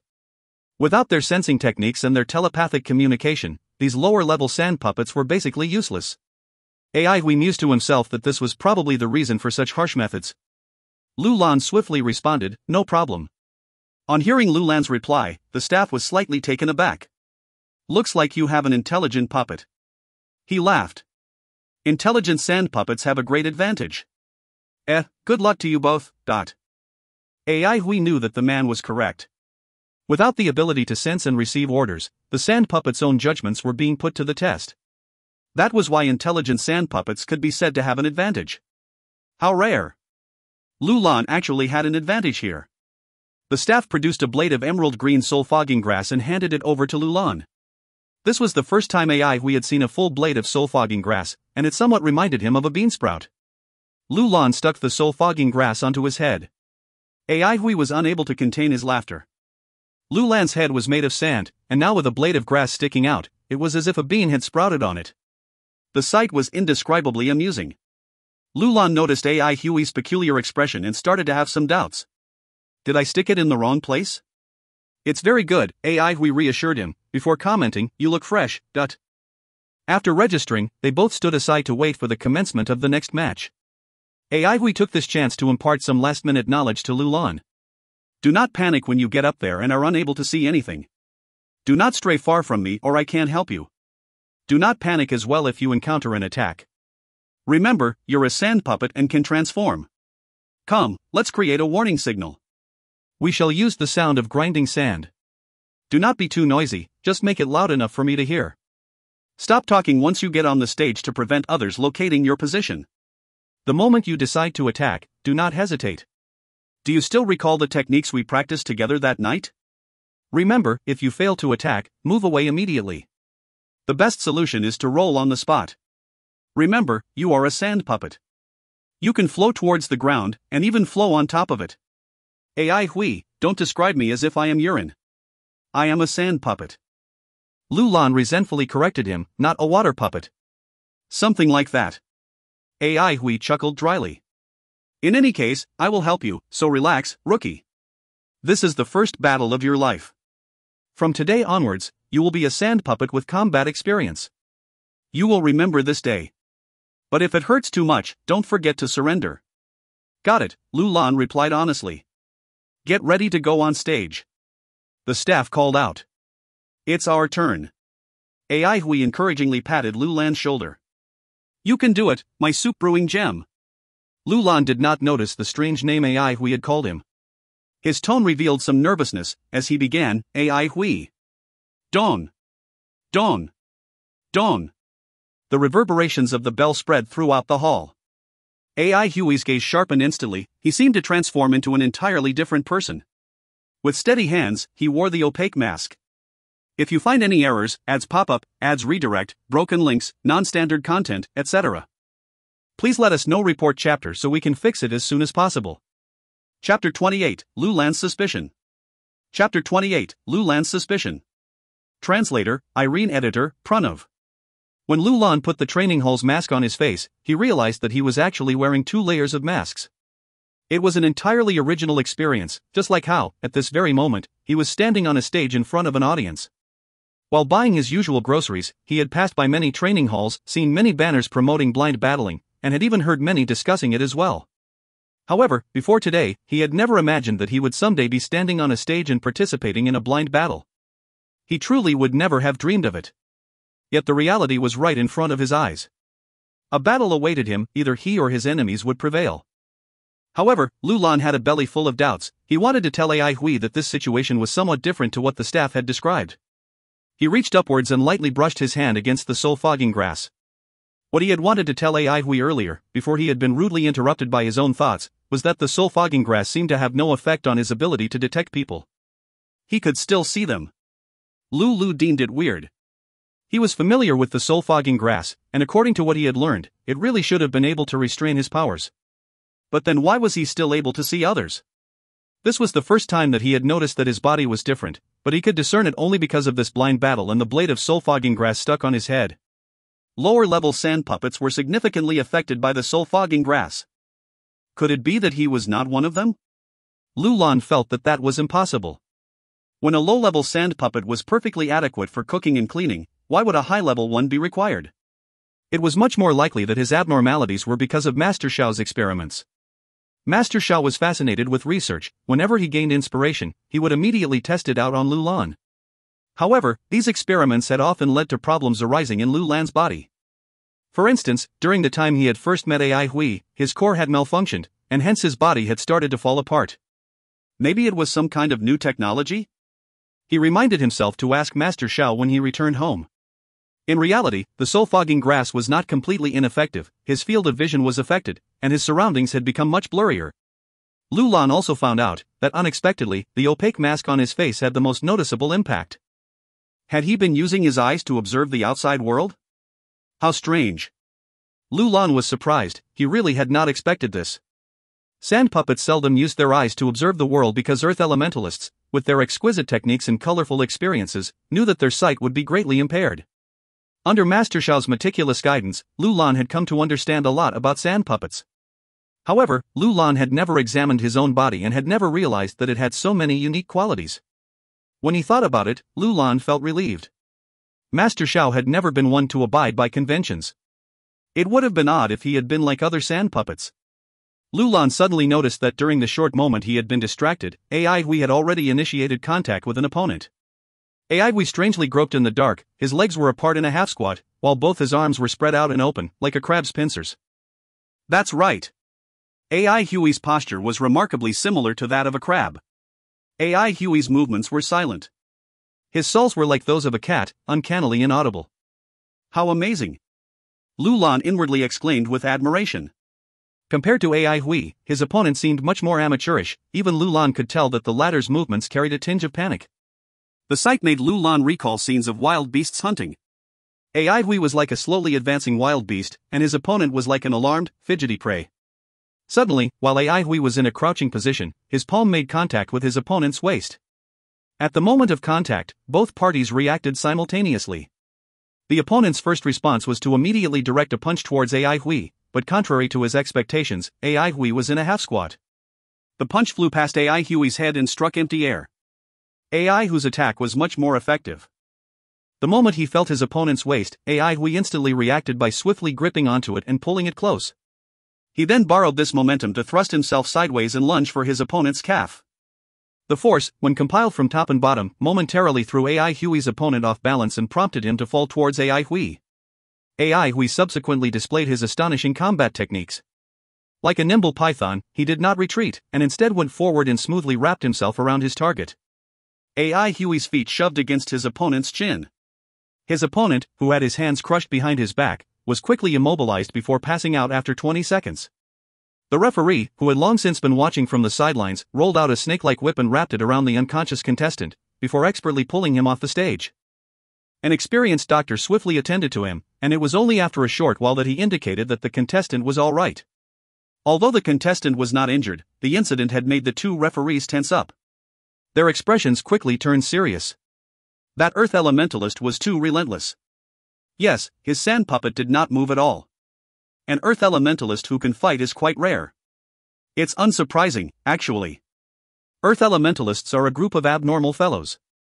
The abnormality is normal for them. That's true. Even though they both were idly chatting, their gazes remained completely fixed on the stage. The members of the audience were absolutely silent. They were shocked by AI Huey's sharp and fierce attack. AI Huey's previous move was neither dazzling nor exceedingly elaborate. In fact, he did not even engage his elemental energy. However, it had made the audience feel the scent of fresh blood waft towards them. It carried with it a sense of sharp danger. During the past several days, in the various training halls, they had witnessed all types of contestants with their unique fighting styles. Some were meticulous, some were eccentric and hilarious, while others were disorganized and acted without thinking. However, no match came close to the scene that had just unfolded in front of them. It had stunned them greatly. A few seconds later, everyone came to their senses, and a commotion broke out off stage. How fierce! Too handsome! What's that move called? Anyone knows? Are you kidding me? So ferocious, and he's an earth elementalist. How is anyone else going to win? It's okay, it's okay. Hey, look at his sand puppet. Doesn't it look silly? The usual moves in previous competitions were all flowery and fancy, yet highly impractical and weak. However, upon witnessing AI Huey's violent and sharp move, everyone's interest was immediately piqued, because it was much more unique. Lulan stared blankly at AI Huey as he stood on the stage, dumbfounded. Unlike Lulan, the observers downstage were far away from the action, and so their reactions were less surreal. However, the moment AI Huey had launched his attack, Lulan had felt his heart skip a beat. After taking down the contestant, AI Huey immediately started to quietly grope around as he stealthily advanced towards the next one. The remaining opponent's earlier movements had inadvertently revealed his position. As AI Huey continued to feel around for the next target, Lulan couldn't help but widen his eyes. He was afraid of not catching all the details. As an utterly inexperienced combatant, he had already forgotten his purpose of being on stage. He was completely immersed in AI Huey's battle and was incredibly tense. The audience observed AI Huey as he locked onto a new prey. Everyone held their breaths with their eyes wide open. A blanket of silence had descended upon the training hall yet again. AI Huey was unaware of what was happening outside. The training hall had used a special method to soundproof the stage. Like a cautious wild beast with a silent bloodlust, he carefully and patiently approached his target. However, at that very moment, an unforeseen event suddenly occurred. If you find any errors, ads pop up, ads redirect, broken links, non-standard content, etc., please let us know. Report chapter so we can fix it as soon as possible. Chapter 29, Zhu Yan. Chapter 29, Zhu Yan. Translator, Irene. Editor, Pranav. A thread of fire had been ignited under AI Huey's feet. Not good. AI Huey's expression changed slightly as he instinctively dodged to the side.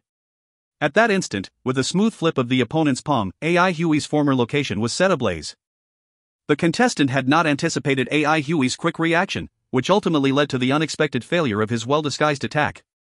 AI Huey, who had just barely managed to escape the column of fire, shot into the air like a cannon's projectile and charged towards his opponent. The latter was an expert in long-range attacks and had much stronger elemental energy. Only by getting closer would AI Huey stand a chance to win. If AI Huey's previous attack had been soundless with hidden killing intent, then this lunge had thoroughly displayed his imposing and incomparably sharp bloodlust. Sensing that AI Huey was rapidly approaching, the opponent instinctively tensed up. This was precisely AI Huey's strategy, to launch a psychological attack. Any trace of panic from the enemy was favorable to him. However, his opponent then made a very strange move. He got into a handstand position. Lulan, who had been watching carefully, broke out in a cold sweat. This was bad. At that moment, the opponent's palms became enveloped in a blazing ball of flame. The dark red fire spread through the air like flowing kerosene. This was... Lulan felt that the scene was familiar. He had seen it somewhere before, but he could not recall anything due to his extreme nervousness. Flaming heavenly spider transformation. A member of the audience cried out in alarm. Zhu Yan! Oh my god! Zhu Yan came! That remark caused quite a stir within the audience. Everyone was pleasantly surprised. Zhu Yan was an expert from Central Wind City. Although its school district was a year ahead, it was the nearest city to Central Pine City, and hence experts from both sides were quite familiar with one another. Zhu Yan's base level was not considered high as he had only activated 2 palaces. However, he had quickly risen to fame once he had succeeded in learning the absolute art, flaming heavenly spider transformation. Elemental energy techniques had been in development for over 1,000 years, but there were only a few which could be acknowledged as absolute arts. Absolute arts formed the foundation of a family clan. For example, Zhu family clan's flaming heavenly spider transformation was created only after generations of esoteric perfection and gradual, continuous improvement.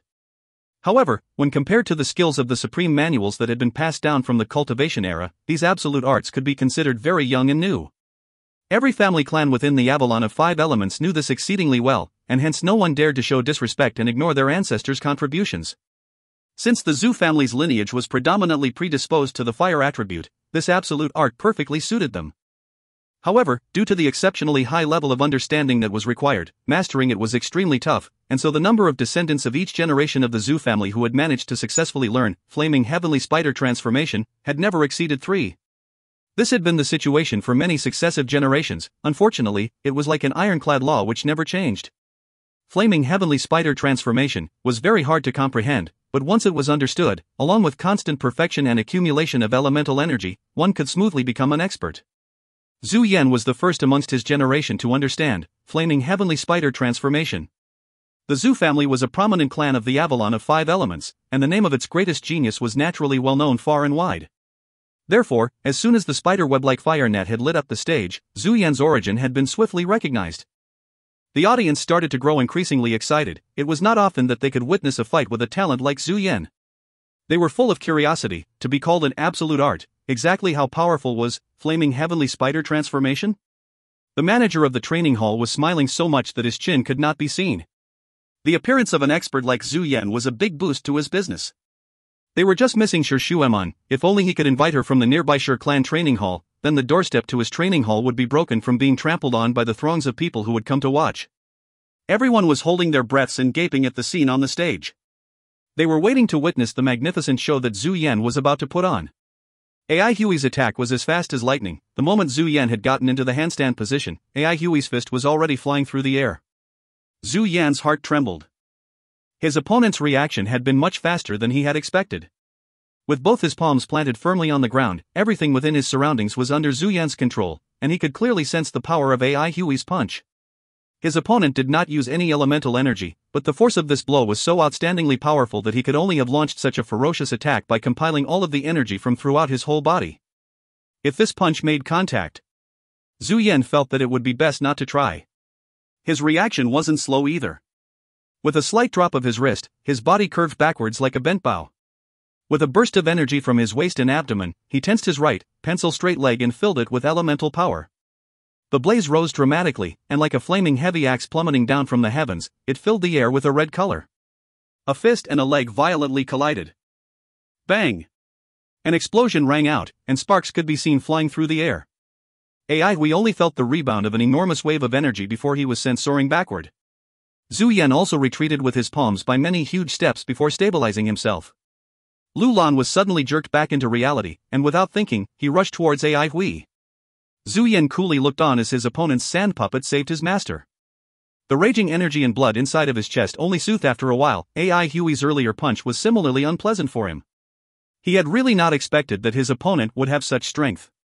What was the most bewildering, however, was that his opponent did not engage any elemental energy in his attack. Throwing such a fierce punch with just pure muscle strength, who was he? Was there such an expert in Central Pine City? Could it be that he, too, was an expert from another city who came because of the news?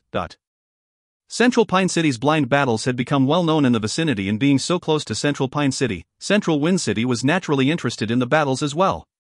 Although the training halls within Central Wind City had already started to organize a few battles, they fell behind in terms of creativity. When people had time for leisure, they would take the short trip down to Central Pine City for some entertainment. While Zhu Yan was pondering over Ai Hui's identity, the flying Ai Hui had already been caught by Lu Lan. Ai Hui looked a tad pitiful. His right hand was hanging down unnaturally by his side, and his fist was even burnt black. It was evident that the exchange had been quite damaging to him. Without even needing to check, Lu Lan could distinguish that Ai Hui's right arm was broken. Lu Lan remorsefully blamed himself. He had boldly claimed that he would assist Ai Hui, but he had not been of any help at all. However, Lu Lan honestly had no idea how to handle Zhu Yan. Although he had recognized flaming heavenly spider transformation, it was of no use to the battle. Due to his lack of combat experience, Lu Lan was unable to come up with any solution at this time. Ai Hui was like a battle god in the eyes of Lu Lan, but even then, he was not the enemy's match. There was now only one solution. Let's surrender, Lulan said honestly. Contestants that were on the stage could not hear noises from outside, but the members of the audience could clearly hear everything that was being said on stage. The audience roared with laughter upon hearing Lulan's words. Ha ha ha. Is this a sand puppet? Ha ha ha. This is the first time I've heard a sand puppet persuading his owner to surrender. Ha ha. Too funny. I can't stand it anymore, no, let me laugh, ha. Hey hey hey, you are a sand puppet. You're not supposed to submit even if it means death. You're supposed to sacrifice yourself and give your owner a chance to live. Ha ha ha ha. If you find any errors, ads pop up, ads redirect, broken links, non-standard content, etc., please let us know. Report chapter so we can fix it as soon as possible. Chapter 30, Advisor Type Sand Puppet. Chapter 30, Advisor Type Sand Puppet. Translator, Irene. Editor, Pranav. Aivui was not the least bit surprised by Lulan's actions. Lulan was purely a lifestyle sand puppet and an inexperienced battler, and behaving appropriately in his first competition was already an incredible feat. The smarter the sand puppet was, the more affected it would be by its state of mind. On the other hand, low-level sand puppets, which had a much lower intelligence, could only follow orders blindly and emotionlessly. That was the reason why many Earth elementalists did not prefer intelligent sand puppets. The smarter they were, the more human-like they would become. They would have a greater sense of self-awareness and would independently judge many things for themselves. Battle-type sand puppets were usually less intelligent. If they were like humans, who felt emotions like fear and anxiety, then they would become timid during fights, which was something that the Earth elementalists, who had the desire to build slaughter machines, disliked the most. However, the world is full of contradictions. Intelligence could also be said to be a quality that a killing machine should possess. Understanding how to make the right decision at the right time was undoubtedly the most important prerequisite of a top-notch slaughter machine. Lulan was very intelligent, which was exactly the cause of his troubles during his first battle. However, the current situation was not that bad. Lulan had not lost his head out of fear. Instead, he had persuaded Aivui to surrender, which was, in actuality, the right choice, considering the skill levels of both the contestants. He is using Flaming Heavenly Spider Transformation, which is an absolute art, Lulan whispered. His base level should only be of 2 palaces, but his Flaming Heavenly Spider Transformation has already managed to unlock Hellfire Spiderweb. There's no way we can win. The audience's previous reaction to Lulan's persuasion was to laugh, but these words sent them into shock. Don't tell me he's an advisor-type sand puppet? He actually knows Flaming Heavenly Spider Transformation. He's an advisor-type sand puppet. Such an intelligent sand puppet, this is an advisor-type sand puppet? What day is it today? Not only did an absolute art appear, but an advisor-type sand puppet showed itself. The members of the audience discussed in hushed voices. They were all bewildered. Sand puppets had been in development for over 1,000 years, and there were bound to be many unusual and bizarre types of sand puppets that would be invented. To the majority of people, Earth elementalists were solitary and unique, and so the fact that they had strange temperaments was entirely natural. In fact, they even believed that it would be embarrassing to be called an Earth elementalist if one had an overly normal character. Advisor-type sand puppets were incredibly rare. Not only did they require a high intelligence and capacity for learning, but they had to also remain calm during times of danger and recommend the most valuable solutions. In addition to being exceedingly troublesome to make, advisor-type also had high requirements, and much more was expected from them than other sand puppets. They were also very weak and would easily become a constant target in the battlefield, shortening their lifespans drastically. Of course, Earth elementalists were usually conceited when it came to their abilities and wisdom, and so they only used their sand puppets to complete odd jobs and ensure their safety. Thus, they did not favor advisor-type sand puppets. However, to elementalists of other attributes, advisor-type sand puppets were their favorites, especially to those who had fists but no brains. These sand puppets had much better learning abilities compared to humans because they did not need to sleep and could untiringly and unceasingly study and absorb knowledge. Who wouldn't want a smart companion? It was due to this that the market price for an advisor-type sand puppet had always remained sky-high. Out of everyone present in the training hall, the one who was enjoying the most was definitely the boss of the training hall. First, the Zhu family's absolute art, Flaming Heavenly Spider Transformation, had appeared, and then all of a sudden, that foolish-looking sand puppet was possibly an advisor-type puppet. He felt as if he had won the lottery twice in a day and was simply over the moon. Aivui had originally planned to retreat. As Lulan had mentioned, the disparity in their skills was too big. He had no chance of victory. He had came here only for the money. Since this opportunity was gone, he could just move on to the next training hall. After all, he was not one to care about the results of a fight. However, upon hearing Lu Lan mention that his opponent had engaged in absolute art, AI Hui immediately changed his mind.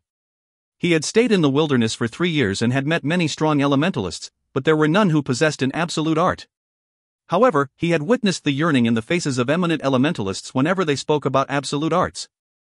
AI Hui was unaware of how Lu Lan had managed to identify his opponent's move as an absolute art, but he trusted Lu Lan completely. Ever since they had become acquainted, Lu Lan had never spoken any unreliable words and, moreover, he had never spoken without thinking. An opportunity was right before his eyes. There would be no better chance than this. Blind battling was a competition, and contestants did not have to worry about losing their lives, even if they lost on stage. To be able to fight in a competition, rather than on a battlefield, and to get to witness an absolute art, how could it be better than that? AI Hui started to become stimulated when he thought of this rare opportunity. Although his right arm was numb, it was as if incessant energy was flowing throughout his whole body. Go down first. I'll join you soon. Behind his mask, AI Hui licked his lips. He then turned towards Zhu Yan and crouched down slightly. Lu Lan did not understand why AI Hui would reject his suggestion. AI Hui should have been able to assess the situation, right? Their skill levels differed too much, and it was evident that he stood no chance of winning. However, since AI Hui had chosen to continue battling, he also had no reason to retreat. He suddenly recalled his previous observation. There was an intense passion, which he had never seen before, in AI Hui. The type of ardor that he would never possess. At most, he would just be broken and scattered. Lu Lan repeatedly consoled himself. He stood beside AI Hui with his core fully operating, continuously racking his memory for relevant information concerning flaming heavenly spider transformation. AI Hui had not expected Lu Lan to remain, but he did not argue against it.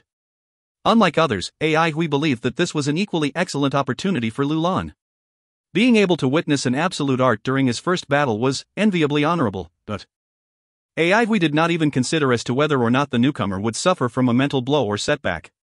Compared to the wilderness, where blood was splattered everywhere and mangled flesh could be seen at every corner, a competition like this was simply too gentle and heartwarming. Although Lu Lan bravely stood by AI Hui, he did not know what posture to adopt, and eventually ended up looking like a clumsy penguin. Stars filled the eyes of the girls downstage as they held their hands against their bosoms. Such a cute sand puppet. It looks so silly. I want one. There were others, however, who were more experienced, and they shook their heads one after the other. An advisor-type sand puppet entering real combat, wasn't that simply courting death? It seemed like this advisor-type sand puppet was not of a high grade because otherwise, he would have a higher IQ and would not behave so foolishly. It was even more plausible that everyone had guessed incorrectly, and he was not even an advisor-type sand puppet at all. The scarlet-red flaming net on the ground resembled an enormous spider web, and Zhu Yan, at the center, resembled a spider. Under the influence of his absolute art, he was cognizant of every movement within the hall. Yet, currently, he was only interested in the fellow with whom he just had a fistfight with. Zhu Yan also became a little excited upon realizing that his opponent had not left. He might as well give his opponent a moment to rest. He took advantage of his fire net to sweep the other competitors, similar to the autumn gales that sweep away the fallen leaves, off the stage. At this point, AI Hui could spare no time for Lu Lan. All his attention was centered on his opponent, he was aware of nothing else.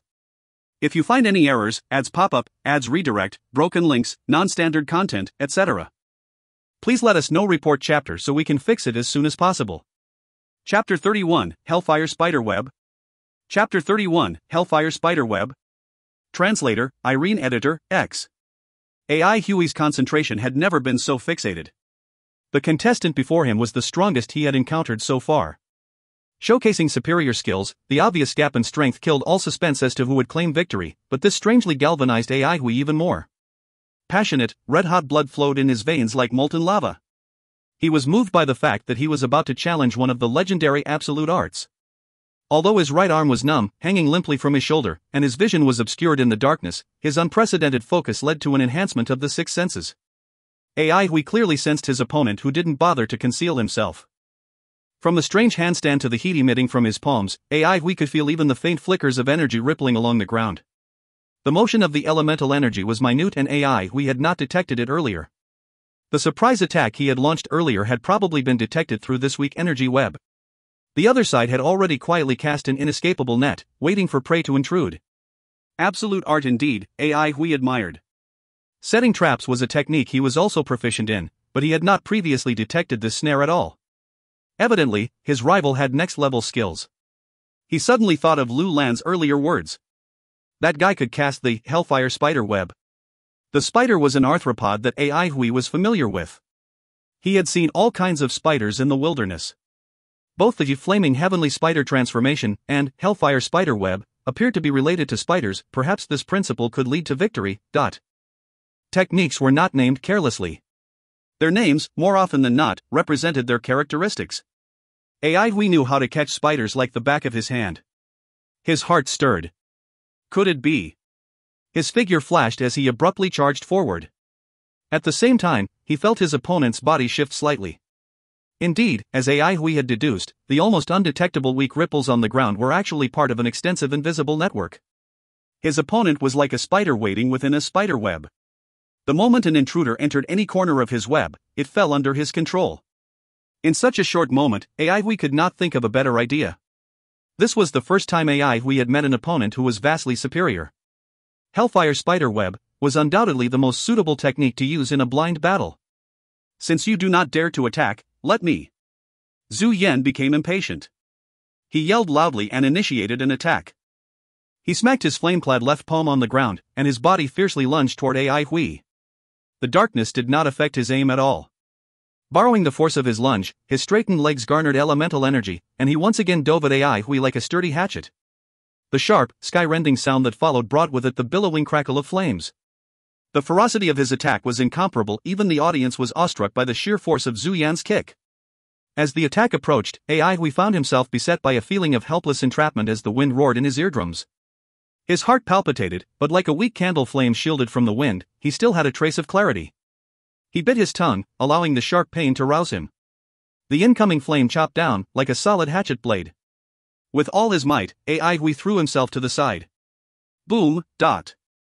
Amid the flame-filled sky, the long legs impacted heavily onto the ground, like a heavy tomahawk thrown by a giant. The solid, elevated stage shattered like a crispy biscuit. Fragments flew everywhere, revealing a battered and exhausted Ai Hui. Zhu Yan was quite surprised. His kick appeared sharp, but the real killer technique was the interference produced by the Hellfire spider web. This move had been trialed and validated. Opponents usually became distracted by his legs and their state of mind would be affected by the nearly invisible ripples. During a deadlocked battle between two excellent combatants, a moment of absent-mindedness was enough to tip the scales of victory. The interference of the Hellfire spider web, surprisingly, had zero effect on his opponent. Zhu Yan's interest was piqued. Those capable of dodging this skill were not nameless people. Who are you exactly? As if he had been injected with steroids, Zhu Yan roared as he launched a storm-like attack. The collision between his heavy legs and the ground was so loud it made people shiver. A scarlet-red blaze enveloped the whole stage, and the debris flew in all directions like a downpour. The pieces of the stage smashed against the elemental energy-powered screen, which isolated the stage from the outside, like raindrops pattering on a huge piece of banana leaf. Stunned, the whole training hall fell into silence as everyone was rendered speechless by the scene happening in front of them. How could they have ever witnessed such a violent attack? The more faint-hearted spectators trembled uncontrollably, and those who boasted of being brave turned pale-faced. Even the referees on the side looked tense. They were already prepared to rescue someone at any time. Ai Hui's hairs stood on end. From the beginning and until now, danger had never left him. The intense crisis provoked his reflexes and he had no time to think at all. Dodge. Dodge with all his might. Relying on his instincts to dodge. He felt he could suffer a direct hit at any time. No, as long as his opponent's leg brushed against him, layers of skin would scrape off even if he did not perish. Are you a mouse? Dodge. You only know how to dodge. After launching consecutive missed attacks, Zhu Yan gradually became angrier and his voice revealed it. Do you think you can dodge? Zhu Yan sped up his attacks. Before the previous fire had even dispersed, a new flurry of flames were violently released with the heavy kicks coming his way. In the blink of an eye, the flames on stage stacked layer upon layer like scorching, red clouds. Ai Hui was in an even more challenging situation. It was as if he had been surrounded by the raging sea and could be engulfed by the giant waves at any time. His energy was rapidly draining and at a faster rate than usual. Sweat was pouring out of his body, he was panting for breath, and his throat was hot like a blazing fire. The audience offstage gradually recovered from their initial shock and soon discovered something abnormal. That strange, pitiful earth elementalist always appeared to be in jeopardy, narrowly avoiding collapse and destruction. But, a long time later, that fellow had actually not been hit yet. How odd. Those with even the tiniest brain could tell something was not right.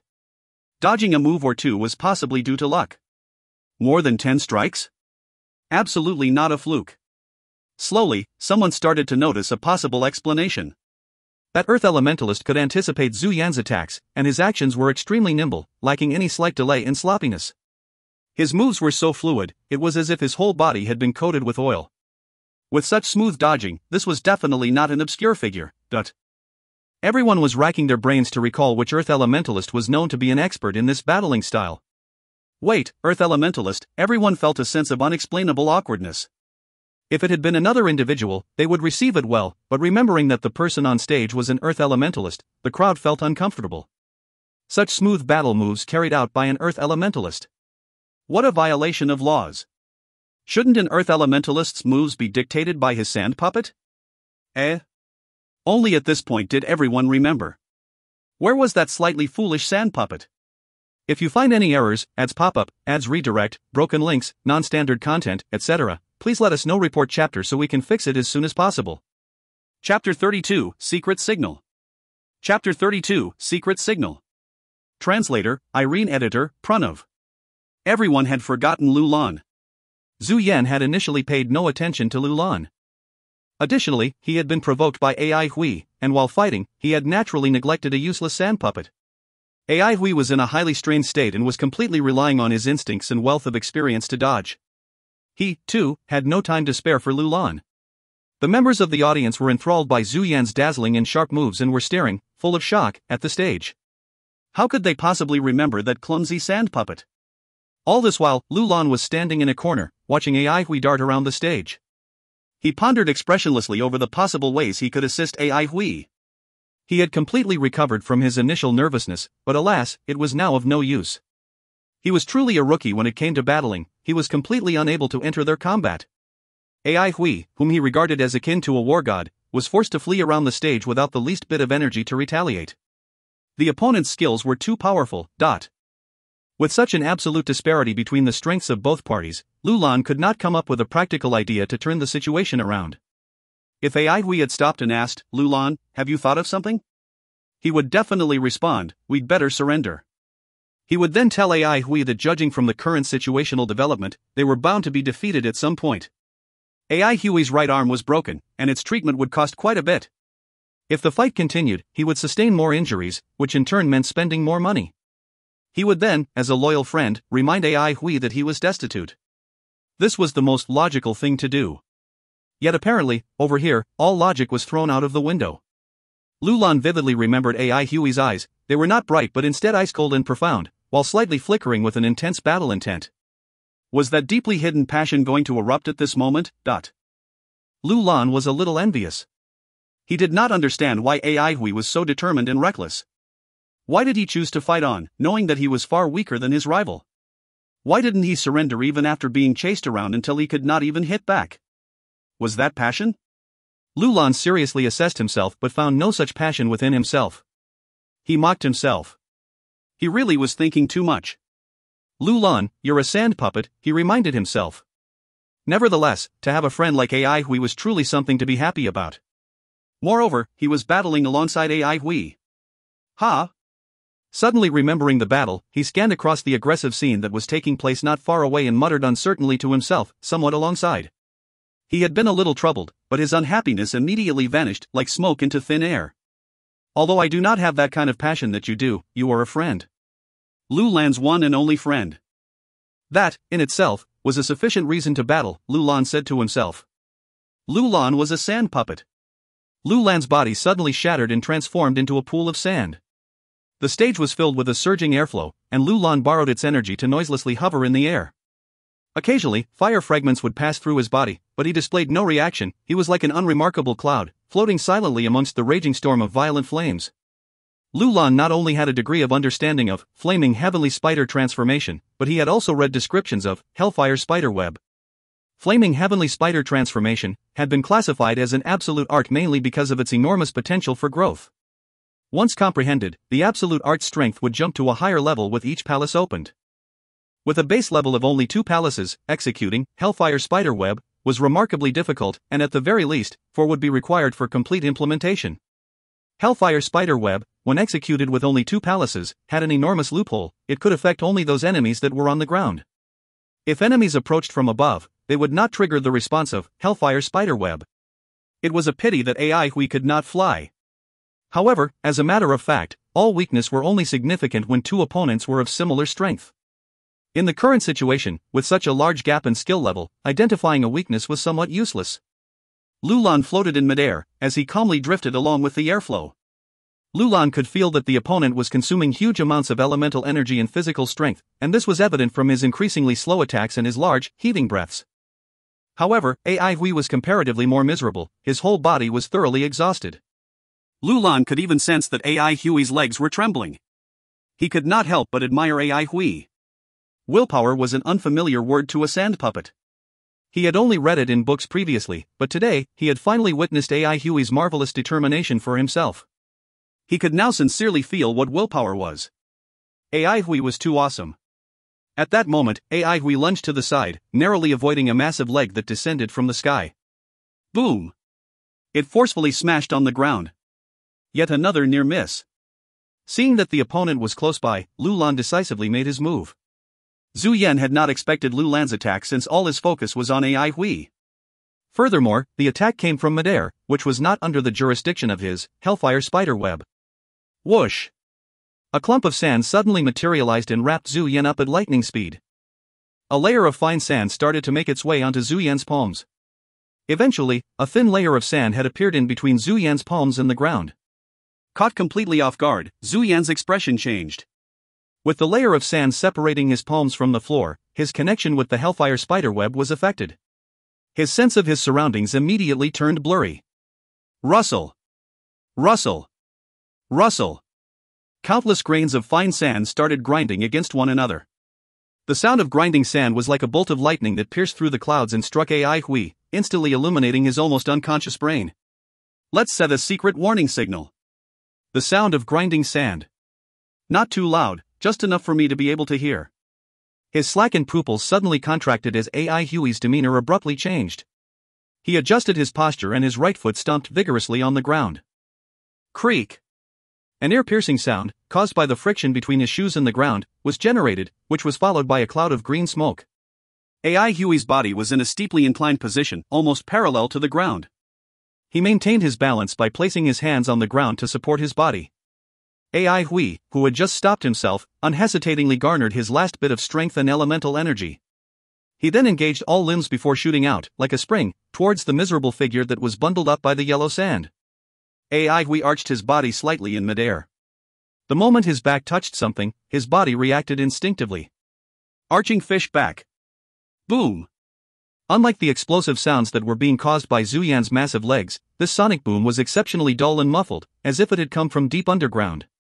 However, it carried with it an even more frightening amount of power. The yellow sand was like a hurricane, it was flying everywhere.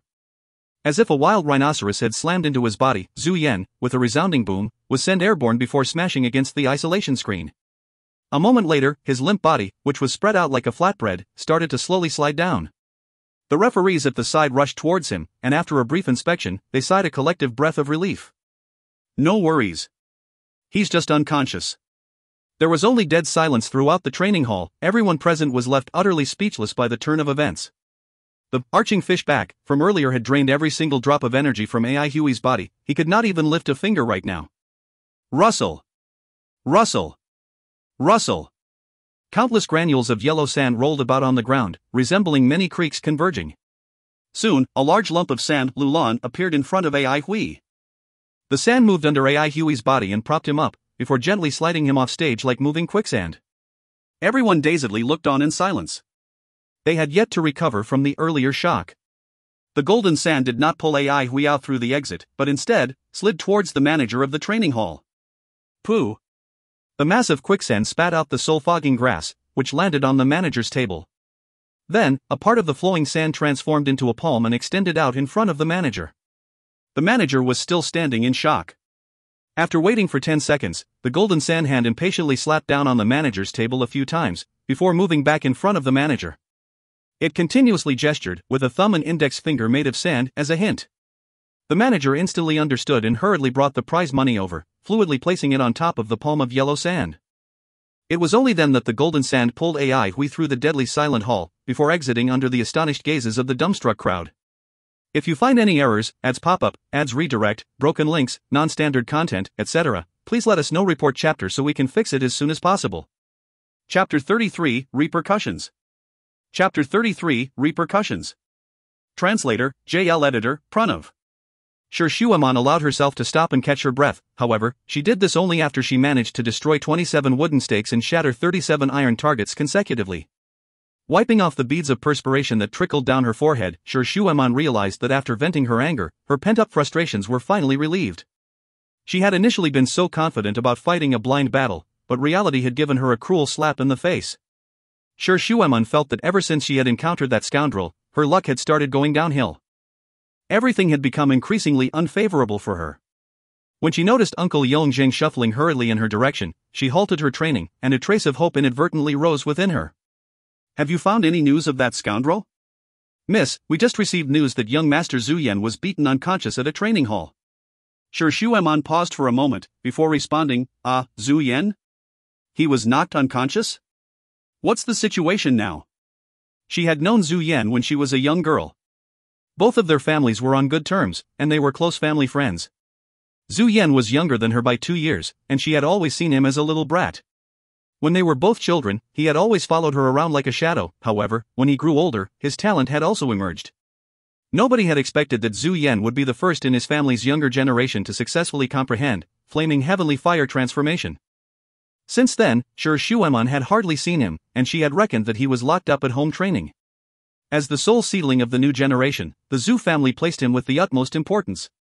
In this aspect, though, Sure Shuaman was no exception, but in spite of that, she was more diligent and had higher expectations for herself.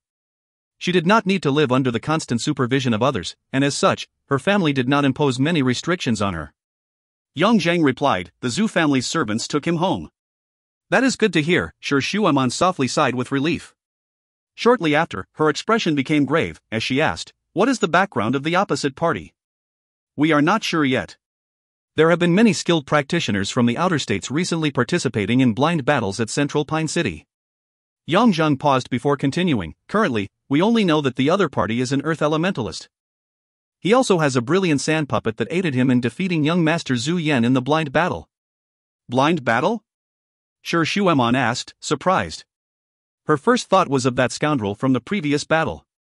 However, upon thinking some more, she realized that if the opposite party had a sand puppet, then it could not be the scoundrel. Sure Shuaman clearly remembered every detail about that scoundrel, and while she was unable to determine his identity, she was entirely certain that he was not an earth elementalist. Furthermore, it was highly unlikely that that scoundrel could defeat Zhu Yan in a blind battle. The Sure family and Zhu family were family friends, and thus, Sure Shuaman knew much more about the Zhu family's legacy skills than the ordinary person. She had long heard that Zhu Yan had managed to activate 2 palaces according to Flaming Heavenly Spider Transformation, and as long as 2 palaces of the Yi Flaming Heavenly Spider Transformation were activated, he would be able to learn Hellfire Spider Web. Hellfire Spider Web was similar to a spider web, in the sense that it would spread around an area to detect any movements within its surroundings. It could be said to be a weapon that was designed for blind battles. In fact, it seemed as if blind battles were tailored specifically for Zhu Yan.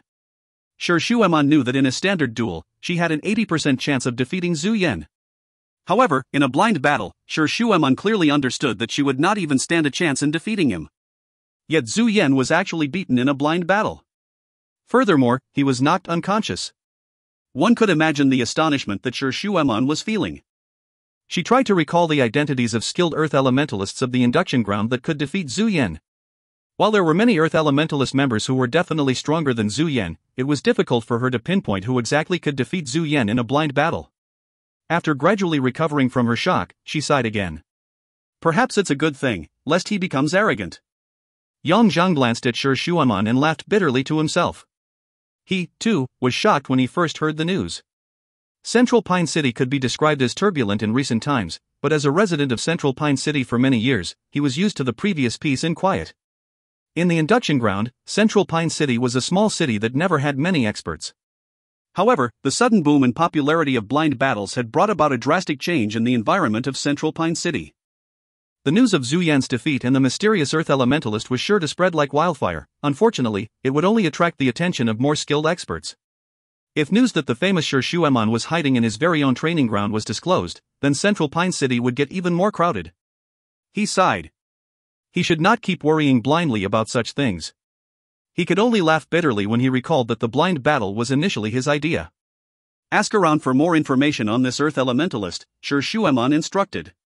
Yongzhang nodded affirmatively and replied, yes. As predicted, the news of Zhu Yan being defeated by a mysterious Earth Elementalist quickly spread around the entire Central Pine City at an alarming rate. Zhu Yan was simply too famous. Although Zhu Yan had managed to activate 2 palaces, it was not considered to be an achievement in the induction ground. However, the fact that he practiced the absolute art, flaming heavenly spider transformation, was sufficient enough for him to rise to fame. Throughout the Zhu family's long history, the disciples of each generation who had managed to comprehend the flaming heavenly spider transformation were all over the age of 30. Zhu Yan, who was able to comprehend an absolute art at such a young age, had already revealed his astonishing talent. This had greatly enforced the belief that he would have an exceptionally bright future. Due to his age, however, his power was now limited. Moreover, absolute arts were absolute arts, after all. So what if Zhu Yan had activated only 2 palaces? Zhu Yan's capability was definitely not any less than those who had managed to activate 4 palaces. Zhu Yan had entered the induction ground while bearing the burden of being the top of the Zhu's family younger generation. While he was not a common household topic, Zhu Yan's fame definitely surpassed every student of Central Pine City. Even the reputation of the top genius of Central Pine City, Duanmu Huanghun, was incomparable to that of Zhu Yan. One could only imagine the sensation that Zhu Yan's defeat had brought to Central Pine City. The whole city was discussing the identity of the mysterious Earth Elementalist. The effect of this incident was not just limited to Central Pine City. After hearing about it, many outstanding experts of other cities had also become exceptionally interested. They sought to take part in the famed blind battles of Central Pine City. However, no one knew about the miserable state of Ai Hui and Lu Lan, the chief protagonists of this incident. Swoosh! Lu Lan slid down from the fence. Ai Hui, how do you feel? Remaining in the form of a puddle of quicksand, Lu Lan smoothly glided to the side of a mummified figure. The figure, which was Ai Hui, looked far worse compared to Lu Lan. It was wrapped in countless of loops of white bandages and the right arm was pitifully hanging in front of its chest. In the main training hall, Ai Hui was miserably resting on the rattan chair, chewing on a blade of grass. He mumbled, Lu Lan, are you alright? Master Shao said that I will only be able to stand after 3 days. Before that, I'm unable to heal you, Ai Hui, Lu Lan reported with regret. Before continuing, do you want me to find Dr. Musho to heal you first? Nope. I'm not in a hurry anyway. I will wait for you to recover and then heal me. I'm a poor man, you see. Okay. Lu Lan did not protest and, like a snake, started to wind around a pillar that was next to Ai Hui. He stopped his ascent when he reached Ai Hui's eye level. Ai Hui suddenly spoke. Thank you for yesterday, Lu Lan. Why are you thanking me, Ai Hui? Wasn't it supposed to be like this? Lu Lan asked in confusion. I'm referring to not forgetting to take our reward when we left. Ai Hui gazed up at the heavens while euphorically exclaiming, so much cash. We are rich. We are rich. The cash reward was extremely generous. It amounted to 500,000 yuan, which was a tremendous amount in Ai Hui's eyes. We won, Lu Lan burst out with joy. He was particularly happy that he had managed to win his first actual battle. Nothing could make him more satisfied than the fact that he had played a major role in the fight. Suddenly, Ai Hui, his voice laced with concern, asked, oh yes, what did Master Shao say about your special abilities? If you find any errors, ads pop up, ads redirect, broken links, non-standard content, etc., please let us know. Report chapter so we can fix it as soon as possible. Chapter 34, to split the cash. Chapter 34, to split the cash. Translator, JL Editor, X. After they returned from the battle, Lu Lan explained the various odd quirks on his body to an astonished Ai Hui. Ai Hui was very familiar with the soul-fogging grass. While the effect of the soul-fogging grass in restraining a sand puppet was not definite, if a sand puppet was of low quality, the restraining effect would be very distinct. Although it was highly unexpected for Lu Lan to still be able to see when a whole blade of soul-fogging grass was placed on his head, yesterday proved otherwise. From the beginning, Ai Hui felt that Master Shao was mysterious and brilliant. Many of Lu Lan's aspects continued to surprise him. Ai Hui had interacted with numerous sand puppets before, but Lu Lan was the most unique sand puppet that he had ever seen. Master Shao said he used a lot of his own inventions on me and never imagined that there would be such an effect. He did not know what I would be transformed into since most of the techniques he used were untested. As of now, I am a never-before-seen being. To put it simply, I am an experiment, but Master Shao never imagined that I would be effective in combat and was amazed by my performance. Regarding my current situation, Master Shao still needs time to contemplate. As he neared the end of his speech, Lu Lan looked happy. He felt relatively joyful due to the fact that Master Shao was astonished by his accomplishments. You can definitely be a fighter, Ai Hui said in an assured tone. He continued, I feel that you have the potential to be a high-level battle sand puppet. Really, really? Lu Lan's tone was jubilant, like a kid who had just received a compliment. Of course. Ai Hui thought of something suddenly and said, oh yes. We have one more deed to do. What do we need to do? Lu Lan asked curiously. From lying on the rattan chair like he was at his last breath, Ai Hui suddenly jolted up as if he had ingested some miracle tonic. His pride was practically bursting out of his body and could not be constrained by the numerous bandages wrapped on him. Ai Hui cheered, split the cash. Split the cash? Lu Lan was somewhat confused. Of course we need to split it. Half of the cash reward belongs to you, Ai Hui said in a matter-of-fact tone. Lu Lan paused for a moment before saying, we do not need to split the cash reward. I am just a sand puppet. Who set the rules that sand puppets do not need to get a share of the cash reward? Ai Hui asked calmly. No matter whether you are a sand puppet or not, we fought together, and this means we are partners. Since half the merit is yours, half the cash reward is definitely yours too. This is the rule. Lu Lan said limply, but. There is no but. Ai Hui insisted. It is decided and it shall be this way in the future. The 100,000 yuan from the first battle will be solely mine as I fought in the battle alone. The cash reward from the second battle is 500,000 yuan and we shall split it evenly between us. Take it away quickly before I get blinded by the amount of money we have. Adding up the cash from both battles, I will have 350,000 yuan. Ai Hui spoke in an agitated tone. 350,000 yuan. To Ai Hui, this is a hefty amount that he had never before earned in his entire life. I made it. I made it.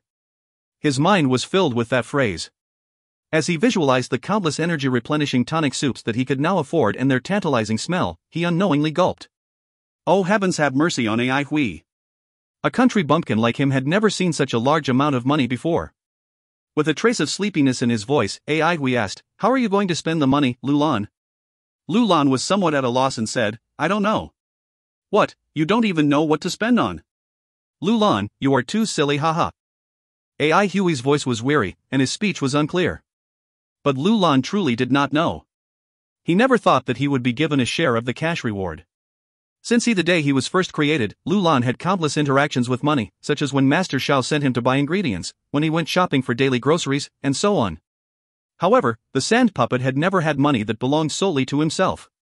Nobody rewarded him with cash even if he helped them. He was merely a sand puppet. Wasn't it natural and proper for a sand puppet to help human beings? As a result, this was the first in his life that he received a sum of money that was his alone. This sudden monetary gain affected him tremendously. Reflexively, he looked towards Ai Hui who had incidentally fallen asleep. Even while sleeping, Ai Hui pursed his lips, as if he was eating something. Lu Lan gazed at Ai Hui silently while reflecting on what Ai Hui had said previously. No matter whether you are a sand puppet or not, we fought together, and this means we are partners. Since half the merit is yours, half the cash reward is definitely yours too. This is the rule. Partners.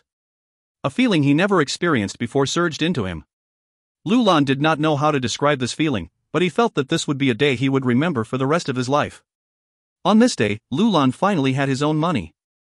On this day, Lu Lan was treated as a partner and not just as a tool. He realized that he had been unaware that he was lacking something, but now he was fulfilled. It was as if he had encountered a light at the end of a dark tunnel. At that moment, he understood that he was no longer the same Lu Lan as before. He was unable to describe the change, but he knew that he was different now. Huanhan, you are still not attending lessons today? His friends who were getting ready to leave shouted through his locked door. In his room, Duanmu Huanghan moved his face close to the mirror. Looking at his swollen face which still revealed the distinctive palm imprints, his eye twitched and he forced the words out of his mouth, I am not going. Then we're leaving. While continuing their discussion, his friends turned and departed. What is going on with Huanghan recently? He does not even attend his lessons anymore. He never skipped any of his classes before. Perhaps he is sick. Didn't he catch a cold previously? Oh yeah, it seems like he was also tortured by the instructor from the Society of Excellence. Thank goodness we didn't join. Oh please, we wanted to be in the Society of Excellence, but we were not accepted. Do you think just anyone can be like Huang Hun? His popularity among ladies coupled with his handsome looks and capability made him number one in Central Pine City. Duanmu Huang Hun turned green. Currently, he only wanted to cover his ears, but the comments of his friends outside found their way to his ears. Looking at the swollen face reflected in the mirror, every sentence was like a stab to his heart. That damn cold. He was actually knocked unconscious by that fellow. He felt his emotions rising. Thinking back to the humiliating measures that the scoundrel Ai Hui used, Duanmu Huanghan once again felt his face heating up. Recalling the gesticulations from the many females on the street, his face was practically burning. He was not sure if it was an illusion, but he felt that the face in the mirror was more swollen than before, as if it had transformed into a bun. The elegant, dainty chin was gone and his facial features were completely warped. His once charismatic eyes has also become lightbulb-like. This is too humiliating. This is simply too embarrassing. This hatred cannot be contained. Just you wait, Ai Hui. I, Duanmu Huanghan, will definitely not let you off. Suddenly, someone shouted from outside the window, rumor has it that Duanmu Huanghan is the #1 expert in Central Pine City. I am Gu Tianing and I am challenging you to a duel. Duanmu Huanghan, do you dare to accept my challenge? Duanmu Huanghan tensed. Fellow student Duanmu Huanghan, don't tell me that you do not have even an ounce of courage to battle? What a disappointment! The newcomer shouted, his voice echoing into the distance. Duanmu Huanghan trembled in anger, but looking back at the swollen face in the mirror, the urge to rush out disappeared. If he rushed out, he would surely become the laughingstock of Central Pine City tomorrow. Just you wait, Ai Hui. If you find any errors, ads pop up, ads redirect, broken links, non-standard content, etc., please let us know. Report chapter so we can fix it as soon as possible. Chapter 35, Harvest and Explode. Chapter 35, Harvest and Explode. Translator, Irene Editor, X. As Ai Hui waved his arm, he felt that he was strong enough to kill a bull. Lu Lan's skills were indeed trustworthy. Lu Lan, I'm going to train. Ai Hui carried the dried food and water he had prepared during the morning and waved to Lu Lan. With a clap, Lu Lan exploded into a lump of yellow sand and molded into a tight, yellow sand fist. You go, Ai Hui. Ai Hui laughed and hoisted the bag over his shoulder tightly before exiting the Vanguard training hall. Walking on the streets, Ai Hui clearly felt that there was a much bigger crowd than usual. Soon he understood that these people were mostly students from other cities who came over to participate in the blind battles. As he listened, their heated discussions involved experts they had met, mysterious earth elementalists, Zhu Yan, and so on. Ai Hui was baffled by the news. He had long forgotten about his disguise as an earth elementalist, so he did not put two and two together. Very quickly, however, he heard something that he could comprehend. Have you heard? Gu Tianing challenged Duanmu Huanghan to a battle, but Duanmu Huanghan caught a cold and was unable to show up. What a pity. Ah, that's really a pity.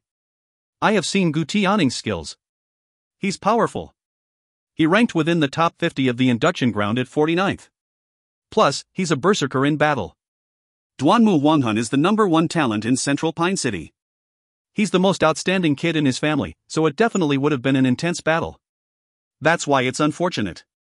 Initially, Gu Tianing thought Duanmu Huanghan was finding an excuse. He only found out later that Duanmu Huanghan was really out with a cold and couldn't attend classes for a few days. Too bad.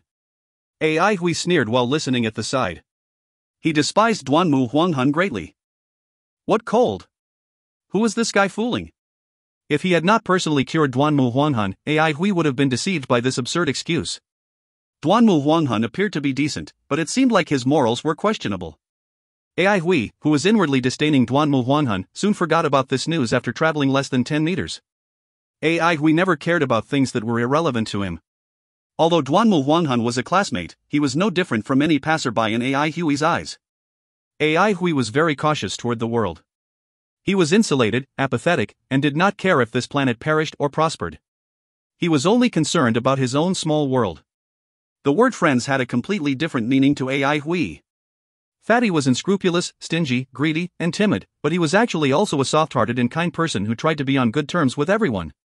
In the wilderness, he was the one who buried the workers who had passed away. Only Fatty would do something like this. AI Hui would not, since he found it meaningless. He only cared about Fatty, who was his friend during times of tribulation. Fatty had saved AI Huey's life more than once. The worst incident occurred when the team was attacked by a bunch of dire beasts. Half of the elementalists died. The laborers, needless to say, were practically all killed or injured. AI Hui was seriously injured and had lost consciousness. Trembling, Fatty pulled him out from the pile of dead bodies. While the elementalists panicked and just wanted to be on their way, no one bothered to care for the laborers. Fatty carried him, ran with the remaining team for 5 days, and lost 10 kilograms doing this. That was the only time he had been skinny. When AI Hui regained consciousness for the first time, Fatty hugged him while wailing loudly, creating a scene AI Hui could never forget. Now there was Lu Lan. Probably because Lu Lan was a sand puppet, AI Hui did not guard against him that much. He felt this situation was quite good. It would allow him to direct all his energy into his training. His world was small, but it was all he needed. Upon exiting Central Pine City, AI Hui quickened his steps. No one noticed this youth with the shabby cloth bag. Although he had just earned a hefty sum of 350,000 yuan, he could not bear to spend it. His shabby cloth bag was still a shabby cloth bag. His dried rations were still hard and dehydrated pancakes. In the future, he would have many necessities that required money. These blind battles made AI Hui realize that he was very naive for hoping to earn money through competitions. Even though he had joined forces with Lu Lan, his last victory had been a fluke within a fluke. Such luck would never befall him again. The blind battles within Central Pine City were now widely acclaimed and the number of experts competing started to increase. His chances of winning would only become slimmer. Previously, he could depend on his familiarity with night battles to have an advantage over other contestants, but in front of all kinds of strange fighting methods and the absolute elemental energy disparity, his advantage became negligible. No matter what, experience could never replace skills. Otherwise, he would not have to attend classes in the induction ground. When he neared the suspending golden pagoda, he met 2 city guards who reminded him about roaming wild beasts and warned him to pay attention to safety. AI Hui was a little taken aback, but he expressed his thanks anyway.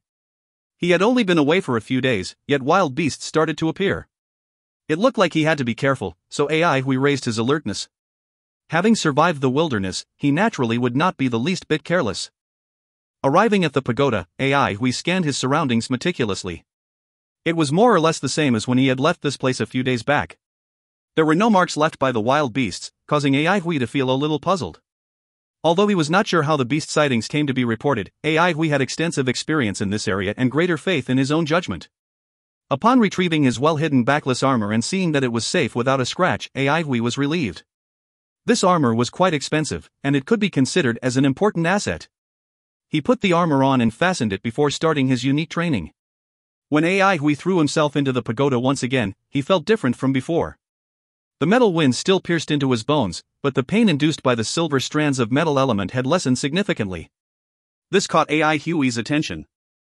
After careful sensing and observation, he realized there was a slight change in his muscles. They were tougher, more durable, and denser. His muscles were initially like rice straw, while the strands of metal element were like steel needles that permeated into his body and caused shooting pains. Now, however, his muscles became more solid. The rice straw had become bamboo, naturally reducing the pain. The metal elemental energy contained within these silver strands was much more condensed than the energy from typical sources. This promoted the growth of muscle strength more effectively than the common metal elemental energy. This discovery incited AI Hui. He knew he had found the right path. There was still a lack of affinity, but he had better endurance.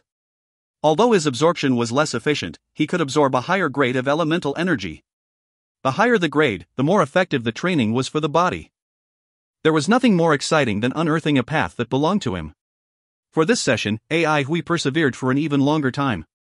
His day became richer and more fulfilling. AI Hui was very willing to endure the dull and dreary training. Be it the absorption of elemental energy or the arching fish back, AI Hui was full of vigor before. AI Hui only used the arching fish back to disperse the silver strands of metal element in his body, but the previous blind battle had made him realize the effectiveness of this move. It could be formidable if trained properly. Even an expert who practiced an absolute art and activated 2 palaces was knocked senseless by his arching fish back. Currently, it was definitely his most powerful technique. AI Hui had brought a whole month's worth of dried food. He also found a water source about 2 kilometers away. In that desolate suspending golden pagoda, he started diligently training day and night without pause. It was not hard work to him. No one knew how much he had wished to be able to focus on training without having to worry about anything else during his time in the wilderness. It felt so good. Being able to feel his dripping sweat was something that felt really good. He could sense his progress every day. They were tiny, but firm and steady improvements that gave him a feeling of accomplishment. Yes, his world was this small. He had never thought of saving the planet or becoming a hero. Training hard daily, without worrying about being attacked by wild beasts or about tomorrow's plans, was enough. How could such a life not be blissful? He could not think of a happier life. He wished for this lifestyle to continue forever. To Ai Hui, who was immersed in his training, 1 month ended in the blink of an eye. He only became aware of the fact that a month had passed when he reached into his cloth bag and felt that it was empty. During that 1 month, Ai Hui did not waste a single second. As he removed his backless armor, his face was full of surprise. His progress was so great that even he himself could not believe it. Under the sunlight, a faint metallic sheen appeared on his skin. He had witnessed such a phenomenon before, but only from some of the authentic, master elementalists. His skin became even harder. He tried using a sharp piece of stone to scratch his skin but only created a shallow mark. His strength had obviously increased.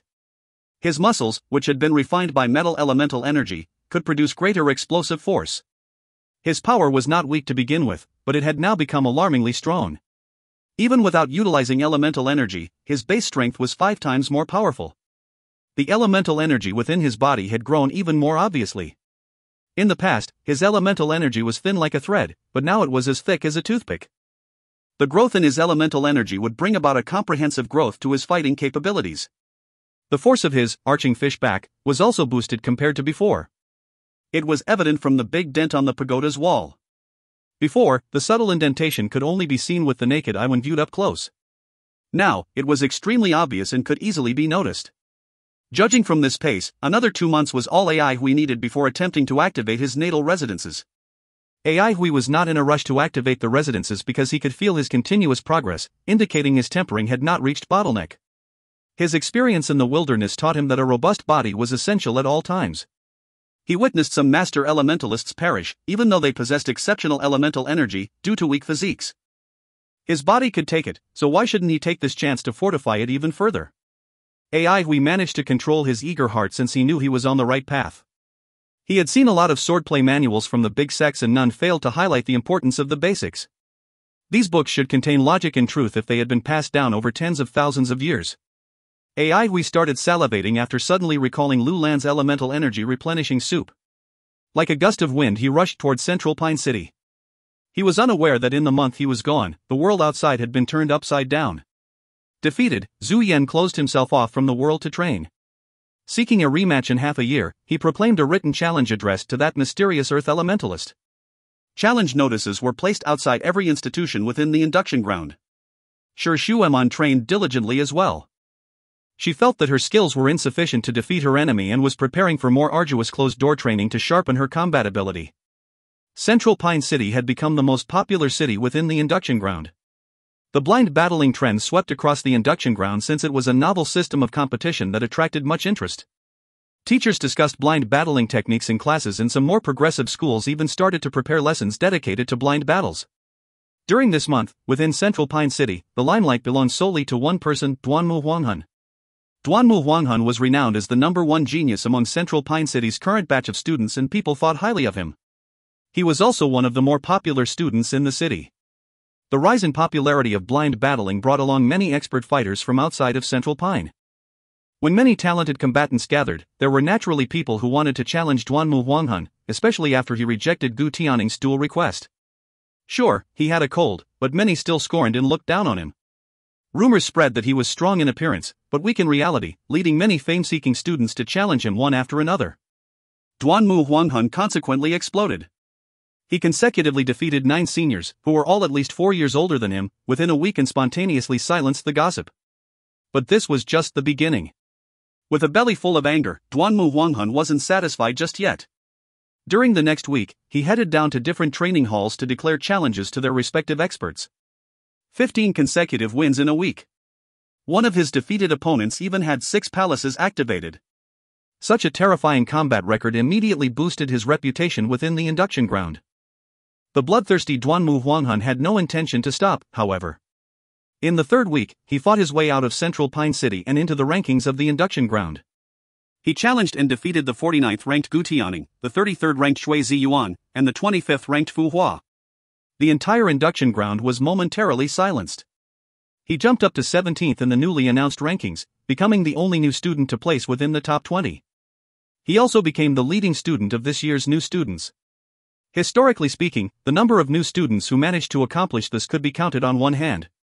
With his outstanding accomplishments, Duanmu Huanghun became one of the finest contenders in the induction ground. His astonishing talent and aptitude shocked the induction ground's management team. They allowed him to move up to a higher-level school district in order to receive better guidance.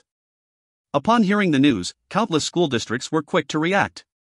Since Duanmu had yet to return to Central Pine City, they took the opportunity to catch him midway and attempted to pull this rare talent into their institutions by offering generous conditions. What caused everyone to be taken aback was the fact that Duanmu Huanghun rejected all of them. He publicly declared that he was going to remain in Central Pine and would only accept teacher Su's guidance. This unexpected choice silenced the induction ground once again, but since everyone valued him highly now, they decided he was virtuous and respectful of those who had helped him along the way. Duanmu Huanghuan's glorious image received another boost. With his handsome looks, devilish charm, and naturally cool disposition, he became the man of many young girls' dreams. Many of them left their respective institutions in order to follow him as he went around challenging different experts. No matter where he went, countless beauties trailed behind him. The once unknown Central Pine City was now beyond famous and had become a city envied by institutions from all other cities. And today was the day Duanmu Huanghun was returning to Central Pine City. If you find any errors, ads pop up, ads redirect, broken links, non-standard content, etc., please let us know. Report chapter so we can fix it as soon as possible. Chapter 36, Nightmare. Chapter 36, Nightmare. Translator, Cynthia. Editor, Pranav. I didn't know that Duanmu was so strong. Yeah, and he is so idealistic to choose to stay in Central Pine City. He is definitely a loyal person. I can't believe that I used to have prejudice against him before. That's right. Duanmu may seem cold from appearance but is actually emotional at heart. Today was the day of the return of Duanmu Huanghun to Central Pine City. When the faculty and students learned of the news, the entire school came together to distinctly hold a welcome ceremony for Duanmu. Whether teacher or student, everyone's face was radiant with joy. A freshman had made it to the top 20 of the induction ground. It was an unprecedented honor, even in the entire history of Central Pine City.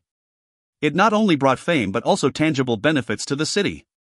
As long as they could retain Duanmu Huanghun, Central Pine Academy could get a high score every year, because the score earned by Duanmu Huanghun alone was more than all the other students combined. The score was tightly related to the rating and resources that would be allocated to the school in the future. As a result, Duanmu had definitely become the apple of everyone's eyes. Duanmu Huanghuan's incredible achievement was totally out of the school officials' expectations. Moreover, when Duanmu announced to the public that he would continue to study in Central Pine Academy, they felt as if a delicious pie had fallen from the sky onto their laps. Not only was it the reason why a welcome ceremony was being held, but it was also why all the participants, whether teachers or students, were more than happy to do so from the bottom of their hearts. The benefit that Duanmu had brought them covered many aspects, including a rise in teachers' salaries and the improvement of students' training resources. However, this was all the more impressive to the female students of Central Pine Academy. Duanmu Huanghun had previously enjoyed an amazingly high popularity among these girls, but now, after becoming the idol of the entire induction ground, they had all started to go crazy over him. Girls, cheer up. We don't lose to the B** cheese from other schools. Exactly. Huanghun belongs to us. Who are they to meddle with us? Anyone who wants our Huanghun has to defeat me first. Good things should always be kept for our own. Throw those B** cheese away as far as possible. Huanghun will know who really loves him the most. These girls had dressed up extravagantly in their favorite dresses to attend the welcome ceremony. Faculty and students were gathered on both sides of the road, preparing to welcome their beloved Duanmu. The crowd stretched from the gate of the city all the way to the entrance of Central Pine Academy. The shops along the road were decorated with flags, and each training hall had also adorned their entrances with colorful banners. The managers and merchants were all beaming with joy as flocks of people continued to bring much more profits to their businesses. The sudden increase in popularity of blind battles had greatly improved the business of the various training halls in Central Pine City, now informally known as the Cradle of Blind Battles. Their businesses could already flourish along with the trend for quite some while more. Yet, they were also clearly aware that that would hardly last long, because, although blind battles were a new and hot topic at this moment, as time passed by, interest would eventually be lost, resulting in the inevitable plummet in profit. The rise of Duanmu Huanghun, however, was a pleasant surprise to them. As long as the glorious Duanmu Huanghun continued to stay in central Pine City, the small city would no longer be as obscure as before. What did top 20 in the induction ground stand for? It stood for something that everybody looked up to, and in other words, the signature symbol of Central Pine City had now been changed. Previously, it was blind battles, but from now on, it would be the great genius Duanmu Huanghun. In the keen eyes of the businessmen of Central Pine City, Duanmu was definitely akin to a rare treasure. Apart from his own potential and prominent background, merely the fact that he was now ranked among the top 20 as a freshman was enough for them to amplify the hype and turn him into the genius of the century. Now, he was the leader among the new students. How many would come to challenge him? How many new, trendy topics would there now be? Moreover, Duanmu had a face that was so beautiful that even women would cry out in envy. Think of all those female students who had just lost their minds in infatuation. They were identical to countless walking money. Whose money was it the easiest to earn? Women's. The rise in popularity of the city was beneficial for everyone. Almost all the residents attended the ceremony. They were all rather curious because the city had never before seen a genius that could attract so much attention. No one in Central Pine City had ever made it into the top 100, much less the top 20. The highest ranking of Central Pine Academy students had hitherto been 292. A lump of fiery floating cloud was soaring through the air. Duanmu Huanghun was elegantly seated upon the fiery floating cloud, but his handsome and devilishly attractive face carried with it a tinge of weariness. It was indeed a heavy burden, to both his spirit and body, to consecutively challenge a large number of competitive rivals. When he could finally glimpse the outline of Central Pine City, Duanmu heaved a long sigh of relief. He had purposefully set out overnight to avoid those crazy female students. The past several days had been a literal nightmare to him. He believed that the misfortune had started from that insufferable task that Teacher Su had assigned to him. When he looked back at those unbearable memories, he felt fury begin to well up within him, especially when he remembered the day when he had to refuse Gu Tianing's challenge because of his puffy face, which had earned him the name of a coward. Even though Duanmu had endured through the immense shame, he really had not expected that every Tom, Dick, and Harry would want to duel with him after they heard of his refusal to accept Tianing's challenge. Having held in his anger for so long, Duanmu eventually could not take it anymore, and finally flared up. That was why he thrashed the challengers without even saying a word. Moreover, in his violent rage, he had rushed straight to all the training halls and battered those foreign masters, who had come to experience the blind battles, to a pulp. However, Duanmu's anger was still not completely vented. Heaven only knew how many more outlets he needed. Therefore, his next move was to rush out of Central Pine City, but the first person he encountered was Gu Tianing, the source of his grievances. When he thought of his puffy face and the taunts that were coming from outside, he felt an unspeakable humiliation. In the end, Duanmu thought of only one thing, which was to fight. His fury was almost driving him insane, and there was only a single thought that was constantly echoing in his mind: I want to vent. I want to vent. However, now, after having challenged another two strong opponents, Duanmu Huanghun was finally exhausted, and his rage was somewhat eased. He felt much more placid now. As for the invitations from other schools, he threw them into the dustbin without even a glimpse. Stand up from where he had fallen.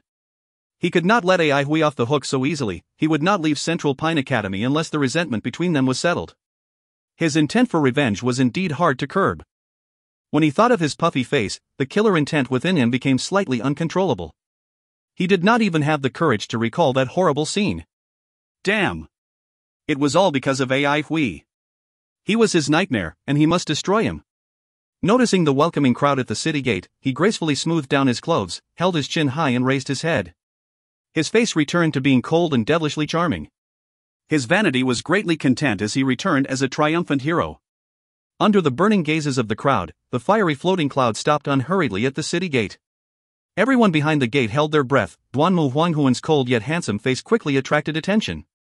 His tall and slender figure revealed his graceful temperament, and his gorgeous clothing, which was stained from travel, seemed to narrate a unique story of its owner's honor and achievement. The unprecedented genius of the entire induction ground. An absolute idol among the new students. The fiery floating cloud steadily hovered several inches away from the ground. Duanmu Huanghun, who was being stared at by thousands of people, effortlessly and dignifiedly stepped down from the fiery floating cloud like a valiant, glorious hero. Oh, hello, Bangwan. You are here too? That voice had constantly lurked about in his nightmares, but now, from behind, it suddenly reached his ears like a thunderclap. Duanmu seriously could not prepare for such an unexpected occurrence, and almost instinctively, his pupils dilated and his body stiffened, as he staggered and missed his step. With a resounding thud, Duanmu Huanghan fell to the ground like a rigid stake. Everyone instantly fell silent. If you find any errors, ads pop up, ads redirect, broken links, non-standard content, etc., please let us know. Report chapter so we can fix it as soon as possible. Chapter 37, Noodle House. Chapter 37, Noodle House. Translator, Cynthia. Editor, Pranav. We had no intention to greet Duanmu Huanghan since he did not know him very well, and so had just planned to ignore him. However, Duanmu's fiery floating cloud had stopped right in front the gate and blocked the way. Moreover, it seemed to take ages for him just to step off the cloud. We waited, and waited, until he eventually became really impatient, and greeted hello out loud to remind that Bangwan that someone was waiting behind him and to please be quick. However, right afterward, looking at the fallen Duanmu's face, we felt contempt for his psychological weakness. His voice had been barely above a whisper. How could someone be so fearful? What about those dire beasts with their thundering roars in the wilderness? This guy would simply be frightened to death. Maybe the kids nowadays were like this. Anyhow, we had always regarded him as childish. Other than training, we had never cared too much about anything else. As for the large crowd of people waiting at the city gate, well, what did it have to do with him? When he arrived back at the training hall, he noticed that it was spotlessly clean. As usual, Lulan had done a good job. Now, however, Lulan was not present, which left Hui to be free. After finishing his shower, Hui noticed that Lulan was still missing.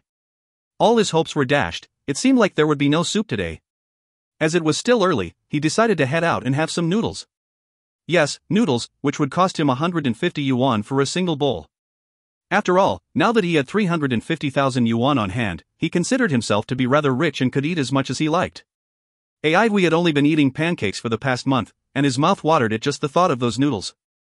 He immediately rushed out through the door. Shueman wandered the streets of Central Pine City without any specific destination. She had heard about the big welcoming ceremony for Duanmu Huanghan, but unfortunately, she could not witness it for herself.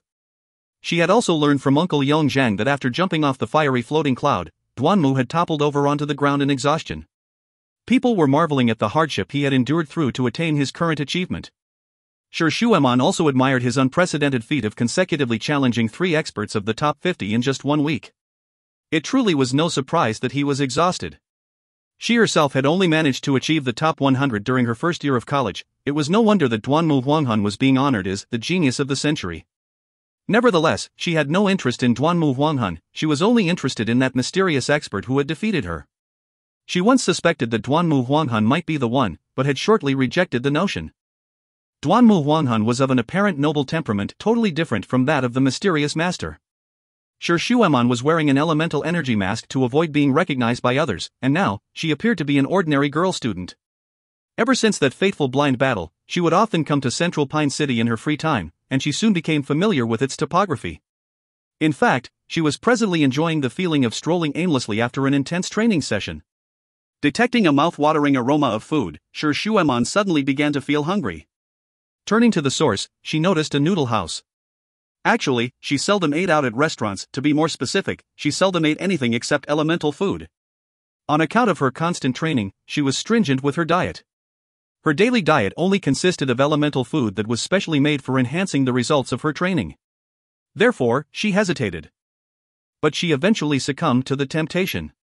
As it was not yet mealtime, there were only a few customers in the noodle house. The owner was engrossed in preparing spiced beef, causing an irresistible smell to linger in the air. She casually entered, sat at a table, and requested a bowl of noodles. At that instant, a figure rushed in and sat at a table across from her. 5 bowls of noodles, please. Shueman took a brief glance and realized that it was a male student who seemed familiar. She might have seen him somewhere before. After pondering for a while, she remembered that last time in Central Pine City, while she was fuming over all the colorful banners advertising blind battles, she had noticed a mocking gaze coming from across the street. From this guy. Last time, although Shueman was filled with self-confidence, she had made a mistake, and now she felt slightly embarrassed. However, she was not annoyed with the boy because they were unfamiliar with each other. Admittedly, she was in a rotten mood at that time, and she seemed to have given him an angry glance. She smiled wryly. Just then, her noodles arrived, and she began to enjoy her delicious meal. The noodles were incredibly tasty and totally different from the elemental food that she was used to. Try as she might, she could not stop eating. Compared to her, though, the actions of the fellow seated opposite were far more exaggerated. He swept through the 5 large bowls of noodles in a line like the wind sweeping the leaves, causing a scene that was of great visual impact. Furthermore, his table manners were rude and wild, and with each bite, half the noodles of a bowl would disappear. Sir Shueman, who had happened to take a glimpse, was left stunned. All the people she knew were restrained, elegant, and gentle while eating. She had never before seen anyone eat like him. At the beginning, Hui had noticed her since she had stared at him for a while, but having already adapted to life in the induction ground, he did not regard it as anything dangerous. Now, he was so focused on the noodles that he had already forgotten himself. He picked up a bowl and gulped down half the noodle soup before placing it down contentedly. He suddenly noticed the stupefied lady sitting across from him. Sir Shueman met his gaze, but she immediately realized that it was somewhat rude and quickly looked down. In an attempt to cover her embarrassment, she hastily called the owner to bring her the bill. "That would be 150 yuan, please," said the owner monotonously. "Okay," replied Sir Shueman as she rummaged about for her purse. However, she suddenly froze, because she realized one horrible thing: she did not take any money with her. She had taken a shower and changed her attire after training, but the purse was still in her previous clothes. What to do? She had never encountered anything like this and totally blanked out. "Excuse me, lady?" Noticing her absence of mind, the owner gently gave another reminder. "Sorry, I forgot to bring money." Sir Shueman stammered, her face burning with shame. At this moment, she felt like hiding herself and disappearing. The owner's expression darkened. Hui noticed the scene. Looking at the lady's face, which was almost buried in her arms, he shook his head to himself and said, "Hey, I'll lend you the money. Give me something as a pledge, and I'll return it to you once you pay me back." Would he freely pay the bill? No. Hui would never utter such profligate words. 150 yuan was a lot of money to him. If there was nothing to pledge, he would not lend the money. He was not one to show sympathy, and simply his willingness to lend was already a great favor in his eyes. He then took out the money and pointed to the bowls in front of him. "Bill, please." Having paid for the meals, Hui strolled out of the noodle house with a toothpick in his mouth and Sir Shueman's bead bracelet in his hand. Sir Shueman sincerely expressed her gratitude to Hui. "Thank you. I will definitely pay you back. Please give me your address." Vanguard Training Hall. Hui continued, "Bring the money, and I'll give you the bracelet. Go home and get the money quickly. I'm leaving now." Noticing the decreasing sunlight, Hui hastily corrected himself. Tomorrow would also be fine. Farewell. He quietly waved goodbye, without taking the clouds away from the sky. Superscript 1.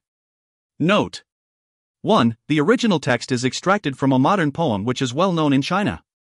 Basically, it means he left. If you find any errors, ads pop up, ads redirect, broken links, non-standard content, etc., please let us know. Report chapter so we can fix it as soon as possible. Chapter 38, The Inner Demon. Chapter 38, The Inner Demon. Translator, Cynthia. Editor, Pranav. When Sir Shueman returned to the Sher clan training hall, she asked Uncle Yongzhang, "Do you know where Vanguard Training Hall is?" "Vanguard Training Hall?" After mulling over for a while, he shook his head. "No. There is no such training hall. Where did you learn about it?" He had been responsible for the Sher clan training hall of Central Pine City for a very long time, and therefore, he was familiar with everything about the city, especially with matters concerning training halls. He was literally 100% sure that there was no such training hall in Central Pine City. Now that the young mistress had mentioned such a bizarre place, though, he was seized with a feeling of foreboding. He was not worried about her safety at all because he clearly knew of her strength. However, having grown up in a relatively simple environment where she cared about nothing but training, she was naive and ignorant to the various ways of the world. This kind of girl would easily be cheated. Sir Shueman described what had happened. Yongzhang felt even more uneasy. "The bead bracelet was the one you are always wearing?" "Yes, that was the only thing I could pledge. It is grandmother's memento, so I always wear it." She noticed the change in Uncle Yongzhang's facial expression. "Uncle Yongzhang, was there any problem with that guy?" When he heard that the bracelet was Sir Shueman's grandmother's memento, Yongzhang felt himself break out in a cold sweat. The bead bracelet was made of calming indigo silk, which was produced by a wild beast known as the winged indigo silk bird. However, due to its sparse production, it was extremely precious. Even in the cultivation era, such beads were invaluable. Moreover, this bracelet was handed down by Shi Shuaman's grandmother. He was aware of the identity and status of Shi Shuaman's grandmother. If this bracelet was lost in Central Pine City, which was under his jurisdiction, then how could he afford to take the responsibility? I'll go check right now. Yang Zheng hastily rushed out, leaving everything else behind. Shi Shuaman was not a sophisticated woman, but she was clever. Looking at Uncle Yang Zheng's nervousness, she immediately understood what he was thinking. However, she was not as worried, because although the bead bracelet was given as a pledge, it was she who had offered to do so. Therefore, she did not really believe it was a scam. After a while, Yang Zheng returned, sweat dripping down his face. Young mistress, I got it. There is indeed a Vanguard training hall which had been closed for a long time. Recently a student moved in to do the cleaning and maintenance. Thank you, uncle. Please give me the address. I'll go there myself. Shi Shuaman felt relieved. She was not worried of being cheated, as she was confident of getting back anything within the whole induction ground, let alone the small Central Pine City. She just did not want to see a kind deed turn out to be a scam, which would really make her unhappy. Yang Zheng was also relieved. Thank goodness it was not a scam. He hurriedly handed the address to Shi Shuaman. As for her safety, Yang Zheng was not worried at all. He had long witnessed her powerful fighting abilities. Along with the address and money, Shi Shuaman headed out. After the welcome ceremony, Duanmu Huanghun withdrew to his new residence. Due to his excellent contribution, the academy had arranged another place as his accommodation, which possessed the highest elemental energy concentration and was fitted with luxurious interior decorations. Duanmu Huanghun could now finally relax and have some rest. These days he had been constantly worn out. He had held on till now because of the resentment in his heart, but now that it was released, he was overwhelmed with fatigue. Lying in bed, however, he could not fall asleep. His mind could not help but wander to the awkward tumble at the city gate. Ever since his birth, he had never done anything so shameful. Under everybody's keen attention and at the most awe-inspiring moment of his life, he had totally disgraced himself. The more he thought about it, the more furious he became. Damn it! He himself was clueless to why he tumbled on hearing Ai Hui's voice at the time. After pondering for a while, Duanmu Huanghun unconsciously sat up as he began to feel serious. A horrible phrase had suddenly occurred to him: inner demons. The more he thought about it, the more he believed it to be true. Ai Hui's voice was indeed like a nightmare to him, and this was definitely an inner demon. As a genius in training, Duanmu Huanghun had always had a sharp intuition. Having analyzed his abnormal reactions in front of Ai Hui, he knew that his judgment was right. Inner demons were actually not that rare in the process of training, especially to geniuses of higher levels. Duanmu Huanghun had learned about this from many books and records. Inner demons were able to influence one's training, somewhat similar to a psychological barrier. As one's base level increased, the requirement for a perfect mental state would become more demanding, although it may be different depending on the type of technique practiced. Some techniques would require practitioners to be aggressive and determined, while even the slightest fear may prevent them from going any further, whereas some techniques necessitated a tranquility and indifference in one's mind, and if a practitioner could not free himself from worldly attachments, it would be hard to attain success in that technique. Inner demons had always had a big influence on one's training. The affected person may find it hard to improve. In serious cases, one might even develop an obsession that would cost his or her life. Last time, when he had opened his eyes in the biting cold, he had almost been traumatized by the palm prints all over his body. At the thought of this, his face began to burn. When he remembered his old puffy face, a furious flame blazed out in his chest, and when he recalled today's awkwardness, he felt as if a bowl of hot oil was directly poured to the flames in him. Hatred. Old and new. Duanmu Huanghuan's eyes grew red in fury. He was now 100% sure that Ai Hui was the demon in his heart. He thought back to a set phrase in training that he had read before: demon decapitation. Only when one's inner demons were decapitated would one be able to return to the right path and prevent oneself from going astray. Demon decapitation did not necessarily mean the decapitation of the person who was the demon, but like untying a knot, one had to get over it by oneself. Duanmu Huang decided to decapitate his inner demon. It was a problem that he had ignored previously, and today, he would solve it entirely and release himself from his rage. Duanmu was quite certain of success, since Ai Hui's natal palace hadn't even been opened. He definitely had a negligible level of skill. On the other hand, Duanmu had just defeated 3 of the top 50 rivals. To him, small potatoes like Ai Hui would be more than simple to defeat. He had not done this before merely because of the task assigned by Teacher Su. Duanmu Huanghun, who was now fully confident, began to think about how he should go about decapitating his inner demon. Should he disgrace AI Hui just as how AI Hui had disgraced him?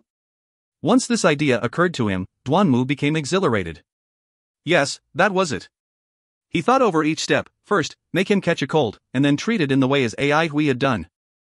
He would pay him back in his own coin. Ah, and don't forget the puffy face. And the tumble. A cold, evil grin appeared on Duanmu Huanghuan's face. AI Hui, just wait and enjoy the treat. Duanmu Huanghuan could not help but let out a wild, wicked cackle. Wahahahaha. Duanmu, lost in his great excitement, could not feel the fatigue in his body anymore as he grabbed an elemental energy mask and put it on his face. He could not wait to begin. If you find any errors, ads pop up, ads redirect, broken links, non-standard content, etc., please let us know. Report chapter so we can fix it as soon as possible. Chapter 39, Sword Dance. Chapter 39, Sword Dance. Translator, Irene. Editor, Pranav. Vanguard Training Hall. AI Hui dragged the rattan chair into the garden and plopped himself down in satisfaction. The quiet hall, the gentle light reflecting off the calabashes, the bright moon, they all made him feel exceptionally comfortable and calm. No clamor, no battle, no tension. His body and mind were both relaxed, making him feel slightly lazy. When he had been in the swordsman school, he had enjoyed spending the nights like that. He would empty his mind, completely at leisure and carefree. The rattan chair rocked on as the moonlight caressed his body. He was facing the open entrance. The noise coming from outside would pass through the deep alley and become muffled by the time it reached the training hall, but it added a touch of liveliness to the night. As AI Hui fiddled with the bead bracelet he recently received, he sensed that it was cool to the touch and very comfortable to hold. He was not sure if it was because of the pearl or the quiet night, but right now, he felt incredibly tranquil. Calming indigo silk? Lulan entered and noticed the bracelet in AI Hui's hands. A yellow light flashed through his eyes before he offered an objective assessment. The calming indigo silk is of fine quality. Is it worth a lot? AI Hui continued to sway on his rattan chair. A young lady's collateral, 150 yuan. Very valuable. Lulan nodded, the bizarre light within his eyes dimmed as he settled down beside AI Hui. You've made great progress. Ah, and your body is more robust too. Such speed will allow you to charge for the natal residences in no time. A while more. AI Hui shook his head. I hope to temper my body first. The metal wind has a great effect on my body, so I'll accumulate a little more before going for the residence. That way I'll be more confident. Lulan crooked his head. If that's the case, then I shall make some blood and bone strengthening cake. It's very effective. Thanks, Lulan. As an afterthought, AI Hui asked, is it expensive? Not expensive. 100,000 yuan worth of blood and bone strengthening cake can last you a month, Lulan calculated. 100,000, not expensive. AI Hui choked. He just could not link 100,000 and not expensive together. However, since Lulan mentioned that the effect was quite good, he was convinced. He knew that Lulan would never speak without thinking and that the cake was sure to be quite effective. Whether it was the elemental energy replenishing soup or the bone strengthening soup, they had all been extraordinarily effective. Okay. AI Hui clenched his teeth. 100,000 yuan, let's do it. AI Hui had sharp eyes, and he noticed a slight change in the sand from Lulan's body. Lulan, your skin color seems a bit off. Yes. I have the capability to learn how to battle. Lulan realized that he had to explain further. Master Xiao said that I wasn't created to battle, so there is no specific combat technique for me, but he said that I'm not weak when it comes to battling. AI Hui stared blankly. I don't understand. That is to say, I can obtain battle skills through learning. Lulan continued, but this requires time. I have been learning some basic techniques recently and they bring about a change to the nature of my elemental energy, so the color of my sand will change too. AI Hui finally understood. Oh, so it's like that. But I have a question. Can you help me? Of course. AI Hui was certain. Ask away. I've seen many battle manuals that talked about weapons. What kind should I choose? Weapon. AI Hui muttered, you do not even need weapons since your body is your best weapon. Body? Lulan looked doubtful. Yes.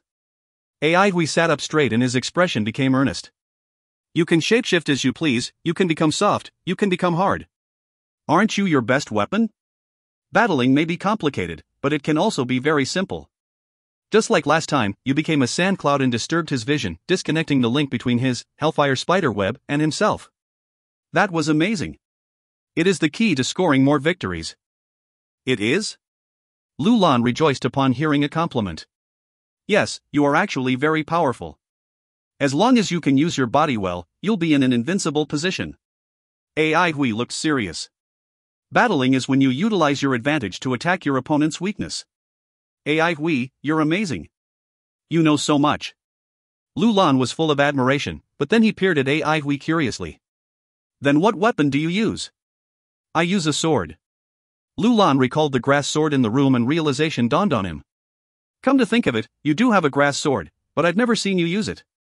Give me a second. Ai Hui also was feeling that he had not touched his sword for a very long time and momentarily felt his hand itch. He turned and ran to the room to retrieve it. Once the sword was in his hands, he felt the sword embryo between his brows come to life. The feeling that he had not experienced in a long time stimulated him. When Lu Lan saw Ai Hui walk in with the sword in his hand, he tilted his head and muttered to himself, Ai Hui seems different. Ai Hui saw the moonlight shimmering like water, and his longing for the sword embryo state made him feel like dancing. Without thinking, he held his sword up toward the sky. His dark, glimmering eyes were unmeasurably deep. A faint yet cool aura surrounded Ai Hui's body and filled the air. His heart was as calm as water. It was as if countless sword manuals were suddenly blown open by the wind as the sword moves within the sheets came alive. They seemed to slowly float out of the pages and form many lively miniature figures. Ai Hui started to waltz with his grass sword. The grass sword, which was made from sword reeds, was about 4 fingers wide, 3 pounds heavy, and naturally sharp. Ai Hui's movements were slow, he moved at a speed akin to that of an old lady. The air around him, however, seemed to solidify and thicken as he continued with his dance. In the wilderness, Ai Hui's development of the elemental energy had not produced much results, and so when he finally developed his meager strands of elemental energy, he did not dare to carelessly waste it. He only used it in times of extreme danger. He utilized sword moves the most. Ever since he had created a sword embryo, he had found sword moves to be very advantageous. It also made him realize that amongst the piles of sword manuals, there was also some useful information hidden within. Moreover, at that point in time, in the wilderness, he had no other choice. He had tried all the skills in the manual a few times before finally finding some usable ones. They were all mainly simple, superficial techniques. He thought about it and it made sense.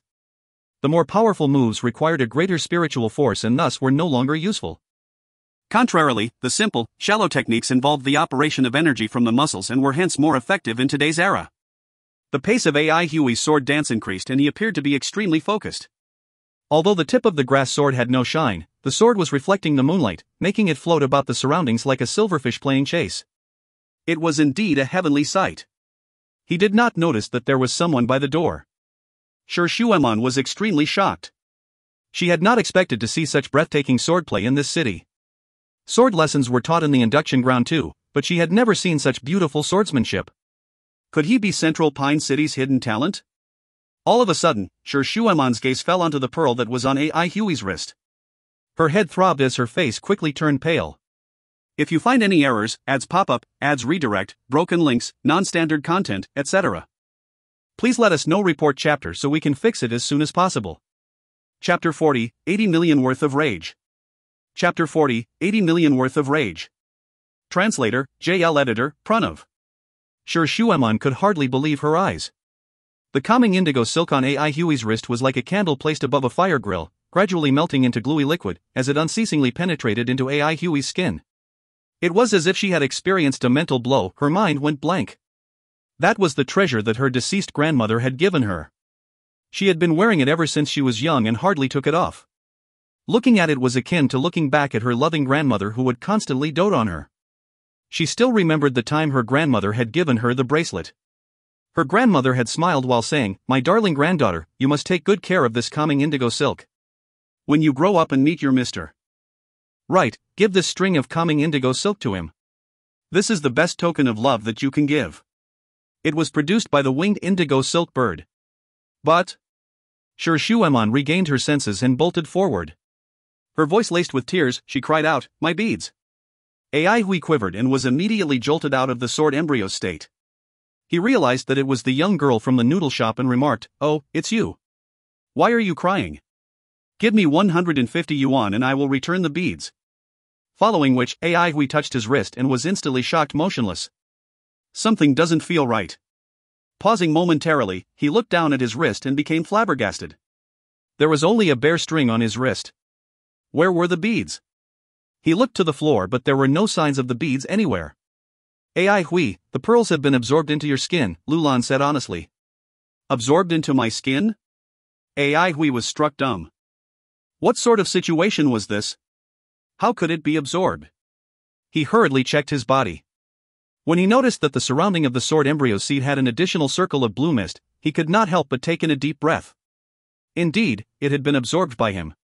AI Hui felt as if his heart had been trampled by a herd of running wild cows. Looking at the young girl from the noodle store, whose eyes were filled with tears, AI Hui was at loss. I am sorry. I did not mean to do it. You need not give me the 150. The moment the words left his mouth, AI Hui knew he said the wrong thing. Instantly, the teary eyes of the girl became menacing.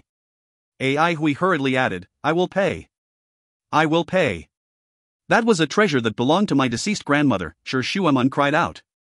AI Hui was completely nonplussed, his intestines turned green with regret. If he had known that earlier, he would not have asked for a collateral and would have instead freely treated her to that bowl of noodles. This was indeed his fault. He could only say meekly, this was my fault, I'm sorry, I am really sorry. I truly did not know things would turn out this way. I have no idea how I managed to absorb this item. Would it be alright if I compensate you? Sher Shuaman gradually calmed down a little. How will you compensate? She had witnessed the whole process for herself. In her mind, she knew that the other party did it unintentionally, and she, too, had never heard of calming indigo silk being absorbed before. I have 250,000 yuan. I will give it all to you. While AI Hui was unwilling to part with his money, he knew that he did not have other alternatives. This was indeed his fault and he could not bring himself to put the blame on others. 250,000 yuan? Sher Shuaman laughed coldly. Is it not sufficient? AI Hui was momentarily struck dumb. A hefty amount of 250,000 was not sufficient for that string of worn-out, blue pearls? Lu Lan, who was standing nearby, interjected, AI Hui, the average starting price of calming indigo silk is usually 3 million yuan. This string of high-quality silk should be more than 5 million. Sher Shuaman glanced at Lu Lan. She was clearly aware that sand puppets who knew the market price of calming indigo silk were quite rare. She replied expressionlessly, the string of calming indigo silk was of the utmost quality and thus, the bracelet was worth 80 million yuan. 80 million yuan. AI Hui felt as if he was struck by a lightning bolt that was as thick as a water bucket.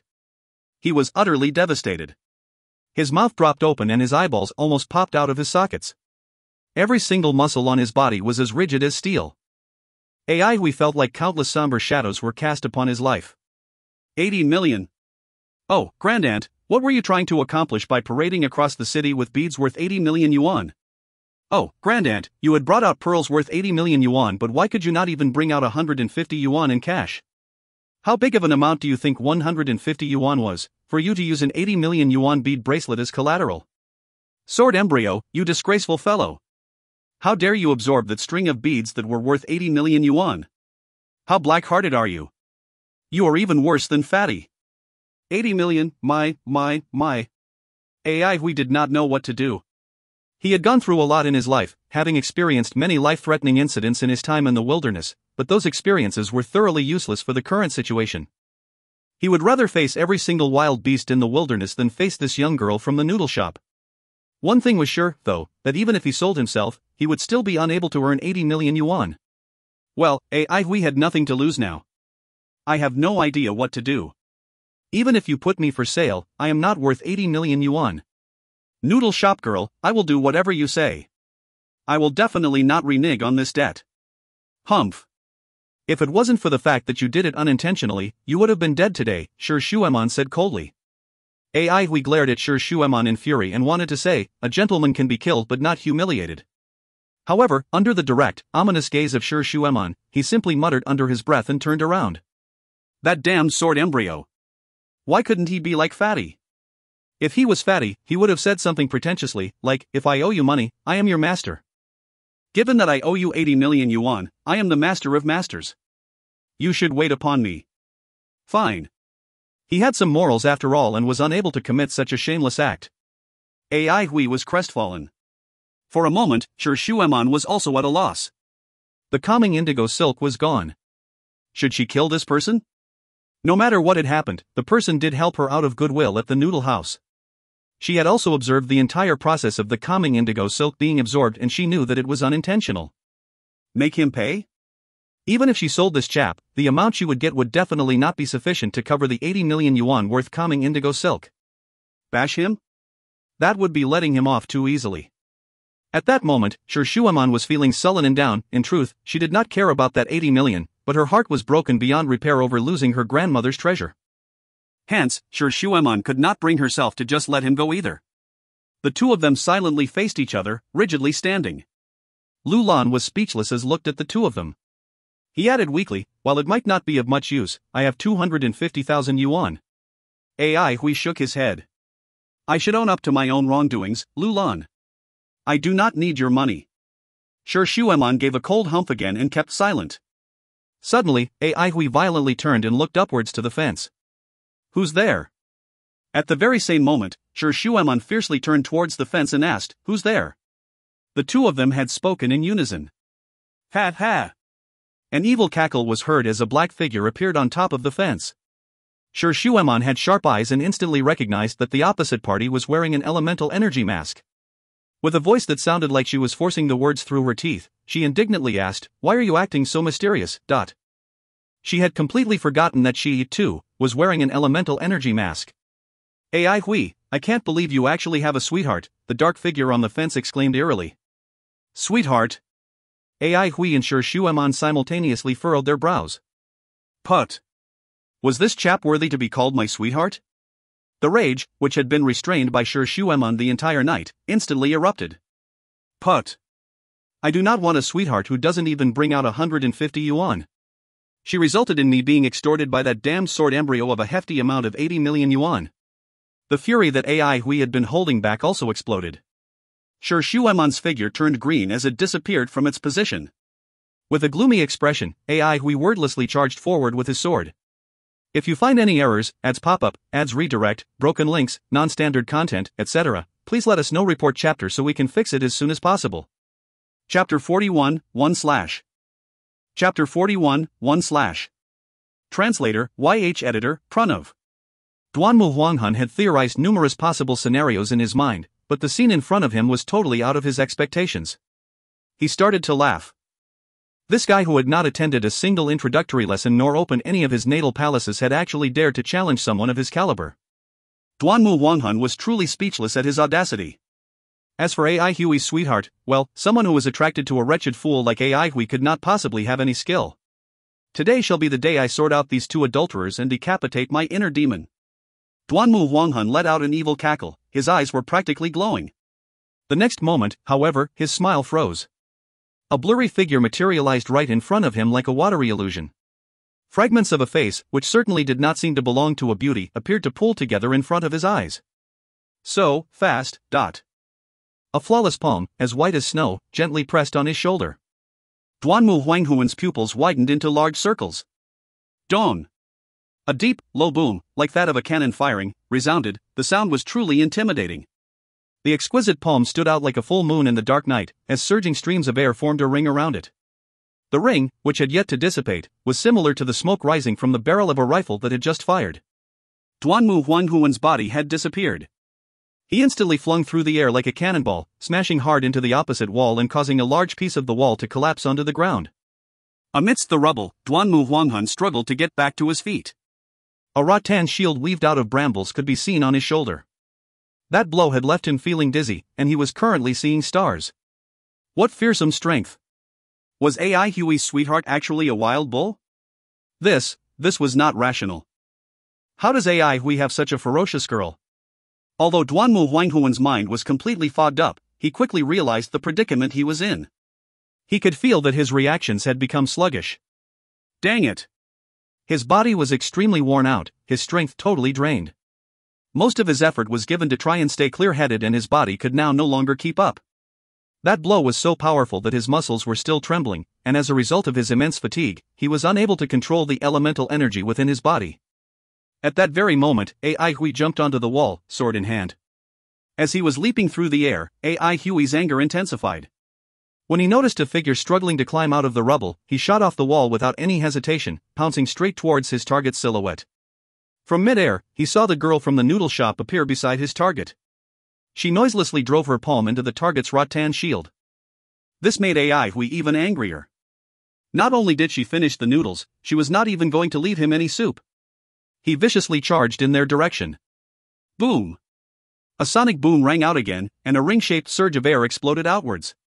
Before Duanmu Huanghan could even gather his wits, another terrifying force had hit him, and his vision blurred as he was sent flying once again. This attack was almost fatal, thoroughly eviscerating the last shreds of consciousness that he had left. Duanmu Huanghan, who had been completely unprepared for something like this, was utterly defeated. Unable to retaliate even slightly, Duanmu Huanghan was like a lamb walking into its own slaughter. Shi Shueman, who had been thoroughly enraged by the labeling of her as AI Huey's sweetheart, was relentless in her attacks. Dawn! Dawn! Dawn! The familiar intimidating low, resounding booms sounded out one after another, reverberating throughout the dark, narrow alley. AI Hui saw his target accelerating through the air like a rocket, leaving him in the dust. Rather than relieving his anger, continuously being unable to catch up with his target had only amplified AI Huey's rage by many times. This was the most stifled he had felt in a long time. His anger was practically boiling over. He grabbed his sword tenaciously, the veins on the back of his hand bulging. The girl from the noodle stall was as fast as lightning and he could barely even capture her movements with his eyes. AI Hui, who was completely focused on his goal, did not notice that the sword embryo had gradually begun to change. The seed of the sword embryo between his eyebrows was rapidly absorbing the blue mist around it, similar to the scorched earth of the desert fervently absorbing rainwater. The seed of the sword embryo was tirelessly absorbing the wisps of blue mist. AI Hui could only feel the grass sword in his hand becoming lighter. With his eyes on the prize, AI Hui made a mad dash for the mouth of the alley. Similar to Shi Shueman, the word sweetheart, too, had triggered something within AI Hui. His anger could only be doused by slashing Duanmu Huanghan with his sword. 80 million yuan. Eating a simple bowl of noodles had left him 80 million yuan in debt. He was now spending every precious ounce of his elemental energy without hesitation, which resulted in a dramatic increase in speed. The blurred outline of the sword embryo on his forehead became increasingly distinct as it absorbed the calming indigo silk. Previously, AI Hui could only faintly discern the presence of the sword embryo's seed. Although he would warmly nurture his sword embryo, his efforts had never largely paid off until this time. Nobody noticed that a faint blue light had crept over AI Huey's eyes. The blue glow illuminated his face, causing him to look all the more grave and stern, like a reef hidden deep in the sea. The speed at which the sword embryo's seed absorbed the blue mist started to accelerate. AI Huey's movement speed was also steadily increasing. AI Huey's anger grew and grew as he dashed down the alley. He was moving so fast that his vision was affected. The girl from the noodle shop and his target had become a blur. The sound of the wind irrigated his ear canals as he swept past the lights of the houses on both sides of the alley. He had never run at such high speeds before, even when chased by dire beasts. The fluids within his body surged like flowing magma, and the deafening roar of the wind in his ears competed with that of his heart pounding. But this speed was still not enough. Although the silhouette of his target was right in front of him, it seemed like it would forever be out of his reach. What other means are there? The grass sword in AI Huey's hands bobbed up and down with the movement of his body, swaying like leaves drifting in the wind. The unique rhythm seemed to rouse a memory that was dormant within the recesses of his mind, and the grass sword started to resonate with his soul. With a light flick of his wrist, the grass sword swayed like a feather, gently slashing at the air ahead with a crisp, humming sound. The oncoming wind was seemingly sliced through the middle by the sword, smoothly sliding past AI Hui. AI Huey's body left a streaking, blurry trail as he dashed forward. His solemn expression did not budge an inch and his glowing blue pupils showed no signs of emotion. They were firmly locked onto his target. The soles of his feet forcefully pushed off the ground, propelling him into the air. At that moment, the last strand of calming indigo silk was absorbed by the sword embryo and the blue glow in his eyes vanished. The sounds that had enveloped AI Hui also abruptly vanished. It was as if he had now entered a soundless void. Not a single sound could be heard. A familiar yet seemingly foreign sword manual flipped open, as if it had been practiced countless times. When the light from the mouth of the alley came into sight, Shi Shueman had finally vented most of her anger. She had used the most violent method she knew, which was continuously blasting Duanmu Huanghan more than 10 times, with each blast sending him flying further down the alley. Looking at the unconscious Duanmu Huanghan flying out into the alley's opening like a sandbag, she revealed a look of satisfaction. This fellow deserved to be severely punished for speaking out of turn. He may have escaped death, but at least it was not without enduring a living hell first. He would likely be bedridden for half a month before he could even get up again. She suddenly sensed something and briskly turned around. Beneath the night sky, Hui leaped into the air like a giant bird, the darkness acting as his wings. An indescribable flash of light pierced through the sky. It was as if time stood still. If you find any errors, ads pop up, ads redirect, broken links, non-standard content, etc., please let us know. Report chapter so we can fix it as soon as possible. Chapter 42, Calmly. Chapter 42, Calmly. Translator, YH Editor, Pranav. It was the cheapest and simplest type of grass sword available, with no blacksmith's signature or any ornaments on it whatsoever. Many weapon shops would not even bother to display such a sword on their shelves. Instead, they would likely tie such swords with rope and toss them in a corner, leaving them to collect dust. The selling price for such weapons was less than 1,000 yuan. Even the practice swords that Sir Shuaman used during training were worth tens of times more than that grass sword. She never imagined that a run-of-the-mill grass sword could emit such a resplendent light. The light emitted from the blade resembled that of brilliant fireworks. It was the most dazzling sword glint she had ever seen. The moment the grass sword left Hui's hand, it transformed into a ray of brilliance that was as fine as a steady drizzle. It left a gorgeous trail of light as it pierced through the air, flying towards the hooligan at the mouth of the alley. Buzz! Buzz! Buzz! The grass sword made short work of Duanmu Huanghuan's clothes. It was as though countless hands were tearing away at them, and they were instantly shredded away, scattering around him like butterflies. Sir Shuaman, whose eyes were opened wide, quickly looked away. Plop! A smooth, pale body soared through the air from the alley, directly landing onto the main street. At first, the pedestrians were rather dazed by the sight, but a couple of girls soon started shrieking uncontrollably. Sir Shuaman was visibly shocked, her gaze inadvertently landing on Hui, who was currently in the air. That sword technique was definitely many times more skillful than what she had witnessed earlier. Could this be his true caliber? She had met a few experts of swordplay, but not even a single one had left her in this much awe. Swordplay has been on the decline for quite some while, and although those experts possessed an abnormal fighting strength, they always appeared to be shrouded in an aura of despondence and lack of ambition. She greatly disliked the vibe they gave off and hence never had much of an interest in so-called swordplay experts. However, that sword technique earlier. It was truly amazing. After Hui unleashed that move, his entire body felt like it was moving independently of time. Snapping out of that soundless state of complete concentration, he felt as though he had woken up from a dream. His surroundings were utterly empty. In the air? He looked down and was instantly dumbfounded. This high? I actually jumped this high? Not good. Hui's body started to plummet rapidly. His arms and legs were flailing in all directions and his face was a deathly white. He remembered the time he fell off a cliff this high in the wilderness. He ended up half dead and required half a month to recover. Even worse, he discovered that his hands and legs had gone soft, and his elemental energy was thoroughly drained. Even the sword he was holding was thrown away. Help! Sir Shuaman was frozen, still awestruck. By the time she had snapped out of her daze, Hui's situation was critical. He was a mere 10 feet above the ground. With a whistling sound, a wave of yellow sand swiftly swept past. Lu Lan had arrived in the nick of time. Although Hui had a lingering fear after being carried by Lu Lan, he gave Lu Lan a pat on the shoulders. Thank you, Lu Lan. You're welcome, Hui, came the overjoyed reply. Hui was satisfied with the results of his sword technique. Killing was not permitted in the induction ground, but upon seeing the naked body of the other party lying in the middle of the street for all to see, his anger dissipated quite a bit. Suddenly, he frowned. Lu Lan, look at that guy's body. Doesn't it look a bit familiar? Lu Lan turned to face the body. A yellow light flickered in his eyes as he stated matter-of-factly, yes, indeed. An analysis of his build reveals a match of greater than 90% with that of Bangwan, whom you had previously healed. Oh, so it is Bangwan. The revelation left him laughing with indignation. Ever since the last time, when Bangwan had bluffed others by saying that he hadn't yet recovered from his cold, Hui had felt that his morals were highly questionable and treated him with disdain. Looking at him now, Hui felt that he was indeed a childish, delinquent youth. He shook his head in disappointment. Let's go back, Lu Lan. From their conversation, Sir Shuaman could discern a rough idea, and was under the impression that that naked figure was one of Hui's classmates named Bangwan. She simply had no idea that he was actually the great genius Duanmu Huanghan who had just dazzled the entire induction ground. The flames of anger in her heart finally satiated, Sir Shuaman started to calm down. Losing the calming indigo silk may be difficult to bear, but nothing good would come out of harping on about it. As she walked back, she tried to think of ways to solve the issue. She was not generous enough to simply let him off, but what kind of compensation should she seek? Walking down the alley, Lulan enthusiastically said, "Ai Hui, I think I can restore the neighboring walls that have been damaged." Ai Hui was practically moved to tears. "Lulan, you're really the best.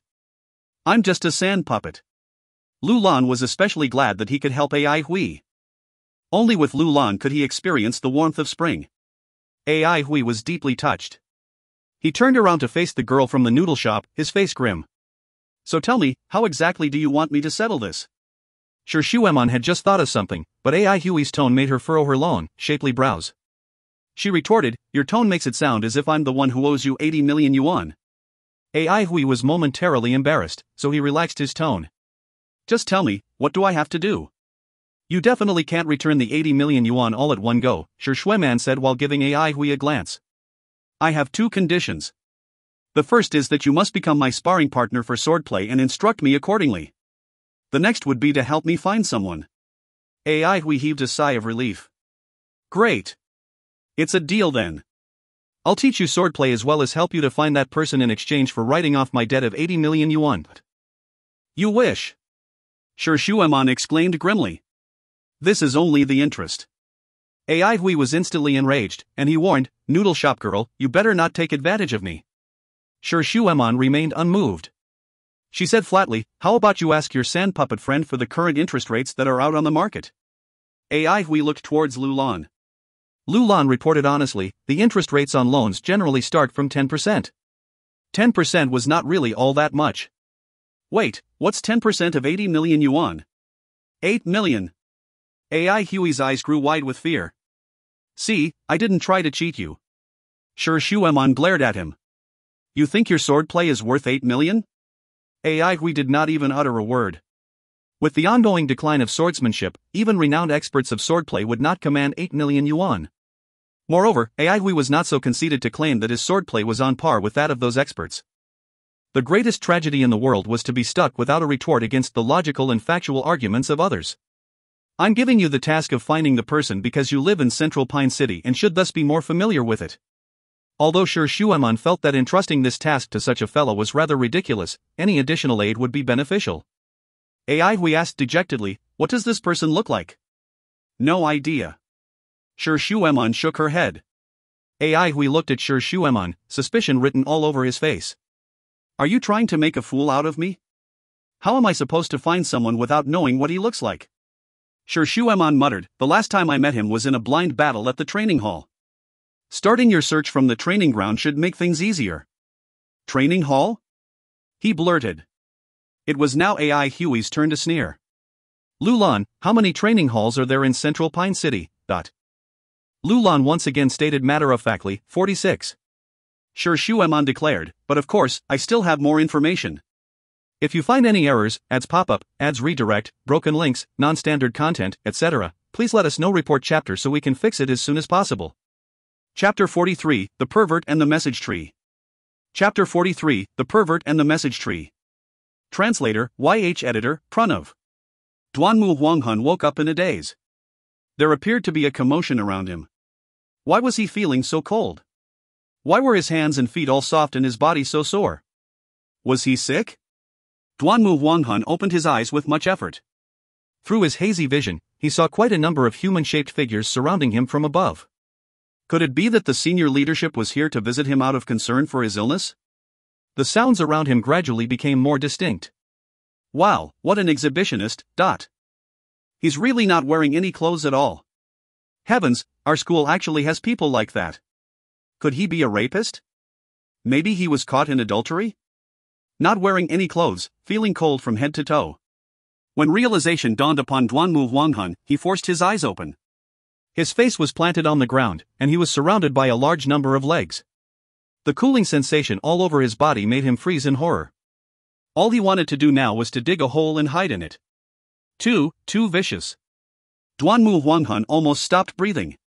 The unwanted attention made him utterly embarrassed. He had never, in his entire life, experienced such helplessness before. He felt that his life was now dark beyond compare. That nefarious Ai Hui and his partner in crime were simply too ruthless. Duanmu Huanghan suddenly remembered that he was wearing an elemental energy mask and was hence unrecognizable. He let out a sigh of relief. He needed to escape, immediately. He could sense that the surrounding crowd was constantly growing larger, but the elemental energy within his body was not responding to his commands. He was filled with regret. Why did he have to pick a fight with AI Hui when his own strength was sapped? He forcefully activated his natal residence, disregarding the consequent internal injury and the fact that he would need half a month to heal. The onlooker's vision blurred as the naked figure on the ground vanished. Wow, an expert! Public decency is dying with each passing day. How can such an expert be so shameless? We need to lodge a complaint with the administration. That pervert must be caught. Pervert! When he heard the mob's angry cries behind him, Duanmu Huanghan spat out a mouthful of hot blood. His internal injury immediately became more severe. AI Hui, you'd better watch out. Duanmu Huanghan gritted his teeth. Vanguard Training Hall. AI Hui drew himself up, preparing to listen to Shi Shueman's description of the target. After all, he had absorbed her calming indigo silk. Even though the sword embryo was to blame, AI Hui felt truly apologetic. Furthermore, the noodle shop girl did not seem to be capricious and was, in fact, a pretty decent person. If he was in her shoes, he would chop the person who took his 80 million into mincemeat without any hesitation. Since it was his mistake, there was nothing more to be said. AI Hui knew the value of 80 million yuan. He was not some naive kid who knew nothing about the real world. The noodle shop girl's good temperament was reflected in the fact that she did not get physical, in spite of possessing such power. He was thus very serious about accomplishing his task. Noticing AI Hui's sincerity, Shi Shueman had a somewhat better impression of him. She began to list down the target's characteristics, counting the points with her fingers. He is proficient in close-quarters combat, highly experienced in real combat, and has a vicious fighting style. AI Hui instantly knew that this young lady didn't have much experience. The information you have given is too general. Do you have his name? Maybe his age? How tall is he? Is he fat, skinny, or well-built? Did he have anything unique about him? Perhaps some kind of deformity or disability? What about his hair and skin color? Shi Shueman realized that AI Hui wanted more specific details. She quickly responded, it was during a blind battle, and he didn't leave his full name. He is most probably a youngster. His height and build were rather similar to yours. As for other special characteristics, that's right, he had a lot of strength. AI Hui shook his head. Still too little information. Shi Shueman was slightly anxious. She clenched her teeth and racked her brain. Suddenly, her eyes lit up as she offered, oh, and he was very powerful, but... How powerful? What was his base level? Possibly more powerful than me.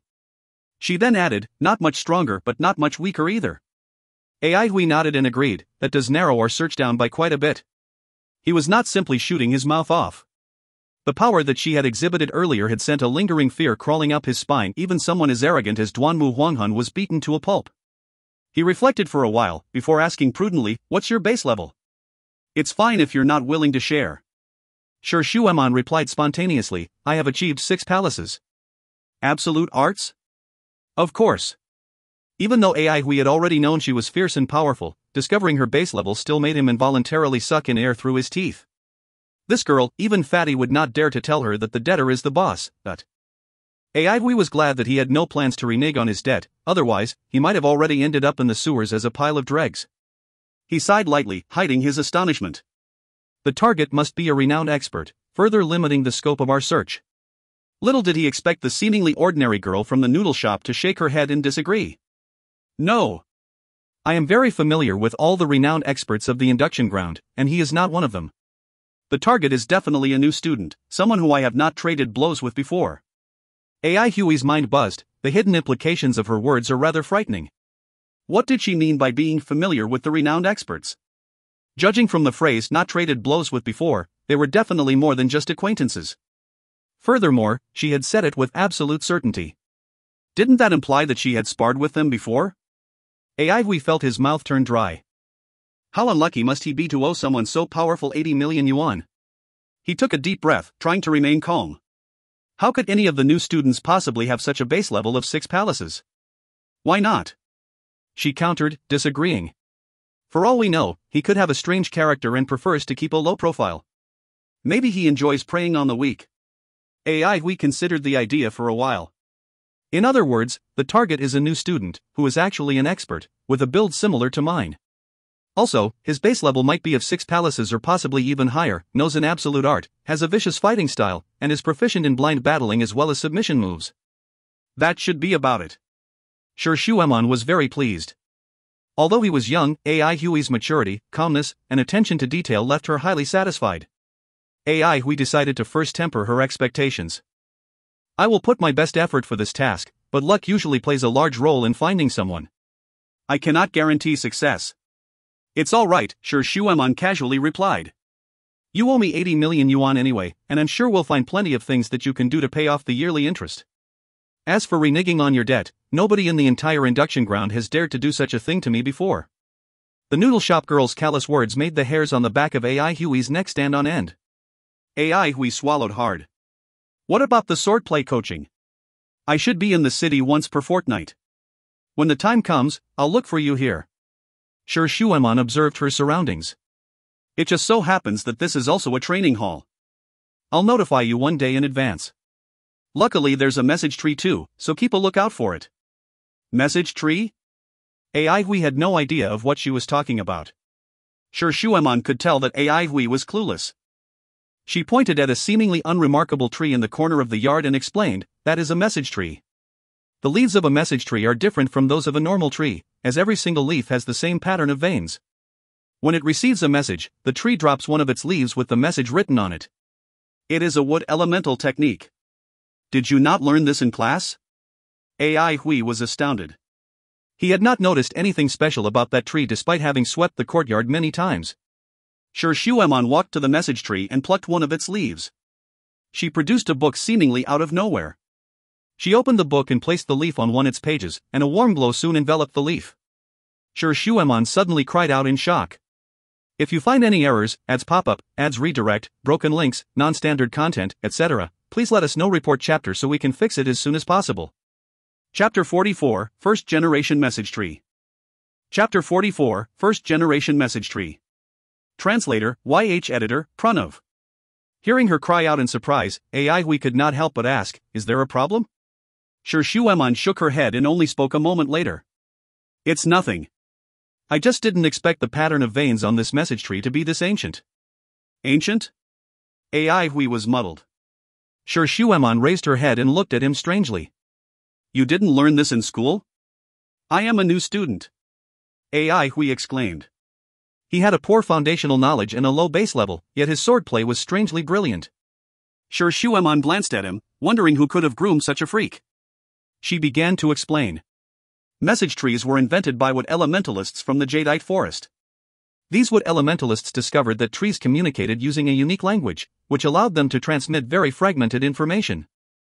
Building on the language of the trees, the wood elementalists developed a message tree that possessed a greater informational capacity and an increased transmission range.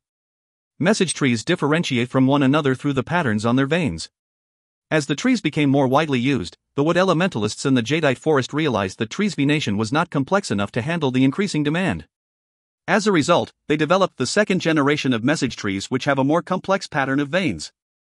As of today, there are already 3 generations.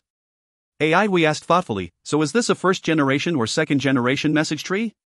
First generation, Sure Shuemon concluded. What an antique, AI Hui said, as he gazed at the message tree in admiration. Perhaps he was influenced by the noodle shop girl's words, but he suddenly felt that this sprawling tree had a very simple, yet desolate feel to it. Looks like this training hall has been here for quite a while, Sure Shuemon noted as she scanned her surroundings. What about the owner of this training hall? He left 20 years ago, AI Hui said flatly. It was already abandoned when I arrived. Could it have been of some importance? Definitely, Sure Shuemon nodded. The first generation of message trees were not extensively popularized and were only used by a rather small circle of people. The original owner of this training hall must have been a rather remarkable person. When it came to life and death experience, AI Hui was miles ahead of Sure Shuemon, but with regard to historical and scholarly knowledge, Sure Shuemon was naturally much more advanced. Regardless of its past, can it still be used? Asked AI Hui. He did not care an ounce about the training hall's past. So what if it was of historical importance? Would he get some money out of it? Certainly not. AI Hui felt nothing for its potentially glorious history. No one could compete with the swordsman when it came to talking about history and romanticism. Just look at those large swordsman schools, they were easily around for thousands and thousands of years. Although the swordsmen were masters with realms many times higher than those of the Avalon of Five Elements, they could hardly claim to have ruled over the entire cultivation world. In the end, they were still wiped out, swept away by the tide of history. Ai Hui was hence not interested in any of the history stuff that the noodle shop girl was talking about.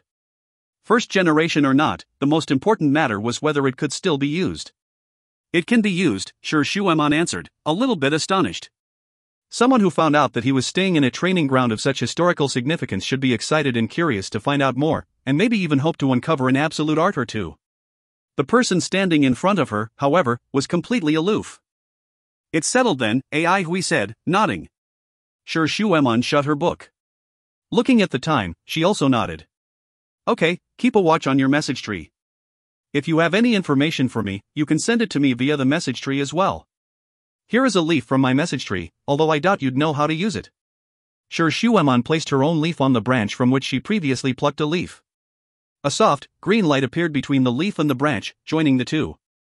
To send me a message, simply write on this leaf, but try to limit your word count.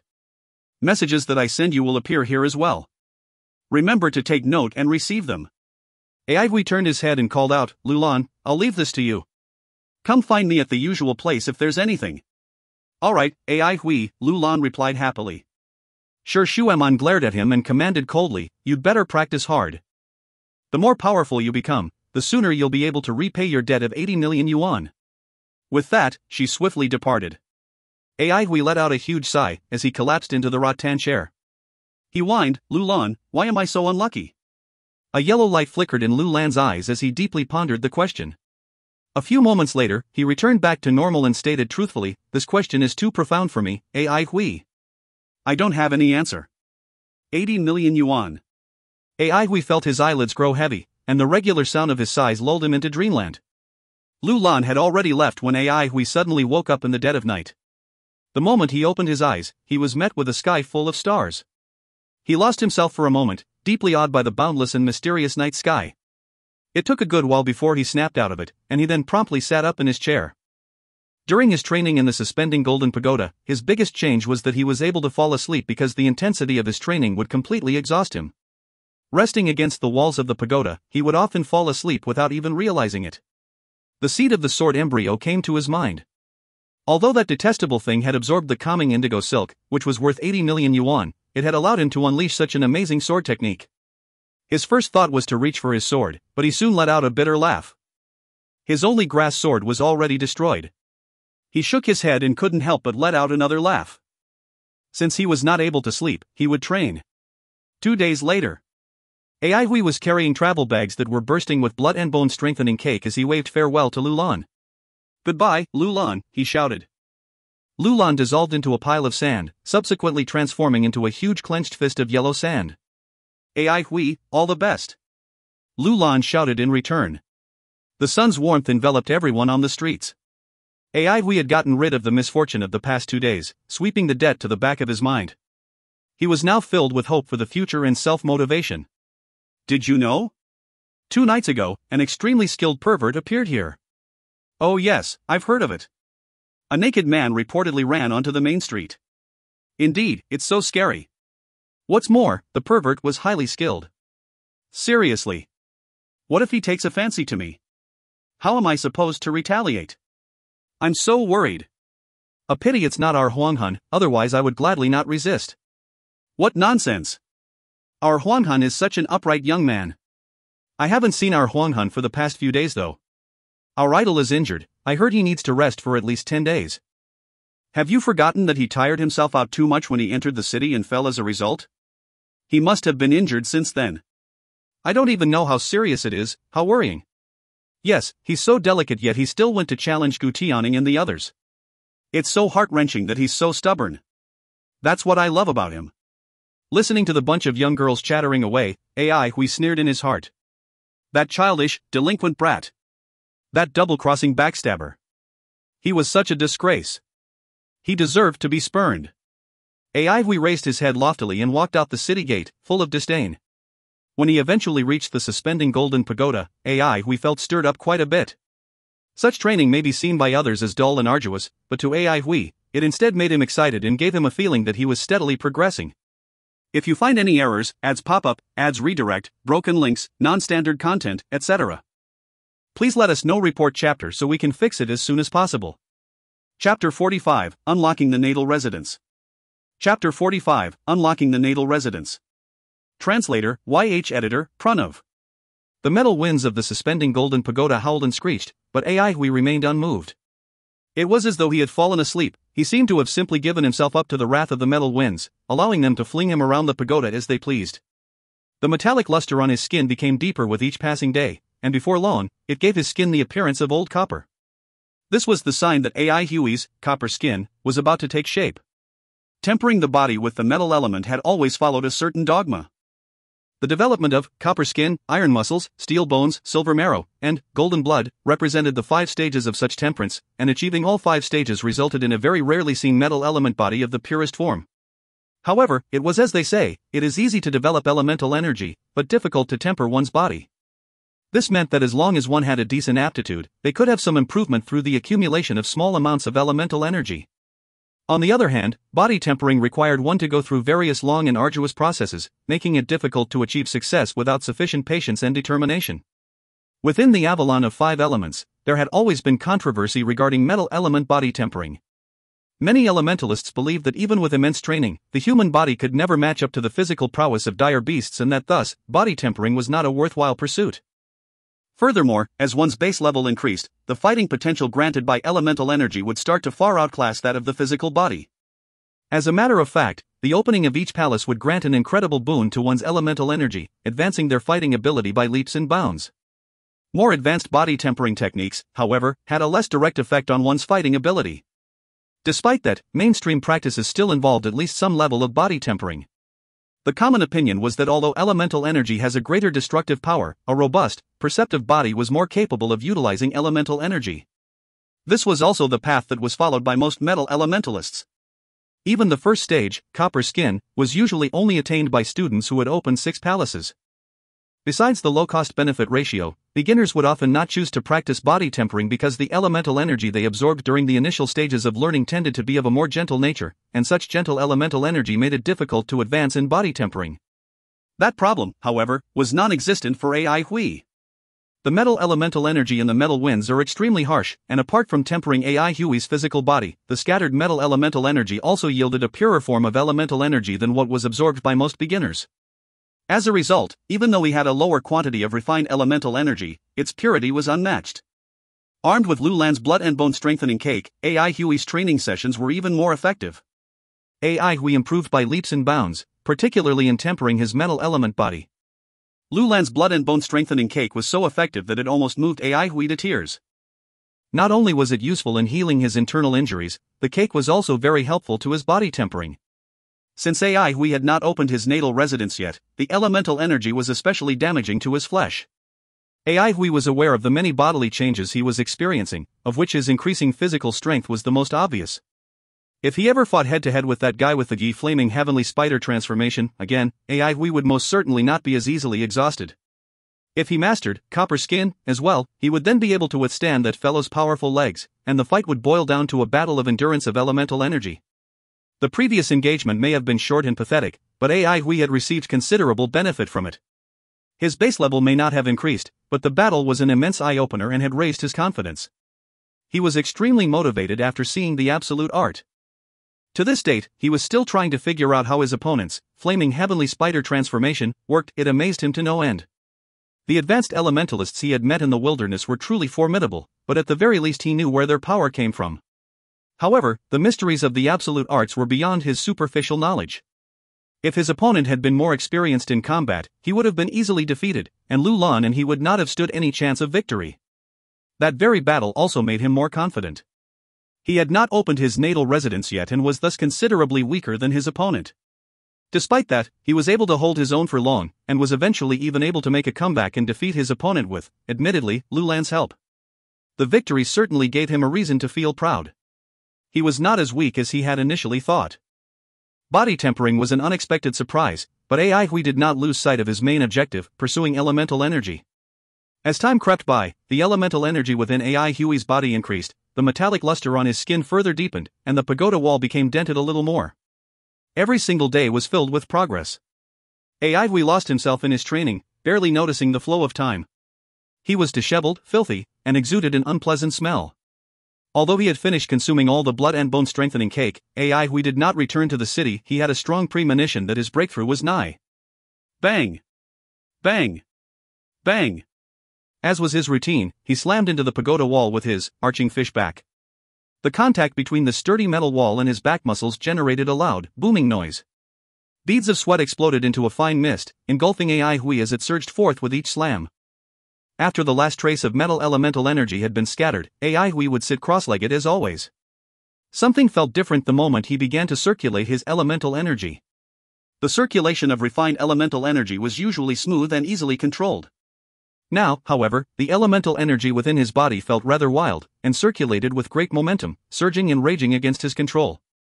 AI Hui suddenly realized that the time to unlock the natal residence had arrived. The elemental energy within his body had reached the limit that his muscles could bear. Like a reservoir bursting with water, the slightest disturbance would make it flow out of control.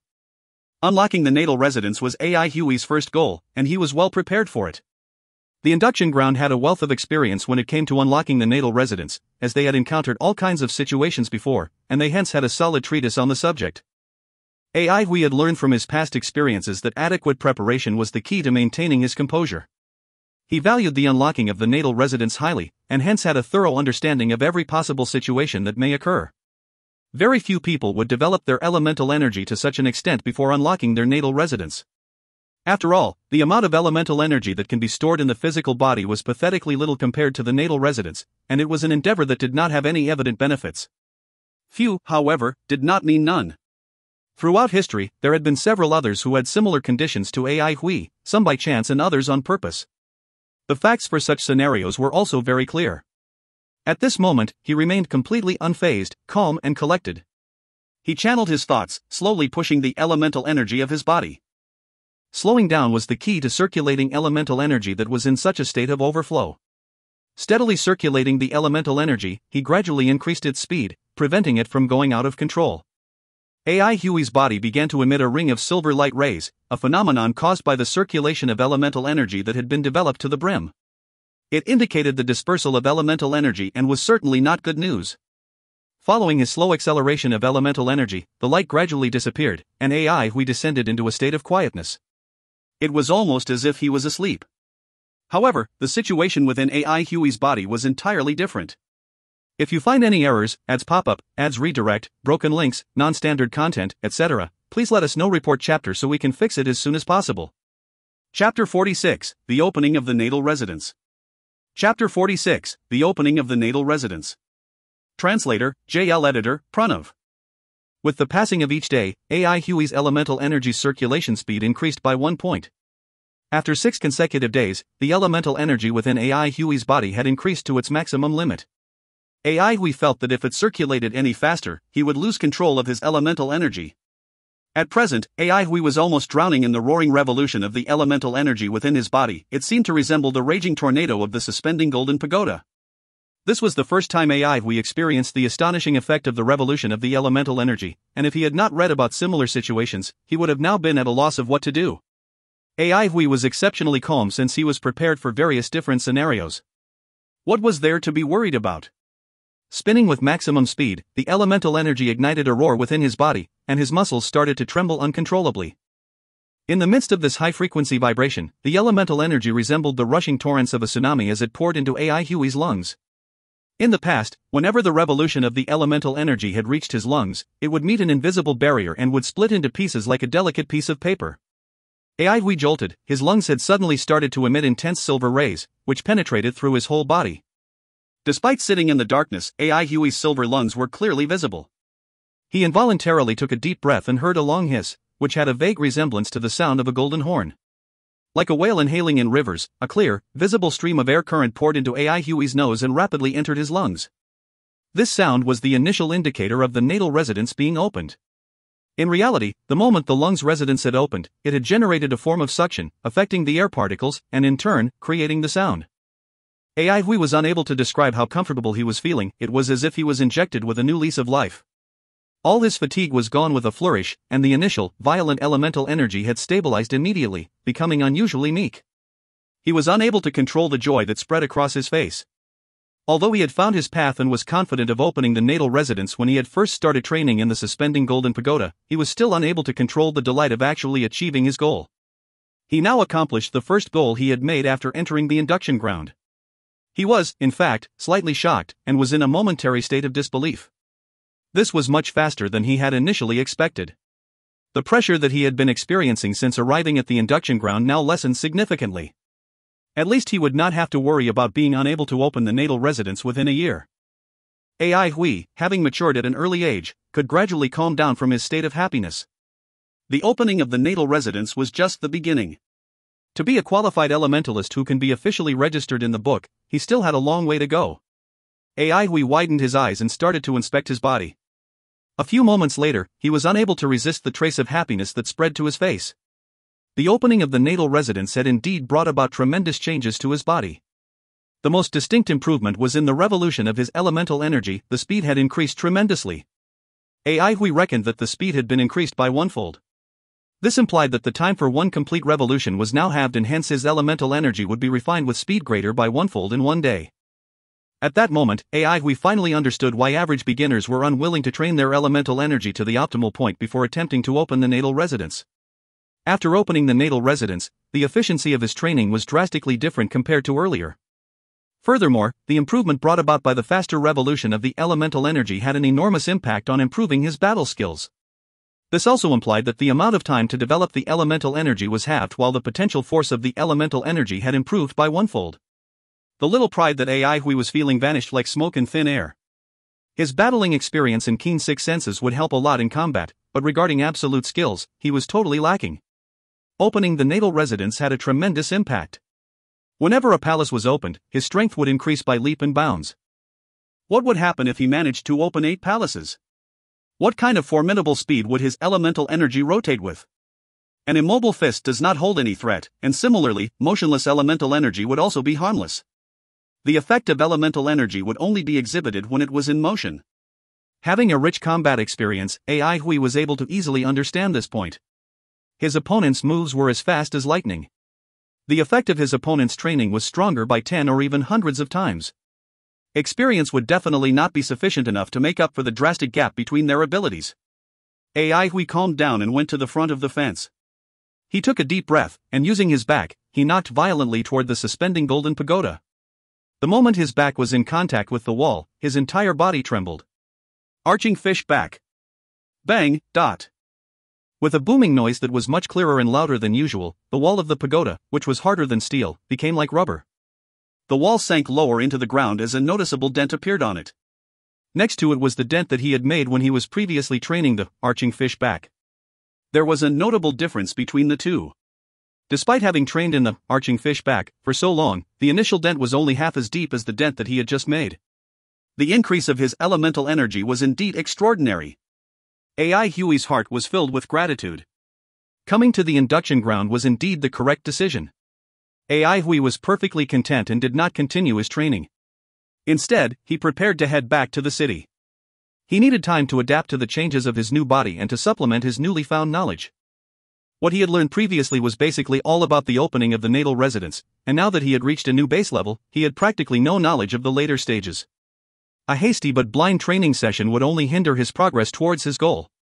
If he did not ponder and reflect upon his training, and if he did not find the suspending golden pagoda, his training would definitely not be as successful as now.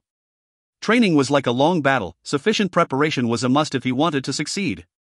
Hence, AI Hui needed to attend lessons. Furthermore, AI Hui had not yet forgotten about his promise to the girl from the noodle shop to find a particular person. A debt of 80 million yuan could not be simply forgotten. For a long time, the suspending golden pagoda would be a suitable place to train. Where else could he find such a good place to train, improve his elemental energy, and even practice the arching fish back? It was dusk when AI Hui returned to the Vanguard training hall. The first thing Lulan said when he saw AI Hui was, "You need a bath, AI Hui." It was only after Lulan's reminder that AI Hui noticed how dirty his body was, and so he hurriedly ran to take a bath. Afterward, AI Hui felt so refreshed that he felt like he was floating on air. He laid languidly on the rattan chair. During the continuous training, AI Hui was so focused that he had forgotten about everything else. While he did not feel anything then, later on, the fatigue had hit him suddenly like a concealed virus. Lying on the rattan chair, AI Hui was so lazy that he did not want to move a finger. Even his tone when talking was similar to a pig's snort. Lulan, thank you for your blood and bone strengthening cake. It helped tremendously. Really? I am happy to be able to help you, AI Hui. Lulan's eyes flickered with yellow light. Congratulations. Opening the natal residence is a big achievement. It's still too early to say that. I am still unable to beat the young girl from the noodle store. AI Hui was as still as a dead pig, and without even lifting his eyelids, he asked, was there anything from the message tree? Nope, Lulan replied. 1 month without any news. Ha! I hope she has forgotten about the 80 million yuan. AI Hui was elated. Lulan answered honestly, I reckon that will be difficult, AI Hui. Let's not care about her for now. We will first go for lessons tomorrow, then we will help her find that blind battle person. Ah, we have such enriching lives. AI Hui muttered to himself as his lids became increasingly heavier, before finally falling into a deep slumber. When Lulan noticed that AI Hui was asleep, he left quietly, not disturbing the peaceful AI Hui in the slightest. If you find any errors, ads pop up, ads redirect, broken links, non-standard content, etc., please let us know. Report chapter so we can fix it as soon as possible. Chapter 47, The Adorable Teacher Sue. Chapter 47, The Adorable Teacher Sue. Translator, JL Editor, Pranav.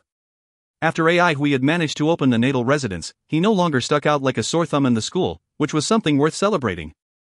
Back at the dormitory, which he had not set foot in for a long while, he looked at the bustling crowd and felt slightly disoriented. He could not help but smile.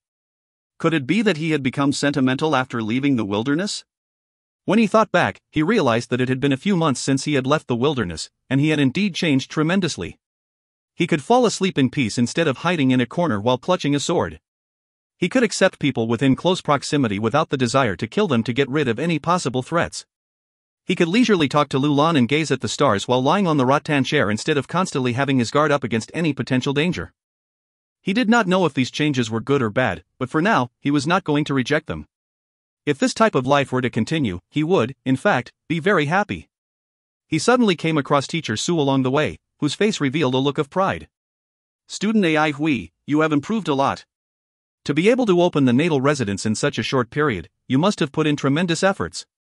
Keep up the good work. Yes, teacher. AI Hui gave a courteous bow. He truly respected the teachers of his school, because in his opinion, imparting knowledge was a very noble deed. It was exceedingly difficult to learn things in the wilderness, as everyone had something to do and seldom were there people who were willing to use their precious time to help you. Not to mention that none of them cared to see if he had learned anything. Initially, Teacher Sue was worried about AI Hui's poor track record, but upon observing AI Hui's base level, he knew that AI Hui did not neglect his studies. Still, he instructed AI Hui earnestly, after opening your natal residence, you have more things to learn. Compared to others, your basics are much weaker. You must not slack off. I will work hard, teacher, AI Hui replied, showing his thanks. Teacher Sue nodded. I am relieved that you think that way. You must live harmoniously with your classmates. Some classmates might be easily irritated and have a bad attitude, but their intentions are good. To be able to open the natal residence so quickly, I am sure you have had such experiences before. AI Hui was confused.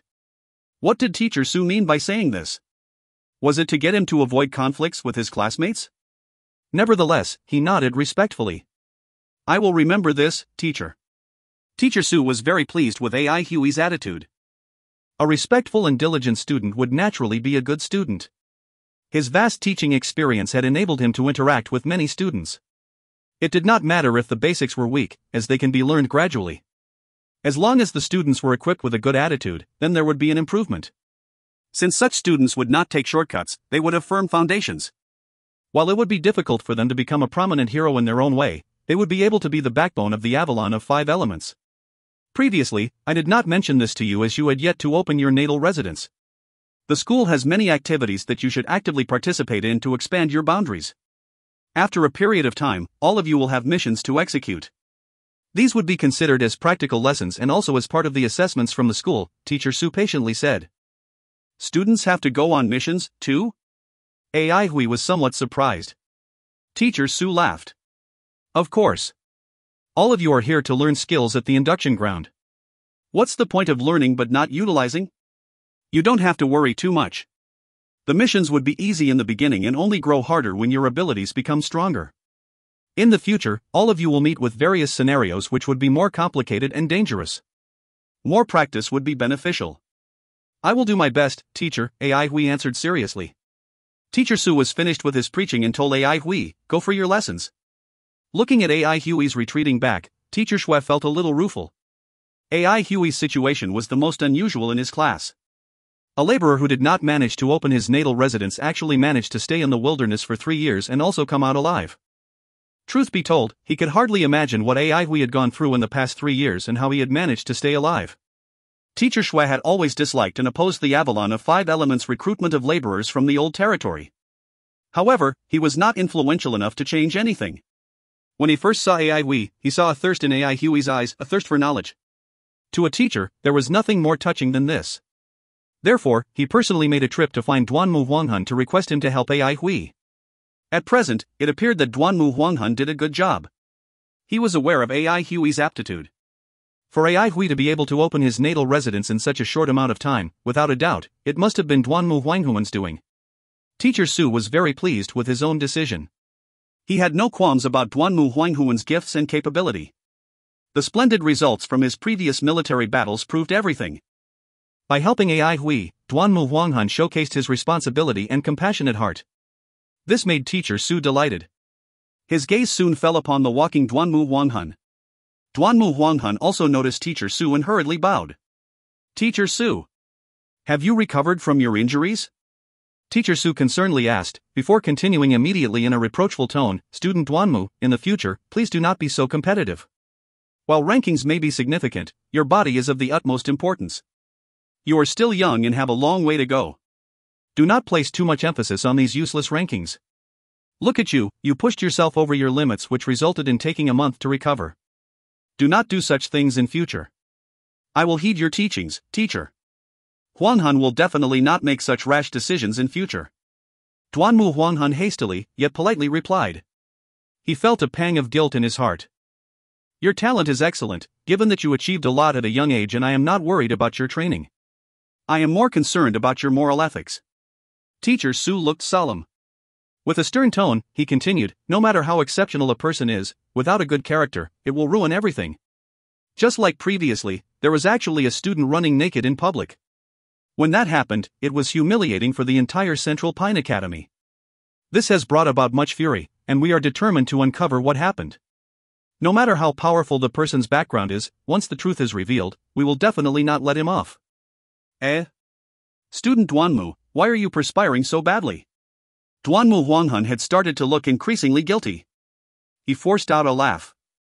I guess I have not fully recovered, and my body is still weak. With a voice laced with concern, Teacher Su immediately advised, you have to be mindful of your body. Do let me know if you need anything. I will. Duanmu Huanghan could not wait to flee from this conversation. Teacher Su then complimented him by saying, Duanmu, you were very responsible. I didn't think that you could attain such an outstanding accomplishment. Given that student AI Hui could open his natal residence in such a short period of time, the credit must definitely go to you. Initially, I was worried that both of your characters would clash, but it looks like I am thinking too much. The two of you have been long-term partners, and it looks like both of you have pretty good synergy. Not bad. Since we are doing group activities today, the two of you shall be in the same group. Okay, time to go for lessons. Duanmu Huanghan was initially baffled. It took forever for him to react after Teacher Su had finished speaking. AI Hui, and I in the same group? Oh no! Duanmu Huanghan clutched his head with both hands as he looked at Teacher Su's retreating back. His face was filled with terror. If you find any errors, ads pop-up, ads redirect, broken links, non-standard content, etc., please let us know. Report chapter so we can fix it as soon as possible. Chapter 48, Attending Class. Chapter 48, Attending Class. Translator, JL Editor, X. After opening his first natal palace, AI Hui realized that his previous experiences were not as useful now. There was a drastic difference in the rotation of his current elemental energy compared to the past. Every move was composed of many minute details. If a small detail was not performed properly, it diminished the impact and power of the overall move.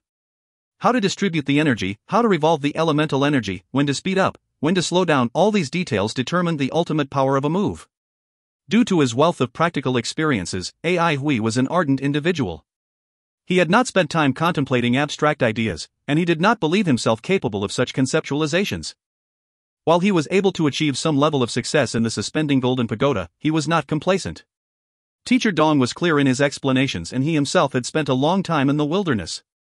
Eventually, he was able to comprehend the ideas after putting in much effort. Ai Hui possessed high self-awareness and knew that he was not talented. Most of the knowledge that he acquired was not learned conventionally. The elemental energy methods in the induction ground had been progressing for 1,000 years, polished by many geniuses and seniors. They would definitely be better than him. The only thing he could do was persevere, practice hard, and be diligent in learning what the teachers taught.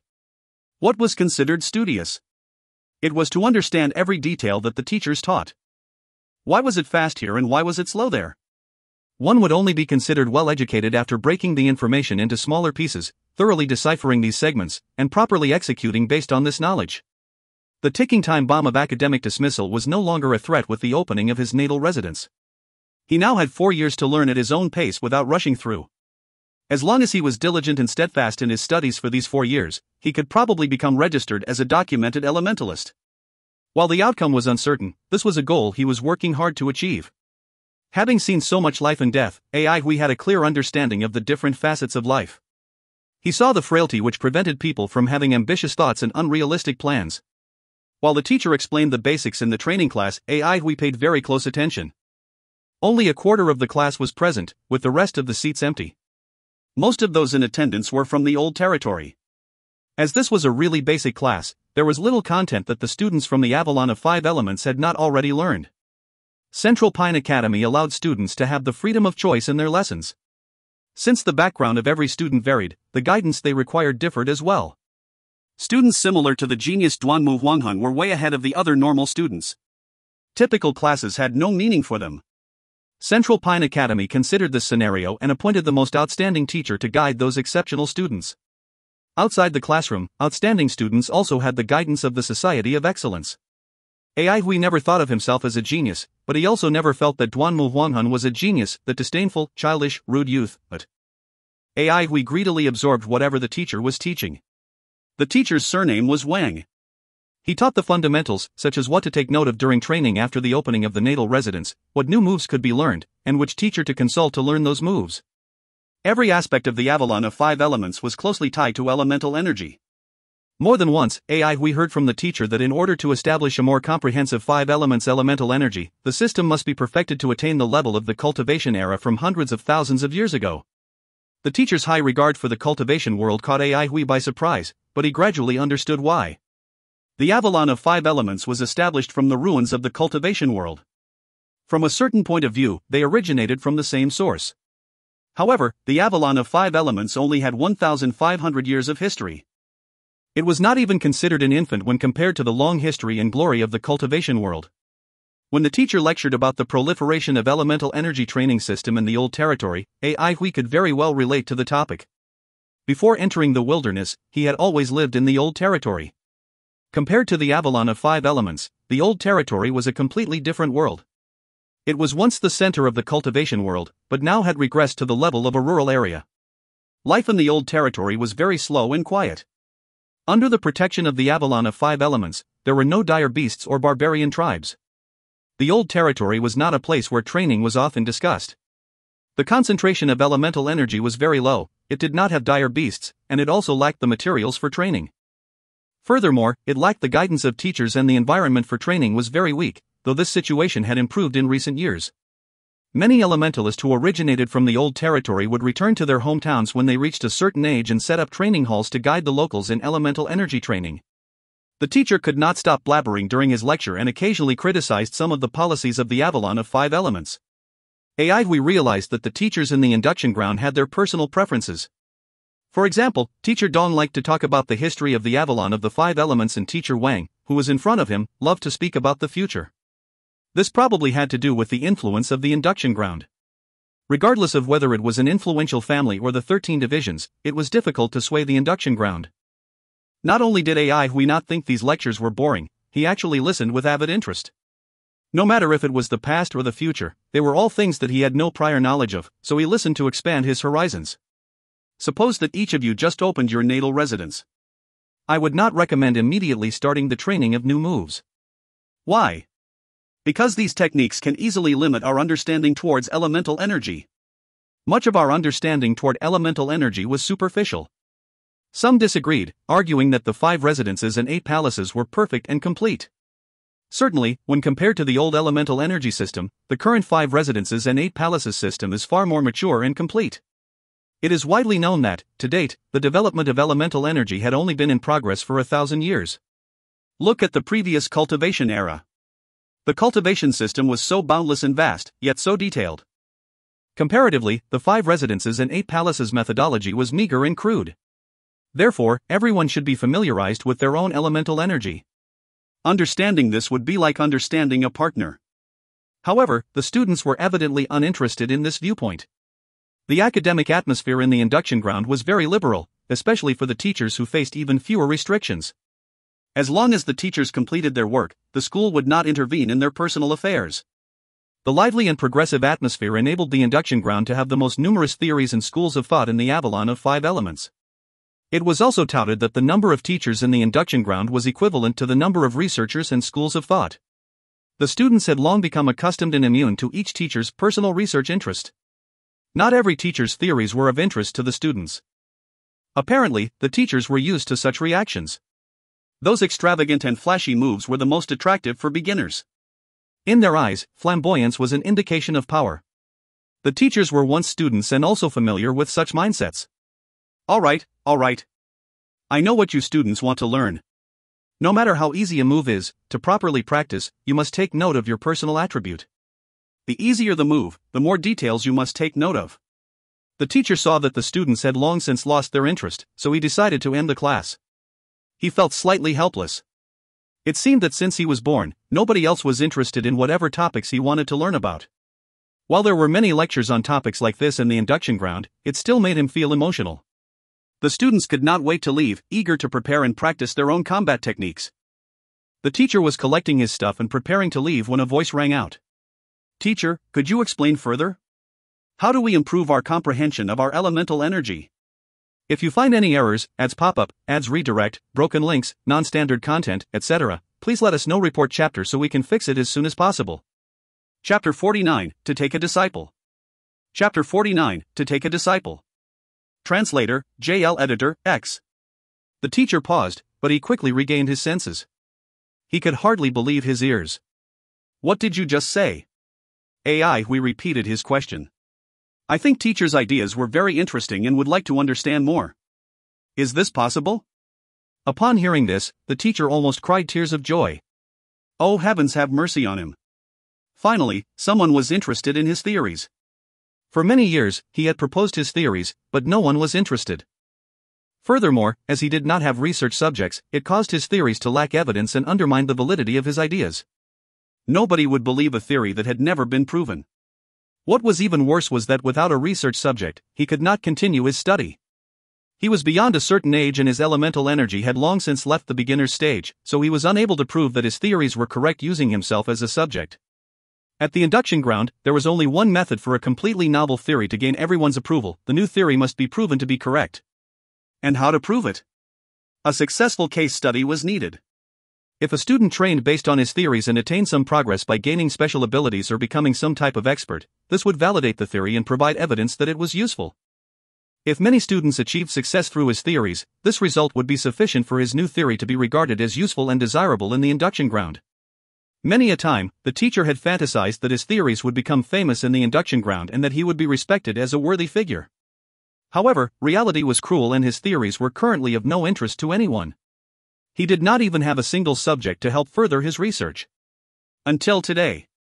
Finally, someone was interested in his theories. No problem. He said hastily. His face brightened and he asked, "What do you want to learn?" "Just ask whatever you want. Teacher has more than enough time." AI Hui was extremely courteous and said, "Teacher, can you explain your theories in detail?" Although many students were disdainful of the teacher's theories, AI Hui felt that they were justified. AI Hui had survived many real-life battle experiences, and he was very clear that those extravagant-looking moves might not be of use in actual combat. The most dangerous moves were those that were subtle and not flashy. Despite being low-key instead of glamorous, these techniques were scary and deadly. Not only was AI Hui interested in the history and future of the Avalon of Five Elements, he was equally interested in different schools of thoughts and theories. He knew that his knowledge was limited. No matter how eccentric the teacher was, in terms of theoretical research on elemental energy, his expertise far surpassed what AI Hui knew by several folds. "No problem." The teacher perked up and organized his train of thought while calmly saying, "First, we need to start with the definition of elemental energy, even though our understanding to date is limited. Elemental energy is not as active compared to spiritual force. It is more stable and has components of metal, wood, water, fire, and earth. This is common knowledge. When we are training our elemental energy, we absorb the elemental energy from nature and refine it. At first glance, this does not differ greatly from the training of spiritual force during the cultivation era. However, in reality, the discrepancy is like the gap between heaven and earth. This is also one of the reasons why our ancestors failed to quickly develop a method of utilizing elemental energy after losing their spiritual force." AI Hui listened attentively. He had seen many swordplay methods and knew more about spiritual force than average people. Still, if asked what the differences were between spiritual force and elemental energy, he would be unable to list them. The first difference: spiritual force has no attribute, whereas elemental energy has 5 types. Cultivators from the ancient times absorbed spiritual force from nature into their own body, then used their own secret arts to assign different attributes to the spiritual force like fire, water, lightning, and so on. However, elemental energy is different. Since the elemental energy in nature has attributes, when we absorb it, we will only absorb the energy that has the same elemental attribute as we do. The second difference: spiritual force and matter are not interchangeable. Spiritual force is just spiritual force. It can be stored within a crystal, but it is unable to be converted into matter. However, elemental energy and matter can each be converted into the other. Metal, wood, water, fire, earth, each type of elemental energy has its own corresponding form of matter. This is the reason why we can make use of certain materials. AI Hui listened in rapt attention. The teacher's lecture was not complicated, but was still profound. While others might not be able to comprehend, AI Hui was able to feel it. He recalled the many sword manuals that he perused and was able to use them to comprehend these theories better. These two differences prove one point: elemental energy is complicated. This is the root of my theory. What is another complicated subject? It is the human being. The teacher provided an answer that AI Hui had not thought about. AI Hui widened his eyes and his face was full of surprise. He had never thought about people as a research problem. The study of elemental energy was like exploring an unknown, never-before-seen object. The effects of training were also linked to elemental energy and the method of training. The teacher was pleased with AI Hui's expression and continued, "The structure of the human body is generally the same, but in the minute details, it is completely different." Are there two completely identical people in the world? Nope. Even for twins, their abilities and physiques are completely different. Also, do not forget that while our body is made up of the 5 elements, everyone's composition is completely distinct. How did complicated elemental energy and complicated training manage to find a perfect harmony? This is the core of my theory. Unknowingly, AI Hui found himself prompting the teacher. How was it found? The teacher laughed. He knew that the student in front of him had been moved by his explanations. He did not answer, but instead countered, "If you have a new partner, what would you do in order to develop a rapport with him?" AI Hui thought for a moment and answered, "You first have to see if this partner is compatible. After that, you need time to build up the rapport." When AI Hui was in the wilderness, he had interacted with many elementalists. He had friendly relations with some and hostile relations with others. It was definitely an experience worth noting. Shocked, the teacher did not think that AI Hui could give such an answer. The question was out of context for AI Hui's age. Not only had AI Hui answered, he managed to produce an extremely accurate and suitable answer. The teacher could not help but re-evaluate the student who stood in front of him. He could see that AI Hui's aptitude was not exceptional, yet the youth's face revealed incomparable gravitas. AI Hui was steady, calm, considerate, and willing to listen attentively. Furthermore, this student had his own viewpoints, and the teacher was moved. AI Hui noticed that the teacher was sizing him up and could not help asking, "Did I answer incorrectly?" The teacher did not answer, but asked, "What is your name?" "My name is Ai Hui." Ai Hui hurriedly bowed. "Are you willing to be my disciple?" The teacher suddenly asked with sincerity. Not expecting such a query, Ai Hui couldn't help but be stunned. If you find any errors, ads pop up, ads redirect, broken links, non-standard content, etc., please let us know. Report chapter so we can fix it as soon as possible.